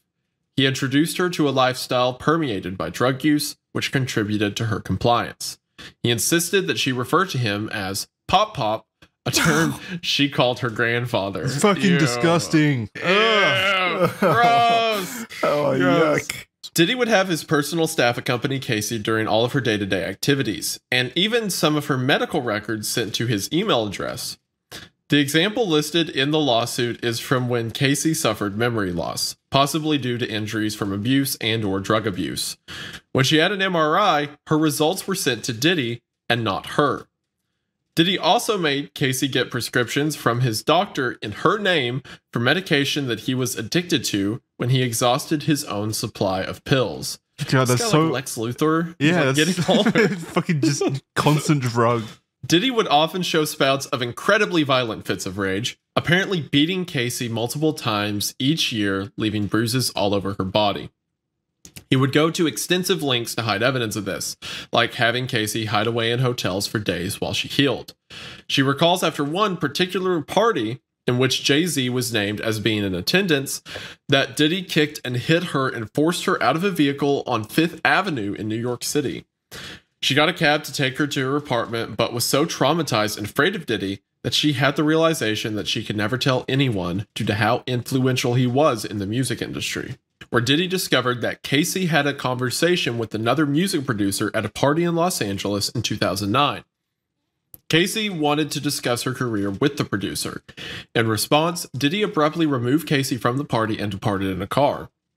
Allegedly, Diddy forcibly pushed her into a corner of the car and proceeds to, quote, stomp on her face. Despite the presence of Diddy's security team, the situation escalated beyond their control, which showed her just how loyal his network was. I doubt the security team even like tried to stop it, right? No, they definitely didn't. Casey was expected to find locations and hire male sex workers when Diddy wanted. The situations being frequent, sometimes weekly. He would become so intoxicated and belligerent during these situations and would allegedly also beat Casey in front of the sex workers. The lawsuit lists multiple locations where what Diddy referred to as our secret to Casey, would happen, including Trump International Hotel, the London Hotel, the Intercontinental Hotels, and more. Man. Hotel suites would be decked out with baby oil and Astroglide, and Diddy would provide Casey and the sex worker with seemingly endless supply of drugs, including ecstasy, cocaine, GHB, ketamine, weed, and alcohol. What's GHB? I have no idea. I don't know what that stands for. Diddy would film these encounters, and even when Casey deleted the videos, Diddy would claim that he had backups. So using it for blackmail, probably, like hoarding these videos. Oh yeah, absolutely. Casey tried to escape Diddy multiple times, but he utilized his staff and networks to lure her back in. During a brief breakup, Casey actually dated musician Kid Cudi. Diddy was irate as he had found her phone and saw emails between her and Kid Cudi. He apparently had a manual corkscrew in his hand and charged towards Casey in an attack. In a panic, Casey escaped to Kid Cudi's home. She returned to Diddy, however, as she felt as though she had no choice when Diddy would ask to just talk to her. Diddy was still enraged and hit her multiple times. Casey says that he threatened to blow up Kid Cudi's car. Around this time, Kid Cudi's car did explode in his driveway, and Cudi has since come out and confirmed her version of these events. It's probably just a coincidence, right? Yeah, just faulty wiring somewhere. Casey says she was stuck in a cycle of abuse, trying to run away, being trapped, apologizing, and coming back. It was a rotation of bruises, black eyes, busted lips, and heavy amounts of makeup. She believes that Diddy paid Intercontinental Century City $50,000 for hallway security footage that showed him beating and throwing glass at her. Man, if that's fucking true, if that is true and they have proof to back that up, that Intercontinental Century City is complicit in hiding evidence of domestic abuse, fuck whoever accepted that offer. It had to be a manager or something, right? Because it's not like 50,000 is a bribe to the whole organization or anything. Yeah, it'd be nothing. It'd go to an individual, so they need to find the individual. They arranged a dinner in 2018 where she thought they would be discussing their official separation. However, instead they returned to her apartment after the dinner and he forced his way in and onto her. She repeatedly asked him to stop and attempted to push him away. She was sexually assaulted and this left her traumatized, and says she continues to suffer emotional distress. Just one day after the lawsuit was brought against Diddy, they settled outside of court. The terms of this were not disclosed, and Diddy's attorney in a statement made it clear that this was not an admission of wrongdoing. Cassandra's statement in this says, "I have decided to resolve this matter amicably on terms that I have some level of control. I want to thank my family, fans, and lawyers for their unwavering support." And Diddy's statement says, "We have decided to resolve this matter amicably. I wish Casey and her family all the best. Love." This next allegation is from a woman named Liza Gardner.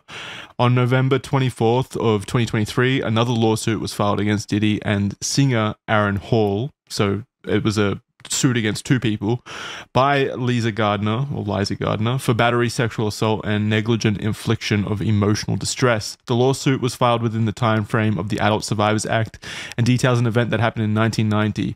Basically, what happened was Liza and her friend were invited to New York City by a few close friends of theirs who were members of a chart-topping recording group signed to MCA Records, which Diddy was a part of. Liza was from North Carolina at the time. She recounts that they met up with Diddy and Aaron at the offices of MCA Records where an event was being held at the time. Diddy and Aaron were very flirtatious and offered rounds of drinks all throughout the night. So remember, this is in 1990, so this is a long time ago by this point. Diddy and Aaron extended an invitation to Liza and her friend to join them at Aaron's apartment for an after party. There, Liza alleges that she was offered additional drinks and coerced into engaging in sexual activity with Diddy. Following the assault, Aaron allegedly barged into the room and proceeded to assault her as well. After the ordeal, Liza hastily dressed and fled the apartment with her friend following closely behind. And when they were speaking to each other afterwards, they kind of recounted their experiences and a lot lined up, suggesting that both women had been exchanged between both Aaron and Diddy.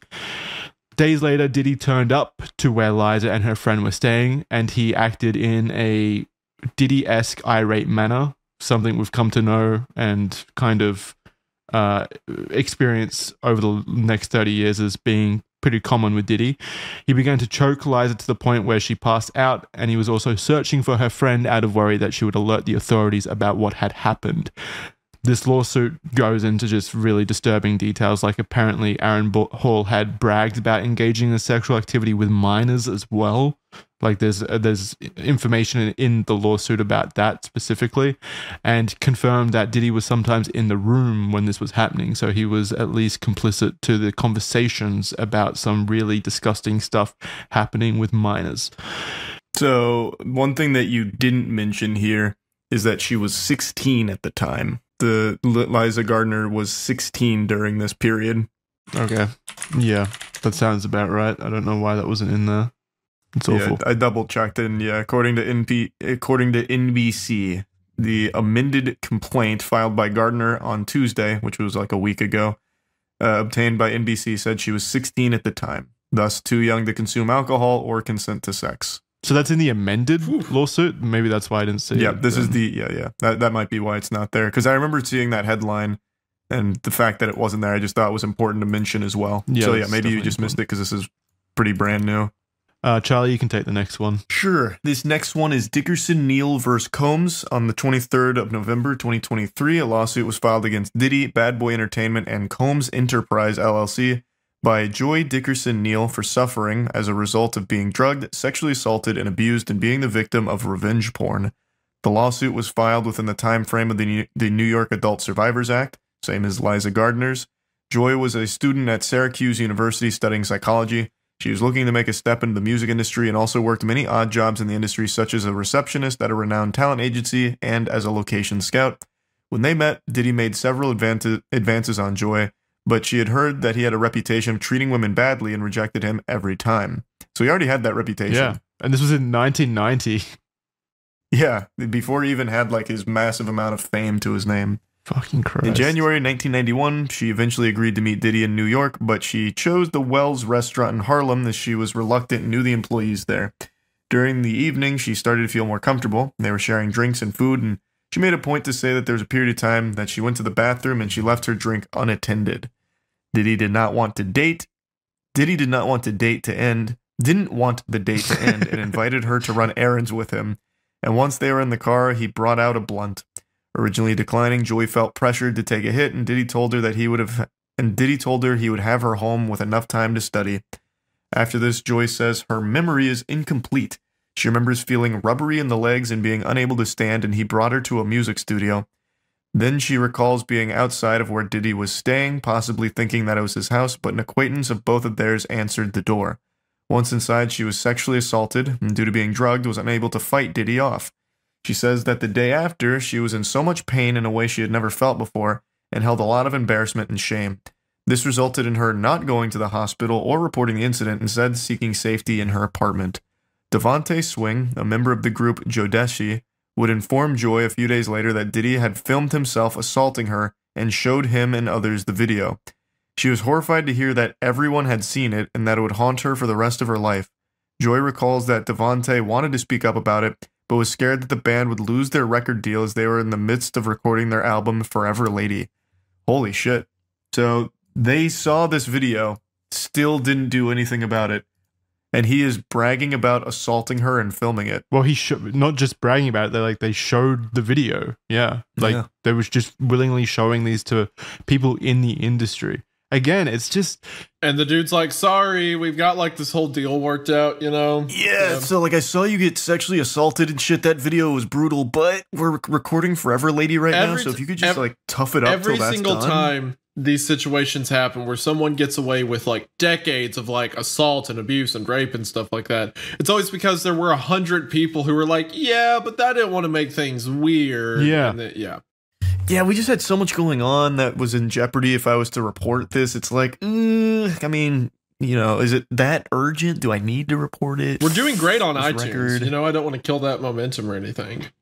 Yeah. What's that fucking saying that's always overused about how like the only the one thing that like lets bad people do bad things is a Evil good person not prevails being- when good men do nothing. Yeah, something like Yeah, that. that's the Call of Duty quote that comes up when you get killed in COD 4. I'm pretty sure it's a Churchill quote originally, but yeah, it gets used everywhere. It's true though. Like so many situations here could have been prevented if the people witnessing these events had put aside their ambitions, their goals, their fear of them being like targeted by Diddy, and instead done the correct thing and alerted the authorities about just the troubling stuff. This is 1991. You could have stopped Diddy before he ever even spiraled even more out of control. He wasn't this even could have that. ended. He was successful, of course. I'm not gonna claim that he wasn't and that he didn't hold some level of power, but he wasn't Diddy, the multi-billionaire, well, the billionaire media mogul, like empire creator that he is now. Like it would have been way more possible back then. I also just don't understand because like I feel like you gain so much more by being the one to blow the lid off it, right? Like Now, this yeah, band back or then, this no. group, I'm not even familiar with, and they were so excited for this album that I don't know. But I probably would know them if this was the group that led to him going to jail for these kind of things and stopping him. Like they would have had so much more success. I don't think back then, but now, yeah. Like in current year where everyone's so connected and like the allegations and stuff like that gets a lot more screen time and people taking it seriously. But back then, all it would have taken was like B. Diddy saying like "no you" or something, and then like now they're shunned and no one believes them. Yeah, I guess that's true. Maybe back then it would have been different. Joy had tried to file reports against Diddy and had even allegedly spoken to several prosecutors with the intention of pressing charges. But members of the law enforcement told her that she needed witnesses or people who had experienced similar assaults. People around her were terrified to speak up against Diddy, as he was powerful and could ruin future opportunities. He was also known to be violent, and they seemingly did not want to be at the other end of his anger. God damn it. This is Lil Rod. On 26th of February 2024, a lawsuit was filed against Diddy, his son Justin, multiple members of his staff, and Chalice Recording Studio, Love Records, Motown Records, Universal Music Group, Combs Global Enterprises, and more by Rodney Jones. Rodney Jones, or Lil Rod, was a former producer and videographer for Diddy. He worked on 9 songs on Diddy's album Love from September 2022. Oh, he worked on... Sorry, I put all that together. He worked on 9 songs on Diddy's album Love from September 2022 to November 2022. I thought that was the name of the album, Love from September 2022. I was like, what the fuck is that name? The album name is Love from September 2022 to November 2023. A very specific period of time of love for Diddy. Great year of loving, I suppose. But yeah, so he worked on that album, 9 songs for Love. And he lived with Diddy for months at a time. Lil Rod is said to have many witness statements, video, audio records, and images which corroborate his complaint. Apparently, Diddy required Lil Rod to film him all the time. And on Which is a great idea. Which is a great idea if you're committing crimes constantly. Like fucking crimes. Hi, I'm Diddy. Welcome to Jackass. Make sure you film this. What a fucking idiot. Of course, it's not idiocracy though, it's confidence. That's what's annoying about this to me is he's not an idiot. Well, he is, but he's not an idiot in this way. He's just extremely confident that he's not going to be caught and no one will care. That's what's so annoying. It's his ego. Yeah. So on several occasions took his phone and recorded himself. So he started vlogging his own shit too. Yeah, great. This has resulted in hundreds of hours of footage and audio recordings of Diddy, his staff, and guests engaging in illegal activity. Lil Rod claims to have irrefutable evidence of the acquisition, use, distribution of ecstasy, cocaine, GHB, ketamine, marijuana, and mushrooms. The displaying and distribution of unregistered illegal firearms, case 124CV 01457, document 1 filed on 2/26/2024. Page 7 of 738. You don't need to read it specifically. You could have just said it's no, just in case anyone wants to check out the case number and they're only listening via audio, so they can go ahead and quickly remember that case number. Mr. Combs providing laced alcoholic beverages to minors and sex workers at his home in California, New York, the U.S. Virgin Islands, and Florida. Man, they got him in 4 different places handing out beer to kids. Keep in mind, He wanted all of this documented. Him lacing alcoholic beverages and giving them to minors and sex workers at his homes. Do you think he was doing it to like jerk off to it, like he was proud of what was happening, or was he actually like gonna use it in promotional footage or something? You think he's jerking off to videos of him hanging out with his friends and stuff? Yeah, like I don't know why he'd even want any of it recorded. Like, there's nothing that you could use that for. Like, oh, I want to. Hey, Lil Rod, can you pull up that party from like 2 weeks ago? I want to see me give this kid some beer again. Well, like, hey, what, like I don't understand. No, maybe it's when he's feeling lonely. He looks back at it and sees all the fun times he had with his friends. He probably wanted to do like some video with it, or like, Yeah, be like like, a rap no, video. this is my life. This is what it's like. This is the lifestyle, you know, like. I don't know. I think another equally possible thing is this guy's got actual amnesia, like he has memory loss problems from all the frequent drug abuse, and he needs this footage to remember his life. It's like 50 First Dates, the end of 50 First Dates. He wakes up to this playing on the TV to remember his whole life. He's like, oh shit, that's right, I'm a criminal. I beat women, of course.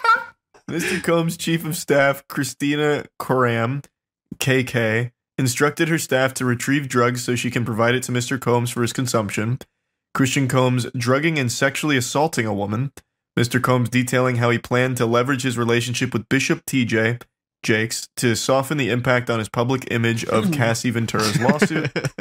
Young Miami's cousin and or assistant sexually assaulting Mr. Jones. Actor Cuba Gooding Jr. sexually harassing and assaulting Mr. Jones. You didn't know about that? Whoa. No. Okay, this is going to get interesting, yeah. That's a name I haven't heard in so I know. long. And well, it's not a great situation for it to pop back up in. And it only gets Holy worse. shit. So rapper Redacted on Mr. Combs' yacht consorting with underage girls, sex workers, and R&B singer Redacted in Mr. Combs' Los Angeles home consorting with underage girls and sex workers. I want to know who they are so bad.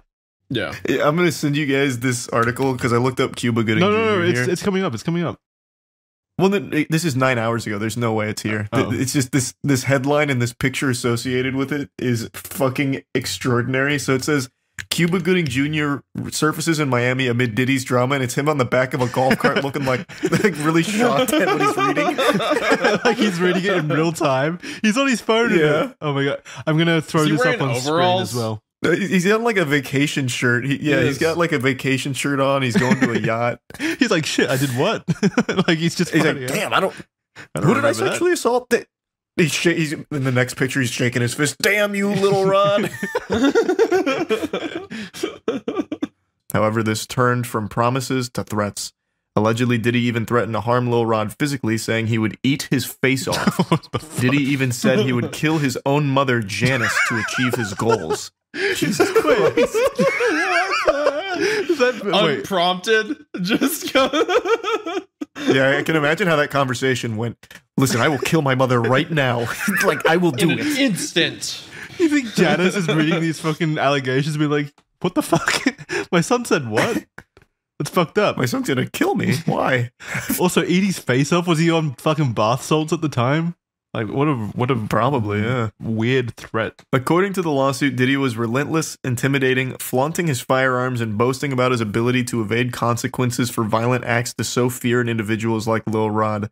In September of 2022, Diddy was holding a writers and producers camp at Chalice Recording Studio. Diddy, his son Justin, and a man named G were in a heated conversation that moved from studio into a restroom near where Lil Rod was shitting. Sitting. Is that because you read restroom? Yeah, I definitely thought that said shitting because they went to the restroom and I thought they barged in on him pooping. That's the most fucked up allegation of all. They didn't knock before they barged in. Where Lil Rod was sitting, which was about 2 feet away from the bathroom. He then heard multiple gunshots ring out. According to Lil Rod, a crowd gathered outside the restroom, and when the door opened, Diddy and his son walked out, and G was lying on the floor in the fetal position, bleeding from his leg/hip area. Lil Rod ran to G and began applying pressure on the wound and demanded that someone call for an ambulance. During this, Diddy and his son had disappeared to another section of the studio. Lil Rod was told by Diddy to inform the police that he was not involved in the shooting at all, and was instead instructed to lie that G was shot standing outside the building in a drive-by incident. What? G would certainly not play along with that, though, right? Wouldn't he be like, no, I got shot by him? Maybe he was afraid of getting shot again by fucking... That's true. Diddy. Who knows? That is super true. And there's pictures of the aftermath here.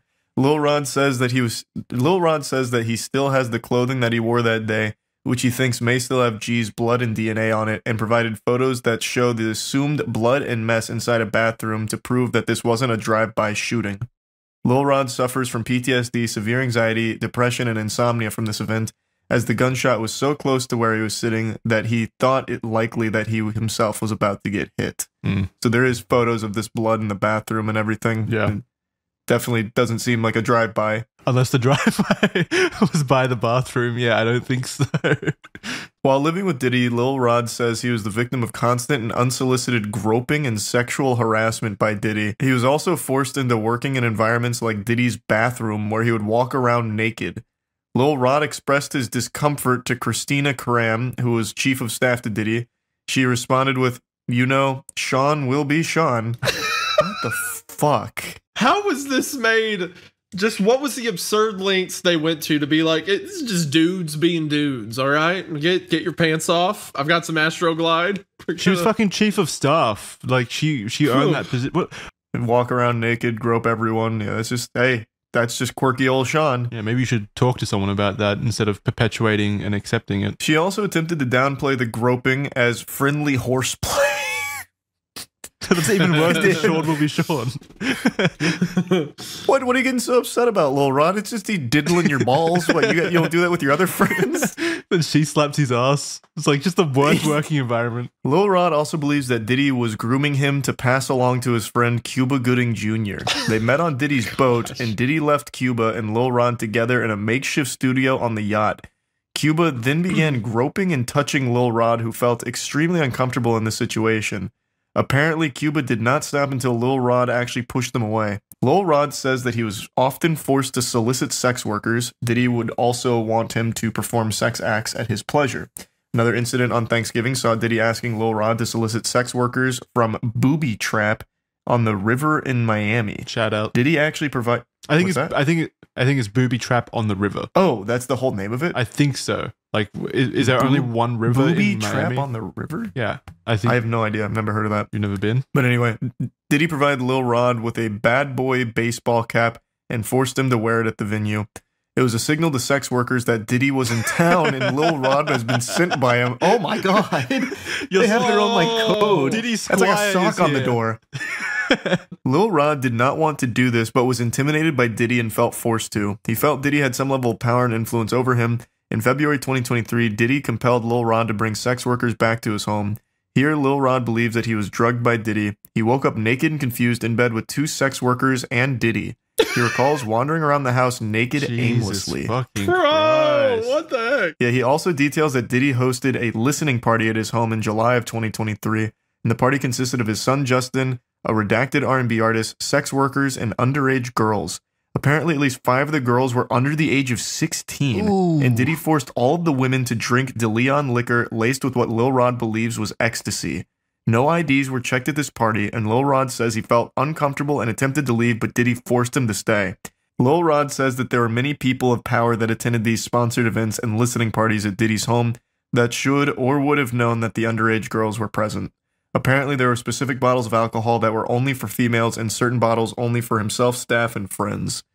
That is fucking abominable. Yeah, it's one of the worst allegations so far. Because if this is happening, I mean, it has to happen frequently, right? It's just, there's so many people involved. He's got his own code language, so this is definitely frequent. Oh, yeah, true. Like the baseball cap. Lil Rod also witnessed Christina Karam order all assistants to keep Diddy high off gummies and pills and made everyone from butlers to housekeepers walk around with packs filled with multiple types of drugs, so it was readily available if he asked. Has he ever been sober?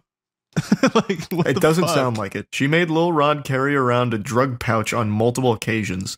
Another shocking allegation made in this lawsuit was that Diddy has hidden cameras in every room in his house, which I 100% believe. So my guess is that Stevie J video came from one of Diddy's listening parties where he started doing whatever 100%. was on that video that he secretly He's clearly recorded. got like a bunch of footage of all these powerful people, and that's probably why Stevie J went to bat for him against Lil Rod. So Lil Rod believes that Diddy has incriminating videos of important celebrities, music label executives, politicians, and athletes without their knowledge and in compromising acts. So anyway, the quote from this is, "I have never seen any lawyer in any pleading in any court accuse people and companies of criminal conduct without the slightest basis and then try to file an amended pleading completely jettisoning every allegation underpinning the original claims and substituting completely different and Jesus Christ. Can someone pronounce that for me? Irreconcilable. Thank you. Allegations to support the very same claims." So that's from Universal Media Group's or Music Group's lawyer representation.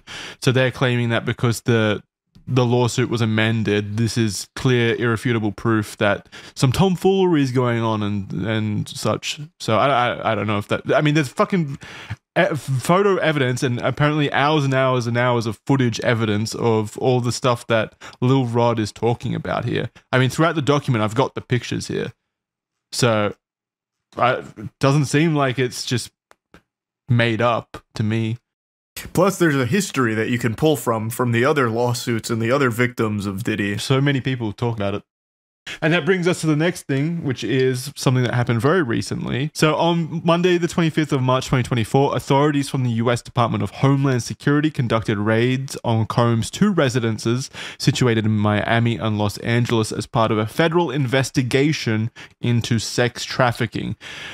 So they clearly had information. If the lawsuits corroborate an unrelated Homeland Security investigation of sex trafficking, that they think the federal government thinks it's worth it to raid 2 of his houses at the same time. Yeah, shit's not looking good for Peter. Like, not looking good. Yeah. We didn't even really touch on sex trafficking in the allegations. Like, I don't think that like this investigation by Homeland Security has even been spurred on by the allegations themselves. No, it hasn't, because like, sure, it can be implied, like maybe sex trafficking was happening with some of the underage prostitutes and stuff like that, but like it's not like a few celebrities filing lawsuits made Homeland Security decide to do this. They've been doing their own investigation for a while. Yeah, that now everything's coming to light at once. So if their determination is that they need to execute a search warrant for an investigation into sex trafficking on 2 residences owned by this guy, that is, they've found something that led them to a search warrant being justified, which is pretty concerning. Yeah. And also speaks to something much larger here. Validates the lawsuits as well. Also, he was not at either of these residences because allegedly he had received some kind of tip that this was going to happen. So this is when like the fleeing allegations came out where he had run away. So he had abandoned both of these properties. He was well aware this was on its way. So he took preemptive measures to get out and potentially hide damning things. Yeah, that's definitely a possibility. He definitely wasn't at the residences when this occurred, so it's likely that he was tipped off. That's good. If there's something there, which I assume there is, they would have found it. Well, I don't think there would be, since he clearly knew this was coming. I imagine he got everything out that would be a problem. Yeah, maybe. Man, I hope not, man. Fuck. Additionally, it has been reported that Homeland Security confiscated hard drives during the operation. But it doesn't stop there. I wanted to end this one on another little anecdote, which is Diddy's relationship with minor artists, so artists who are minors at the time. Due to the allegations of professional malpractice, a new wave of scrutiny was washed over all of the previous relationships Diddy had with minors. As such, a creepy video of Diddy interacting with the 15-year-old Justin Bieber resurfaced, where Bieber was said to be spending the next 48 hours with Diddy. Quote, "He's having 48 hours with Diddy." This is Diddy talking, by the way. I should specify. Oh, Diddy says he's having 48 hours with Diddy. Yeah, he referred to himself in the third person. Gosh. Were we hanging out and what we're doing, we really can't disclose. Oh, no, but it's definitely a 15-year-old's dream. Diddy, then 40-year-old, says in the video.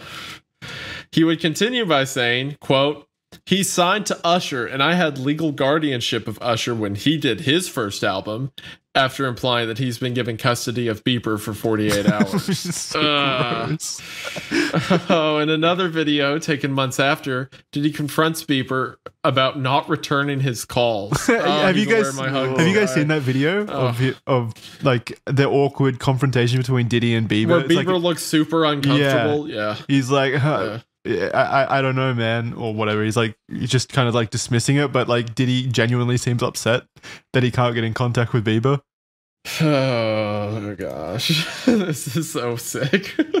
That's so fucking weird. He's having 48 hours with Diddy, where we're hanging out, what we're doing can't disclose, but it's a 15-year-old's dream. That's like it so here. Creepy. Was a resurfaced Howard Stern interview with Usher from 2016, where Usher, who was closely tied to Diddy when he was a minor, admitted that he saw some, quote, very curious things that occurred at Diddy's New York mansion. Usher was sent to live with Diddy for an entire year, hence the legal guardianship referred earlier, when Usher was just 14 years old. Why is Diddy? What is happening with his parents? Why are they just sending children to live with Diddy for like? Well, you hear stories all the time about like, you know, parents would let it happen because they thought it would help the chances at fame or something like that. Yeah, but this is they're acting like it's a medieval kingdom. Like they're sending their children as like wards of Diddy. It's so strange. Like, here's your new squire, Diddy. It's Usher. Like, it's so strange. How would this help? How would this help, like, launch a career? You can still work with him without, like, having to live with him. All right. I just don't understand how that even happens in the first place. I don't understand the reason for it. When Stern followed up by asking if Usher would send his own kids to Puffy Flavor Camp, which is what Diddy called his mentorship program, Usher quickly said, hell no. Puffy Flavor Camp? What the fuck? He would have kids come live with him and said it was Puffy Flavor Camp. He's the king of branding. Like, what? I don't know, man. This is so out in the open. I feel like this is one of those cases where when the dust settles and he's in jail for, you know, life within the next couple of years, people will look back at this moment and be like, how the fuck did people not know? How did no one see? Like, this was all right in their face. That's the troubling thing. People knew. Like, I mean, right there, though, like, this is an example of a celebrity knowing something's wrong and not doing a single thing about it. Like, Usher's like, fuck no, I wouldn't send my kid to Puffy Flavor Camp. I know what happens at Puffy Flavor Camp. Yeah. Well, if you know it, you wouldn't send your kid there. Do something about it. Be a good human being. Yeah. Jesus fucking Christ. Everyone just stays shut up constantly. Because they're afraid. They're afraid of Diddy and his Puffy Flavor Camp. Usher would go on to say, and this is before about when he was living there. Usher would go on to say, I got a chance to see some things. I don't know if I could indulge and even understand what I was looking at. It was pretty wild. It was crazy. There were very curious things taking place, and I didn't necessarily understand it. We can't know with guaranteed certainty the validity of the multiple claims of the lawsuits, but there does appear, I mean, it's undeniable, there does appear to be a troubling and problematic history of abusive behavior and, frankly, just shocking activity by Diddy that seems to be overwhelmingly illegal and also overwhelmingly covered up by an industry that seems to have a habit of turning a blind eye if it means career security and progression. I don't think any of us disagree with that statement, right? Mm-hmm. I definitely don't disagree. Like I said, I think he's guilty on pretty much everything he's accused of. There's too much evidence, too many similar stories from so many different people. I think that he is guilty. I talk about a lot of worthless nonsense that I just find goofy and entertaining, but what I'm about to talk about today, what I'm about to start yapping and blabbering on about, has to be a new gold standard for the most trivial. This is more meaningless than a filler arc in Naruto, yet I can't help but care about it. Like, my voice is cracking because I'm almost embarrassed that I actually care. I read about this like right before leaving the gym, and for some reason I thought about it the entire drive home. So I got home, put my Skechers down because I'm one of the few people under the age of 60 and over the age of 9 that wear Skechers, and I just marched up here and I'm like, you know what? I need to talk about it. So it's about Dwayne "The Rock" Johnson. I'm sure all of you know that name. He's one of the biggest celebrities in America. I don't think you could find a place in this nation that hasn't at least heard of The Rock. Yeah, fucking Narnia probably knows about this guy. He is huge. And he recently posted an Instagram video that seemed innocent enough on the surface, but if you dive a bit deeper, it actually gets quite nefarious. It's about his supposedly first time trying In-N-Out. In-N-Out is a fast food chain. I'm sure a lot of you know that. It has like a cult-like following. People love In-N-Out. They fight tooth and nail for the honor of In-N-Out. Like, when I've tried it and I thought it was fine. I didn't think it like changed my life or anything. It didn't make me more attractive or taller. It wasn't a game changer, but it was fine food. But some people go crazy for it. And Dwayne "The Rock" Johnson apparently just tried it for the first time. Let's see what that looks like. I don't want to let the audio play because it's just DMCA music. And basically the whole video is him going to In-N-Out drive-thru and people just going crazy to see The Rock. This is supposed to be his cheat meal with In-N-Out, and it's his first time ever trying it. He's going to see what all the hype's about. But basically the whole video kind of plays out like autofellatio. It's The Rock just sucking his own dick. Like, hey, you just call me handsome? I don't speak Spanish. Is that what you said to me? That kind of thing. And then he makes his order here, he gets like his big meal. It's just complete throwaway garbage here. There's more empty calories in this video than there is in the french fries that The Rock is buying here. The video is honestly less about In-N-Out and more about just The Rock being famous. Like, this whole video is just The Rock showcasing he's famous and filming people's reaction to them seeing him in all of his benevolent glory. He is an angel, and he is blessing them with his presence. He couldn't even be bothered to do the bare minimum of eating the meal on camera, so we were denied a Rock mukbang. What a shame. But here's his caption: "My first ever In-N-Out burger experience. Rolled up in my pickup and tried to be cool AF with my order." And then emojis for car and sunglasses. God. But I didn't know the lingo. Didn't know who to pay, where to pay. I didn't know shit. What do you mean you didn't know the lingo? You just place an order. I don't know why he's pretending. You know, it's not like this is complicated jargon, but I'm a quick study. Loved everyone's positive vibes in there. Holy shit, it's The Rock energy. God, he just can't. No one has The Rock's dick in his mouth more than he does. Like, good God. Goodness gracious. Can you smell what The Rock is cooking? It's his own wiener. Oh my lord. His favorite meal. Love the grub, and love how everyone in the drive-thru looked at me like I have 3 heads when I gave them a tip. Thank you, In-N-Out, for being awesome. I'll see you down the road. So it clearly reads like it's supposed to be some kind of promotional thing for In-N-Out here. And it's all just standard celebrity trash, but this is the 3rd time he's done it. He keeps pretending that he's trying In-N-Out for the first time every couple of years. Why? Why are you lying about that? You could just say, like, I love In-N-Out, so I'm going back to In-N-Out. Let's go. Can't wait for more In-N-Out. Why does it always have to be your first time? We know it's not. So there was 2 articles written about this, like, why does The Rock keep lying about it? And I have no fucking idea. Why would you just keep lying about it being your first time going to In-N-Out? The other 2 videos are still on your Instagram page. It makes no sense to me. It's like the weakest lie ever. I remember when I was a child, I used to do lies like this for April Fool's Day, where I would tell my friends that the Buccaneers quarterback Brad Johnson was retiring, and they'd be like, is he really? And I'd go, nope, I gotcha. It's like, what? Why are you even lying about that? It's so lame. Is history in the making. It is Sunday night, approximately 11 p.m. It is Cheat Meal Sunday for all of us around the world, certainly for me here.